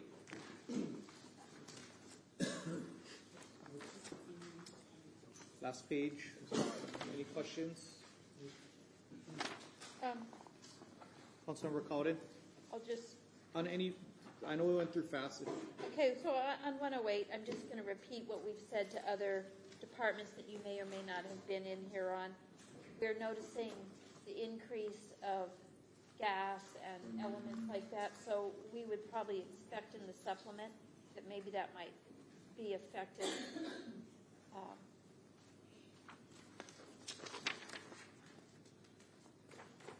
No other questions? We'll move on to ISB, Investigative Services Bureau.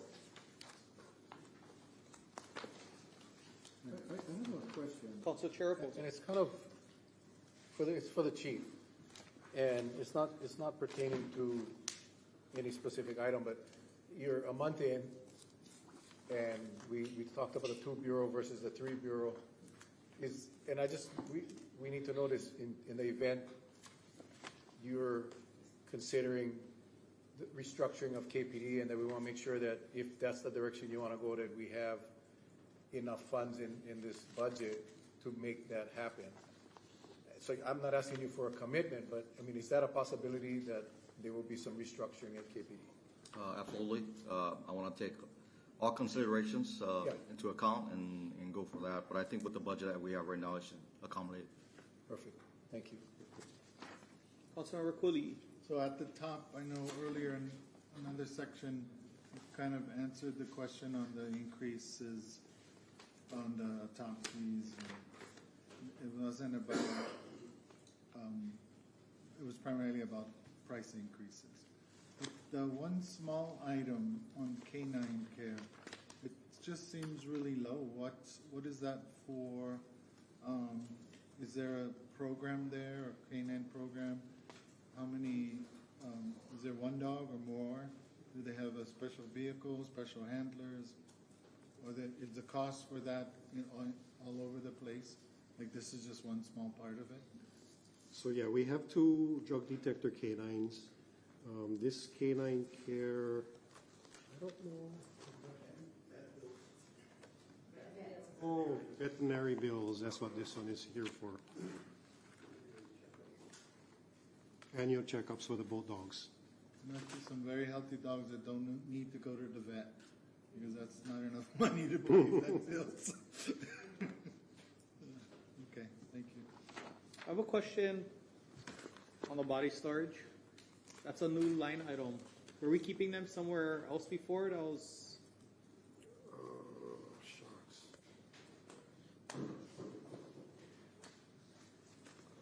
kind of a bleak line item, but Sorry. Candy Souza, I separated out that line so I could track it better. So it used to be together with autopsies. okay.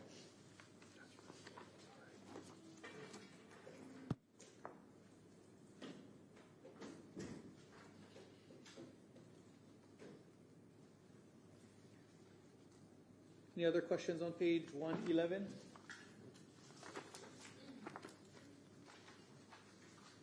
Page 112. We'll move on to patrol.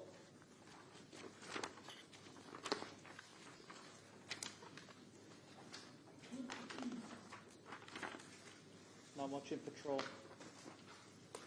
I just have a question. Council Chair Opposed. And this is regarding abandoned vehicles. I know this comes up every year, and it just seems like more and more now these cars are being left on the side of the road for longer and longer periods of time. What is the solution, I guess? How can we improve across this county how we deal with abandoned vehicles? So I can say internally, how we do business now, we've changed a lot since we had our last meeting and we discussed this at length. So now, I believe last year budget, we talked about a lot of the admin work being done at the tail end. So now we moved some of that to up front. So basically, when the officer goes in the field, he or she posts the vehicle abandoned. They follow up, say 24 hours later, and the vehicle is still there. That now procedurally we change. So the officer, once they know that the vehicle is still there and now it's ready for tow, they fill out their seizure sheet.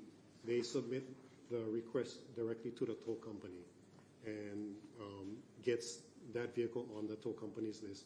And the tow company required to respond within 48 hours, I believe it is. But I think overall, when we did our research on the time it takes for a vehicle from the time the vehicle is posted to the time it's towed, we shortened that process by a few days for what we've changed. Obviously, it's still out there for too long. One or 2 days, it's still way too long. But I think we really should go back to looking at that the vehicle title, notice of transfer, that process there, because I think that I really think that right there, if we can fix that, we can hold more people accountable for. Yeah, I mean, but regardless of the notice of transfer, the fact of the matter is that that vehicle should be towed, right? And all of that notice of transfer stuff is done on the back end. I don't understand why it's taking so long for a car that is posted from the time it's posted to be towed. It's not being done in many cases in 48 hours, like you said. And I don't know if that's the tow company's fault or is it us? I'm just trying to figure. I guess it's not acceptable for that car to be sitting out there get stripped. It gets stripped. Yeah. I mean, I see they put the yellow tape around, which even brings more attention to the abandoned car. I know it's for safety reasons, but how can we help in making that process quicker? Sometimes what we've seen was, based on our research, is that the ones that get moved potentially, so if we order a tow, sometimes what happens between the time it's ordered to the time the tow shows up, that vehicle might be moved. And it could be just for a short distance, but it's in a different location. So when the tow truck driver shows up, the car's not there, gone on arrival. But what's happening behind the scenes is that at the new location, we kind of already know they're stripping it, removing the tires, and all of that. So we're trying to close that gap, because I think that's part of it.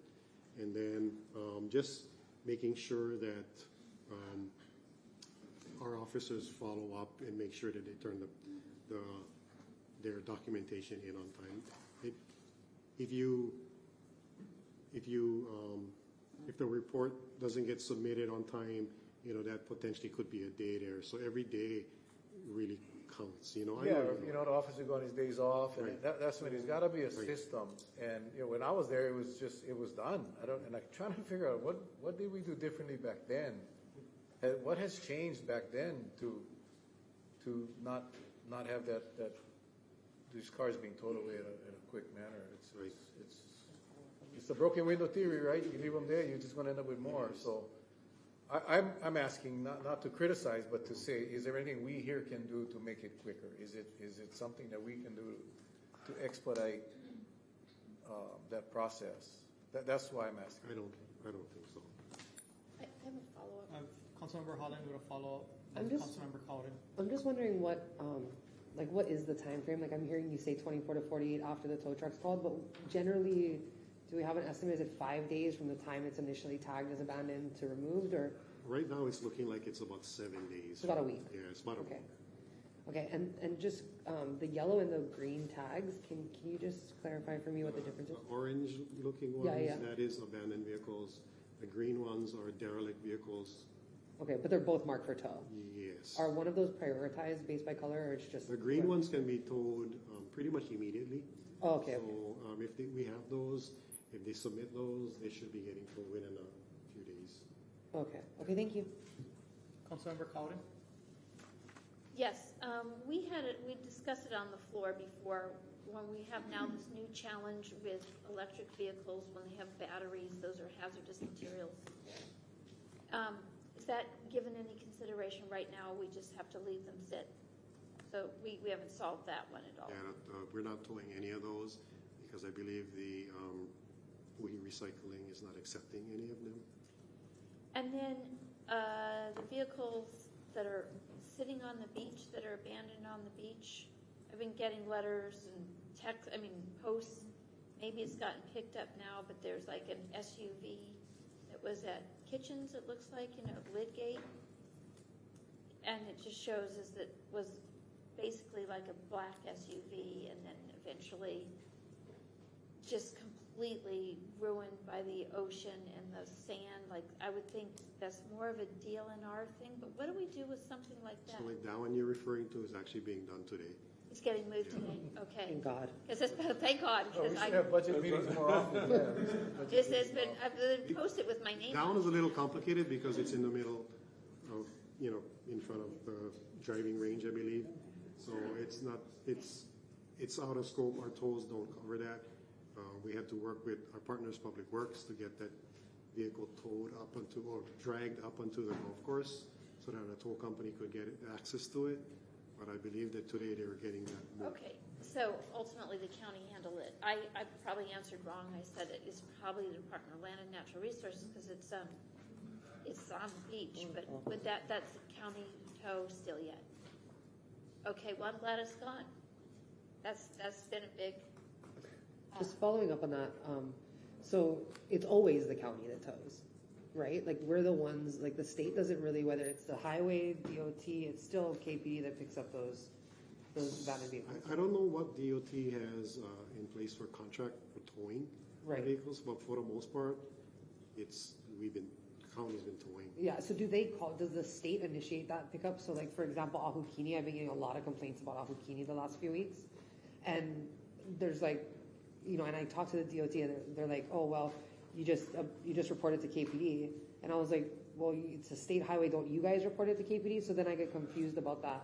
So we've been trying to have some of other partner agencies police their own jurisdiction. So, for example, I know that in the past we had some bulk AV vehicles on Aokini Road, and the state has called us to post those. We go out and post them, but we told them, hey, that you guys need to figure out how to tow those out of there because it's state jurisdiction. So we've been using that to have some of those other agencies collect their own trash.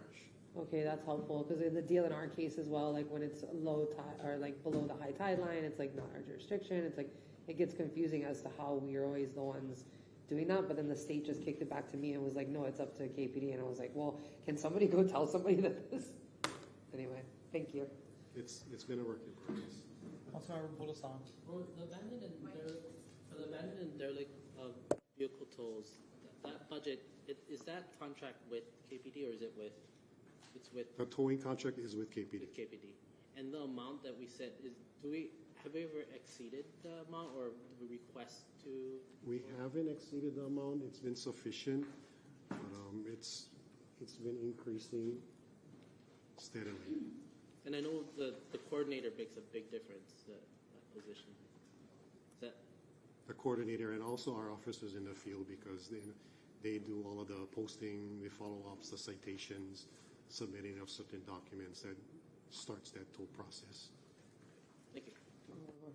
Councilmember Holland. And just, we talked a little bit about in the other budget meetings about paying upfront to pick up cars, like that are, and so I'm trying to think if that's part of the solution of marketing and advertising the option for people to get their cars picked up and costs covered rather than ending up us having to pick them up on the side of the road. So if there's ever feedback on that or however that could work, I think that's, something. Any other questions for Patrol?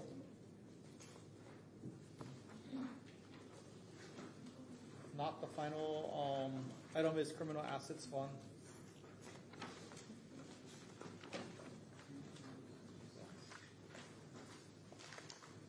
Any questions on the Criminal Assets Fund? What page is that? 294, Master 294. Okay. It's the last page of All right. the police section. So the Criminal Assets Fund says $45,000. Now, there's $100,000 in the fund. Is that what it's saying? Yes. Okay, and we have that $100,000 is claimed somehow. This is like a pretty vague page. I guess I don't have questions on this, but I would like to meet with you guys later on that. I'll request that just to understand that process better. Councilmember Quilly? Yeah, just a broad question like where we started so long ago.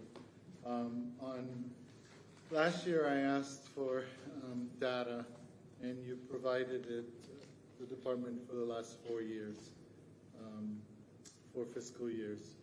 The categories were offenses. This is all offenses referred to the prosecutor. Murder, manslaughter, homicide, negligent injury, sexual offenses, abuse of family or household members, and then all others. That's how you gave it to me for the last 4 years. Would it be correct for me to deduct that the breakdown that you gave me, murder, manslaughter, homicide, abuse of family members, those are all the violent crimes, and then the all others would be all non-violent? What makes up the all others? I don't think they're going to remember what they sent from last year, so you may have to. It's just a total number. It's a summary. You can follow up, especially if it'll take something for you to break it down.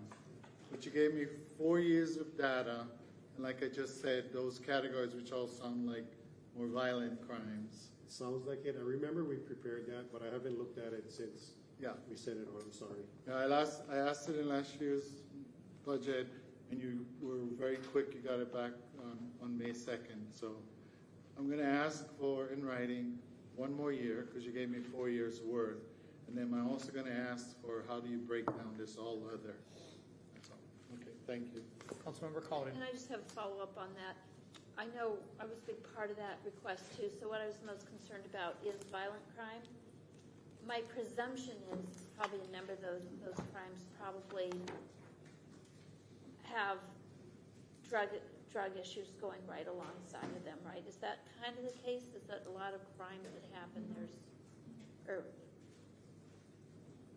It's kind of hard to say, but a lot of times violent crime is tied to some other underlying crime. Other underlying crime. Yeah, generally speaking. Like I know I was thinking a lot about the violent crimes. We didn't really ask very specifically about drug dealing, but like if we could keep a quiet, I'd probably like to add into that serious drug dealing, not selling a joint or something like that, but like where we see a real business end something. I think that's another really important part for us to be looking at. I think you and Councilmember Cooley should probably work together on the spreadsheet and send them the question at one time if it's all going to be on the same. Well, staff compiles all our questions, so. Let's do it on both, so you guys are asking the same for the same thing. I don't want. I'm I don't want 90% done with what I have. one so to I'll see just one show thing you. and another to see another, and then it's not exactly what you guys are Well, doing. usually when we give stuff to staff, they kind of. Yeah, compile we it. did work with Janelle on it last time. I'll work with you. Yeah. Okay. I was just giving them notice. That was, I think they're well aware of this spreadsheet that you guys are asking for. I think the next department is going to be very well aware of the spreadsheet you're going to be asking for. So, any further questions for police? thank you very much. Thank you. Thank you. Thank you, chiefs. And everybody else. We'll take our 10-minute caption break right now, and then we'll finish off with prosecuting attorney's office. So 10-minute caption break.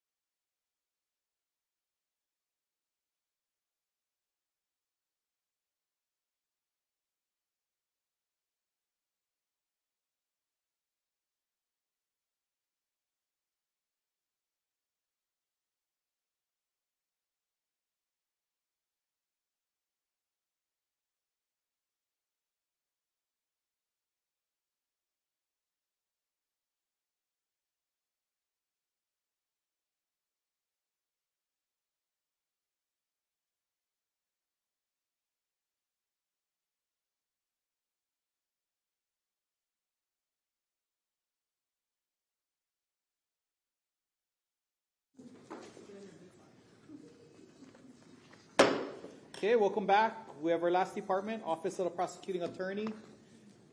Becca, you wanna go over your synopsis? Sure. Good afternoon, Chair Raposo and fellow council members. Rebecca Hōʻike, prosecuting attorney. Our budget's relatively flat with a slight increase, mainly due to salary and benefits. The highlight of our budget is the opportunities we have been given to award grants in the community to assist with prevention and to disperse opioid settlement funds. We've also hired a number of newer deputies, have been investing time and energy to make sure they have the training and tools necessary to succeed. We currently have 2 deputy vacancies and 3 legal clerk vacancies.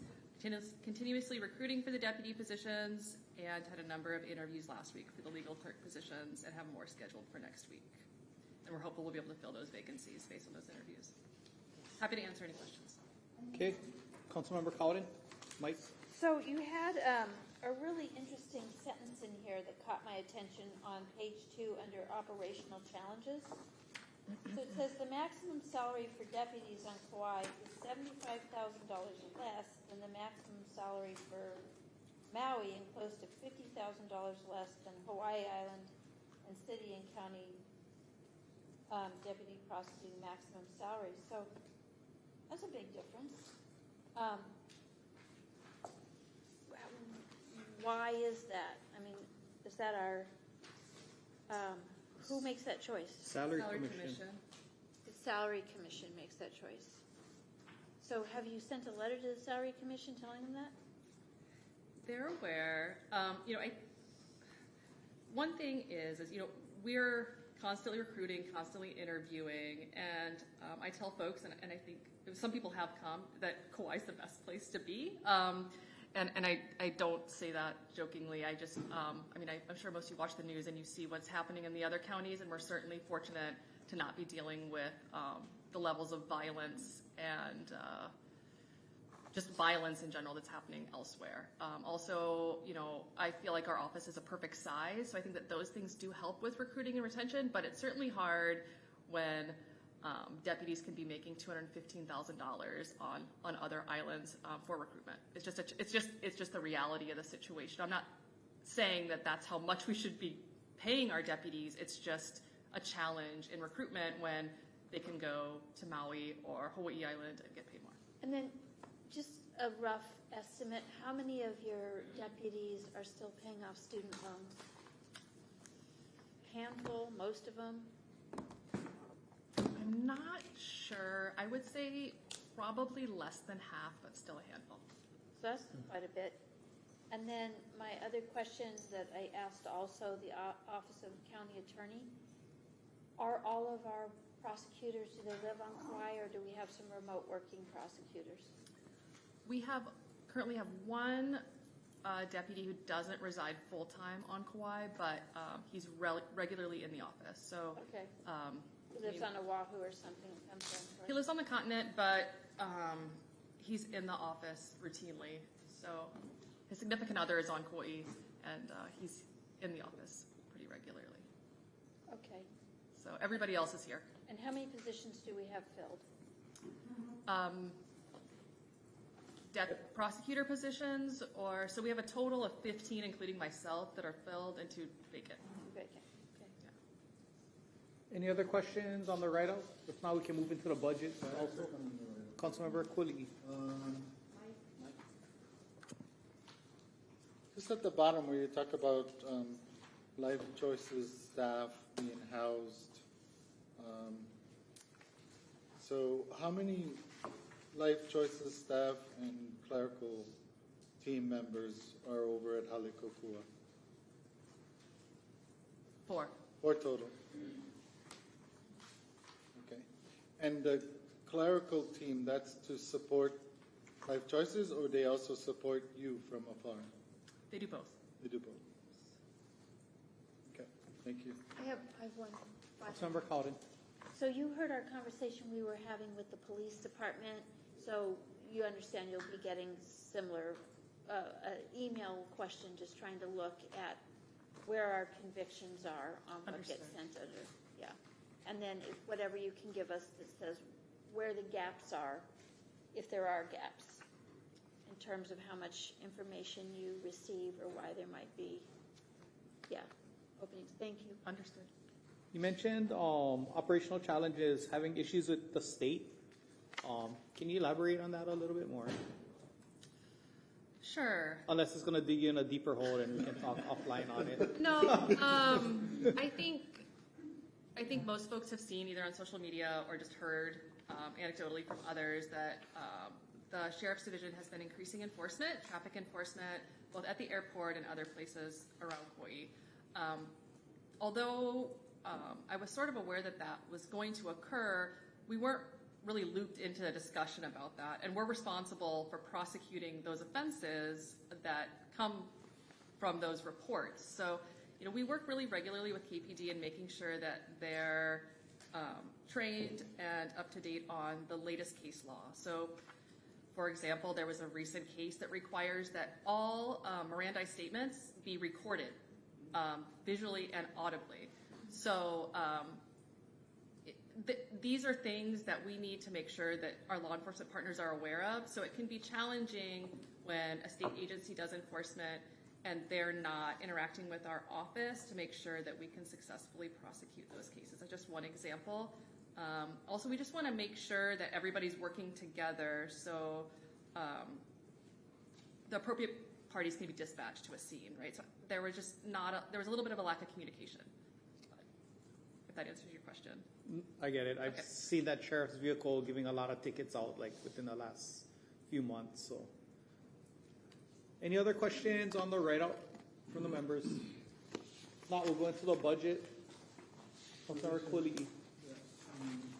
On master page 32, the positions, starting at the top, I think I heard you say quickly, but I don't know which positions it applies to. But the first position, there are 3 deputy prosecuting attorney vacancies. One with E44, which I guess is different from 9112 and 2903 because it has the E in front of it. But the E44 is vacant 484 days, the 9112 438 days, and the 2903 vacant 141 days.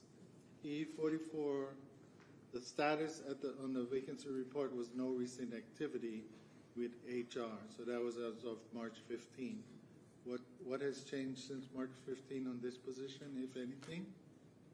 Thank you. Nicole Pongasi, Administrative Services Officer with the County of Kauai Office of the Prosecuting Attorney. Position E44 has since been filled. The start date of that hire was April 1st. April 1st, wonderful. Yes. And then the next one is 9112.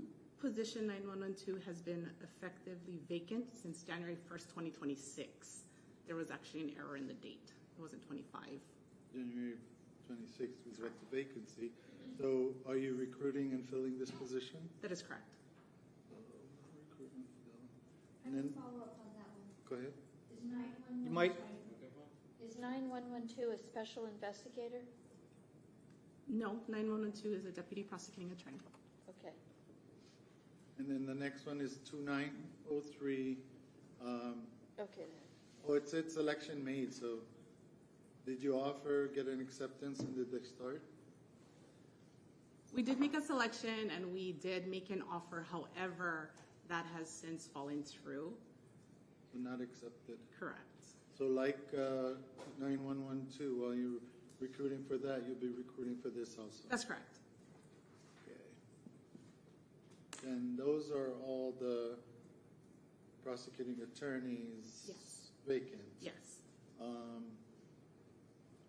The other vacant positions going down, 2829 legal clerk 2. Legal clerk 2, oh darn, I don't have how long it's been vacant, but I have 4325. 4325, so a year and some days, or not quite a year, I mean. Oh yeah, a year and some days, yeah. What's the plan for filling that position? It just says continuous recruitment. Is that a hard to fill position? Yes. So recently what our office has done is we have reclassified it to legal clerk 1 positions. So those would be for the 3 vacant positions, 2807, 2816, and 2829. We did complete interviews April 1st and April 2nd, with additional interviews forthcoming next week. So reclassing it to 1. Legal clerk 1, yes. So 2829 is a 2. 2816. The other two I have is 2807 and 2816. Yes. And they're both listed as 3s. Yes, they are listed as 3s. We did reclassify all the positions for legal clerk 1s in hopes that we can recruit for those under that class. And I have a follow-up on that. Councilmember Paulin. Is that, like, would they have training as paralegals? Under the legal clerk 1? Uh-huh. Yes, but that is more like an entry-level position because it goes up from 1 to the 4, and then from the 4 to the paralegals. Okay, so even a 3 wouldn't necessarily have to be a paralegal? No, not necessarily. Okay. Thank you. Then the only other thing on positions is not about vacant positions, but it's about this partially funded by other source and fully funded by other source.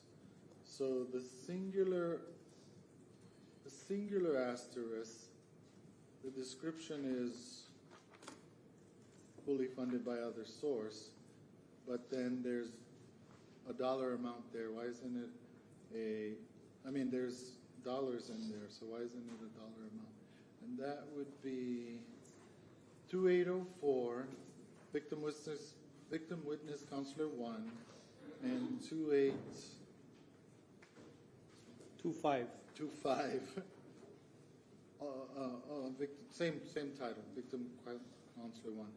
17,684 and 19,130. Should those be? And then there's a 30% in quotes, so that kind of threw me off because if it's fully funded by another source, it wouldn't be 30% funded by the general fund. Good question. Yes, you're absolutely correct. Maybe It's the partially budget team funded. made a typo here or something. So Easily corrected. Can be easily follow up. corrected. Yes. And correct both of them. Thank you. And then the last part of that was along the two asterisks, which is partially funded by another source. Starting at the top, the E41 deputy prosecuting attorney, it says 35% funding here, and then 65% from another source. What is that other source? Is it the remainder of a grant that we might have had, a multi-year grant? Or? That's correct. So multi-year grant, from the beginning, was that grant intended to be they pay 65% and we pay 35%? Yes. And how long was the grant for? So when the grant runs out, is it a every year? Oh, it's continuous. Formula grant. That's the word, formula. Okay. Educating myself. So now with E88, deputy prosecuting attorney, 50%, that one. Is that also a formula grant that recurs? No. That's TSRP. 50%, E88, deputy prosecuting, 50% funded by the budget, 50% from another source, so That's every year. every year. Formula. And then I think the last two at the bottom are also victim witness counselors, 30% and 30%. Funded by the general fund, 70% from another source. I believe that's VOCA funds. Oh, so that's a multi-year, every year? Yes. Continuous, year after year. Yes. And has it been consistently with this breakdown, or are they slowly whittling down their part and then we have to pay more? It's been consistent. Yeah. Okay, thank you. Thank you. Thank you, Chair. Any further questions on page 32? I'll move on. Page 33.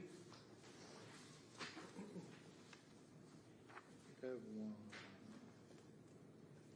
Councilmember Cooley. The amount at the bottom for other services, well, went down pretty drastically. So, what changed? Was there something that we just did one time and we don't have to do it anymore?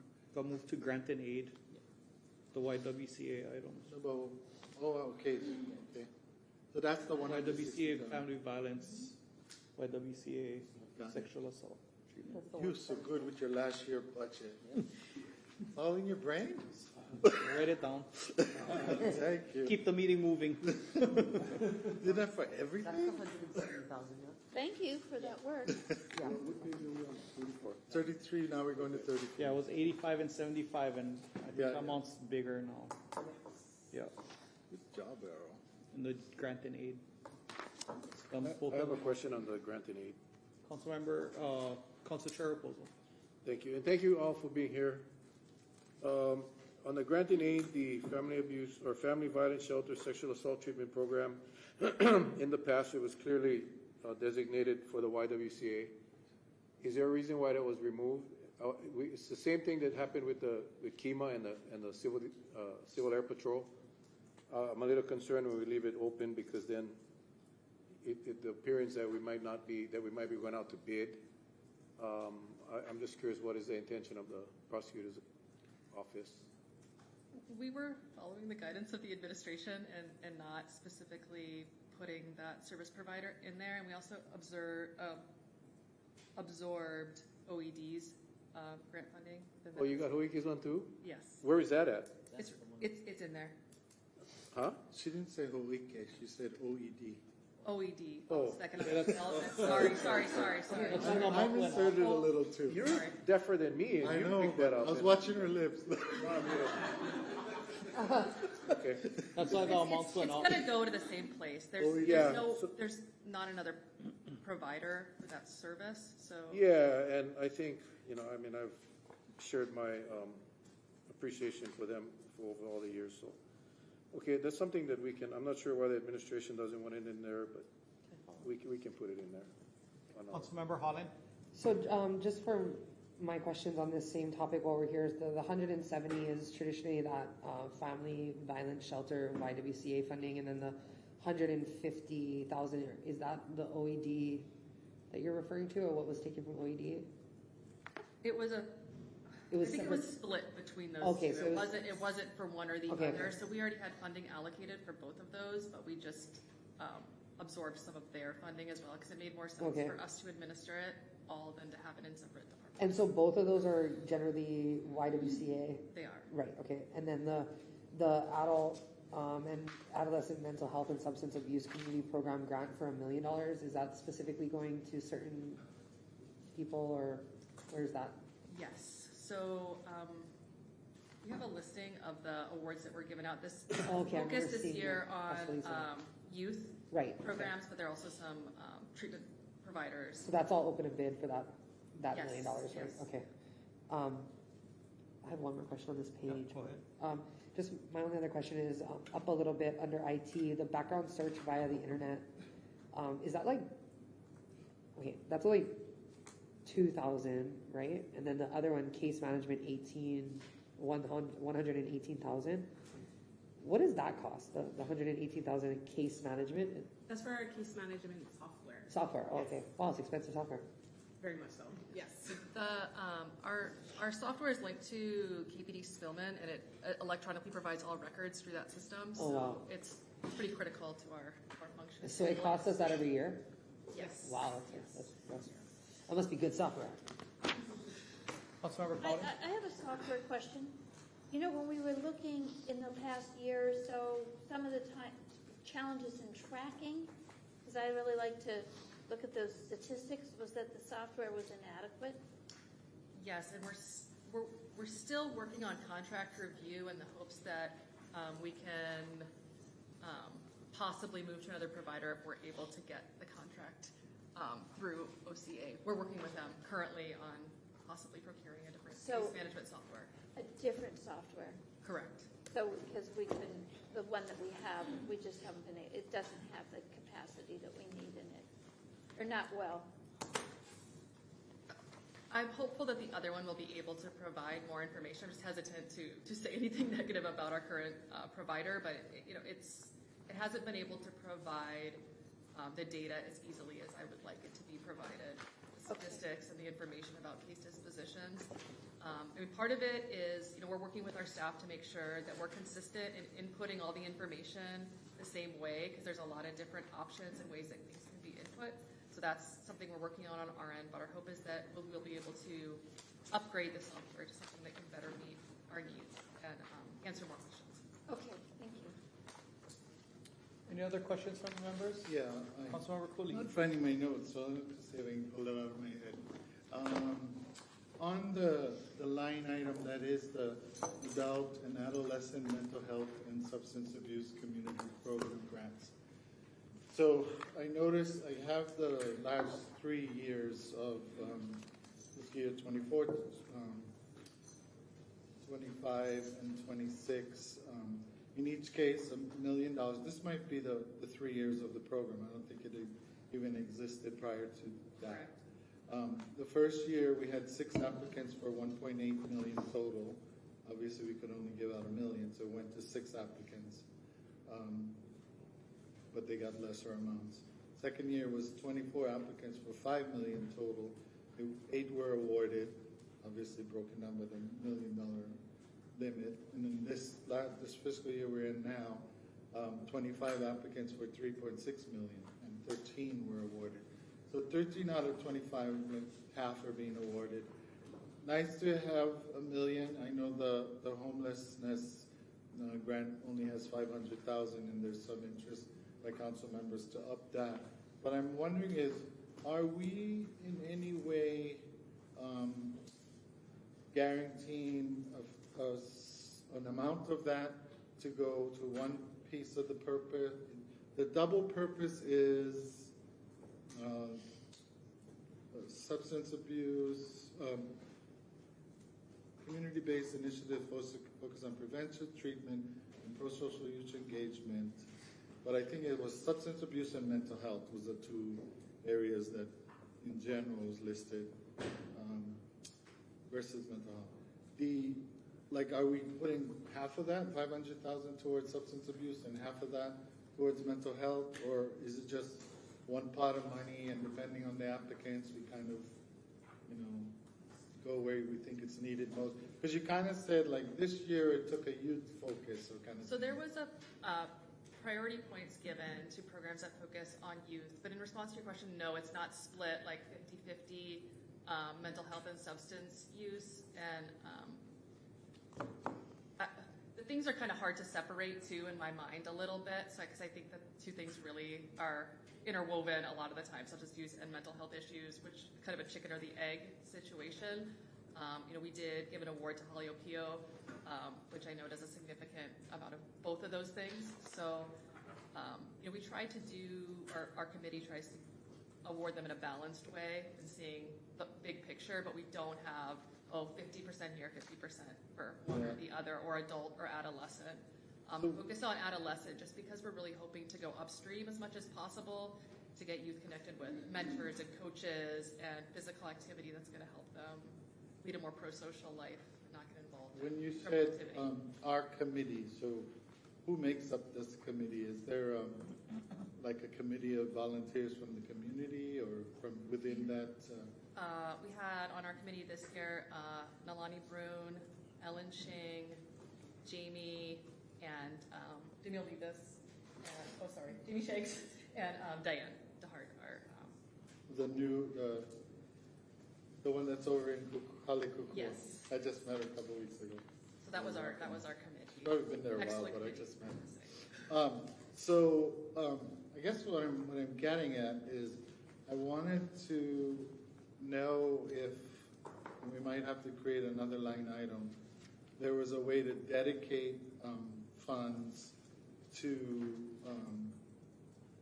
recovery. I mean, the county spent years, starting with Mayor Baptiste and then with Mayor Carvalho, and it kind of was moving with Mayor Kawakami, but then it hit a roadblock of some sort. But the drug treatment center, I mean, that is the community's wish for so long.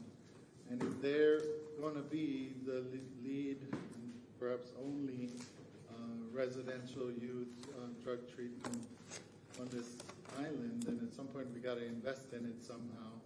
And I think we should pick it as a dedicated line item. And, it's maybe a policy decision that we have to decide and just put the fund there, and you'll be happy to pass it through or whatever, like you're passing through some other funds. But so far, if this grant was an attempt to address that need, it really hasn't addressed that need, and I don't know if because they didn't apply or they applied and didn't get awarded or what, but so it might be They did worthy apply to separate. They the did first year, but they never submitted the appropriate paperwork. so they were denied the first year. Well, they applied, they just didn't give us their, like, the paperwork that was needed for us to give them the money. Yeah. I know often you try and you get denied and then you just give up and you try to go to other sources. So, but I don't know. Okay. Becky was very accommodating on the application. Try to help. Any other questions?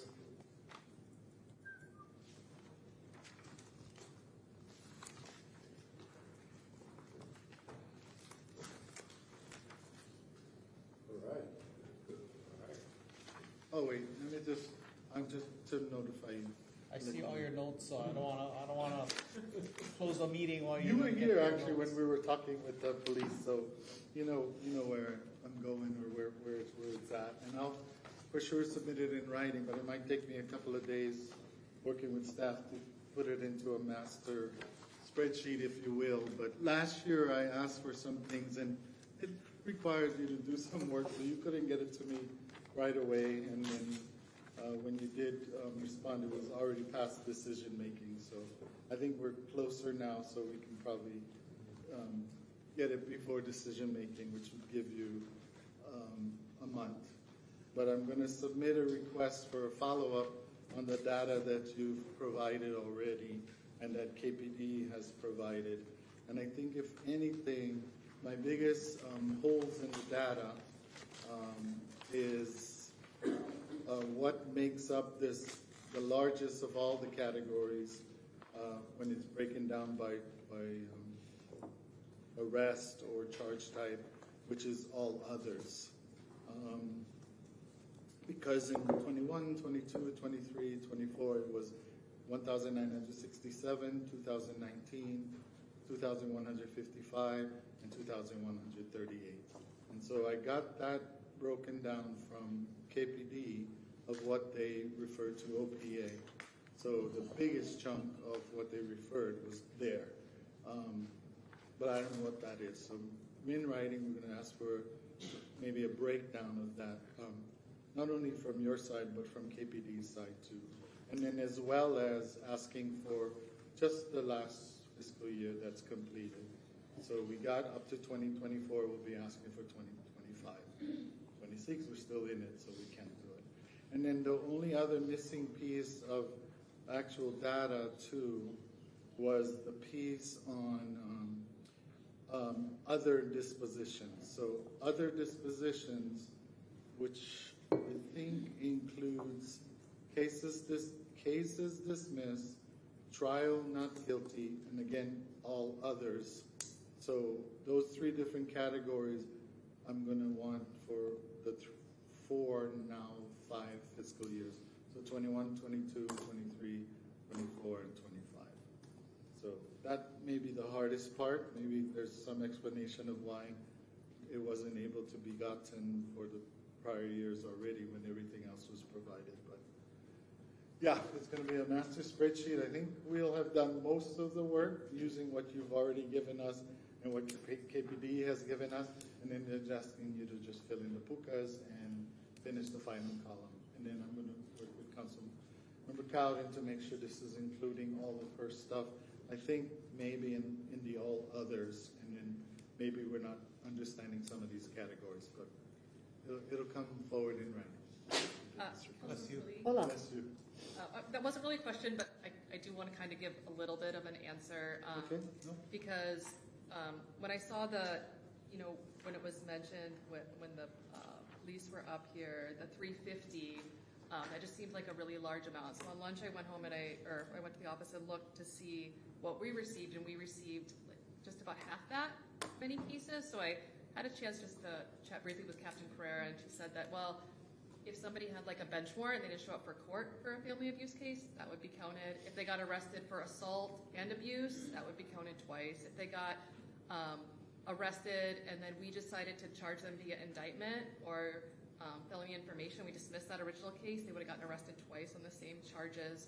So I didn't notice that, and so you can help us with that yeah, too. so just Just to clear it, it's not, we are counting things differently. I think there's a way for KPD to break it down to show if that was because somebody didn't show up for court or because we decided to charge something different, or if there's multiple charges for the same individual, because we would count that as duplicative in the way that we're counting it.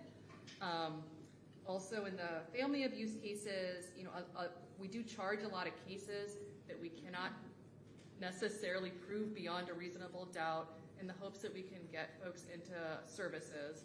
And sometimes those service programs take a long time. They can take it's like 26 different sessions at the YWCA. There's a lot of sessions. So that case will be pending for a long time before the final disposition. So that's why there's not as many being disposed of also within the same time period as us receiving it. But I will address all the questions that I received the best I Appreciate you can. saying it verbally, but I can't write fast enough. Okay, now. sorry. It's the end of the day, and I'm tired, so just No, give it all again in writing. Thank you. I don't want you to think we don't take it seriously. No, I don't think that. Yeah, and I see every just wanna arrest that comes understand it. in, and I'm just like, we're not getting an arrest every day for family abuse, so I was just kind of curious. No, I learned stuff too in doing my confusion over the numbers about the things I had said easier. There's so many different reasons, and the numbers on the actual court and it's so small, and that's how it is everywhere because victim cooperation challenge and evidence limitations, plea bargaining strategy, avoiding the re-traumatization of victims, resource constraint, all of that. But that resource constraints one was the one that was bothering me and saying, if you need more money to put more of the bad guys in jail, let us know. Councilmember Cowden? Yeah, well, I just want to say, I appreciate your giving an explanation verbally. We'll look at it written. But I think it's helpful for people who are listening. And, people, for things that work right, they don't call us and complain. We hear about the difficult things. So, we're going to have a concentration of problems. We hear about the bummers, not the things not the blessings. And if there's any way to make your question simpler, I'm listening to what you guys want. I'm completely There's nothing that confused. could be more simpler So, if there's any way to just make it simpler, also, where you already see the differences in numbers and timing and how things go. You might get all these numbers and they're still not going to make sense. So We discussed it last year, and I think I prefer a private meeting again. Yeah, I'm just saying. Council Chair Raposo? No, I was just going to say, you alluded to that earlier, Chair, when you said that it's two different systems counting two different ways. And I'm glad that you clarified, because if you had not said anything and all they heard was the early morning discussion, and the public, as Felicia said, for the people listening, are going to be, by the time that gets cleared up, everybody be talking about how police reports are getting lost. And so I appreciate you making that clarification, but that is so true. And it's really, how many did you get, from at the prosecutor's office by your counts? And I'm glad the captain was here too, to validate that it's two different counting systems, two different systems that don't connect. So thanks for that. Councilmember Holland? I'm just wondering if that $120,000 a year software could do that for you. Just putting it out there. Feel free to answer later. I have been in contact with our software developers to try to make the reporting features a lot easier for us and user-friendly. So yes. That's why we're exploring other options as well. Let it I think be. the problem is not so much their software or KPD software, it's the fact that the two don't talk to each other. So the systems aren't integrated. So that's why there's going to require manual entry to validate, because the examples you gave it's not done, it's not possible right now. So it'd be nice if you had an integrated system where it would send the right number across. Each person just got counted once, but. Yeah. And as committee chair for public safety, it's kind of my kuleana to be looking at it and overseeing it. Okay, any further questions on the budget? If not, thank you. Thank you. We're done for today.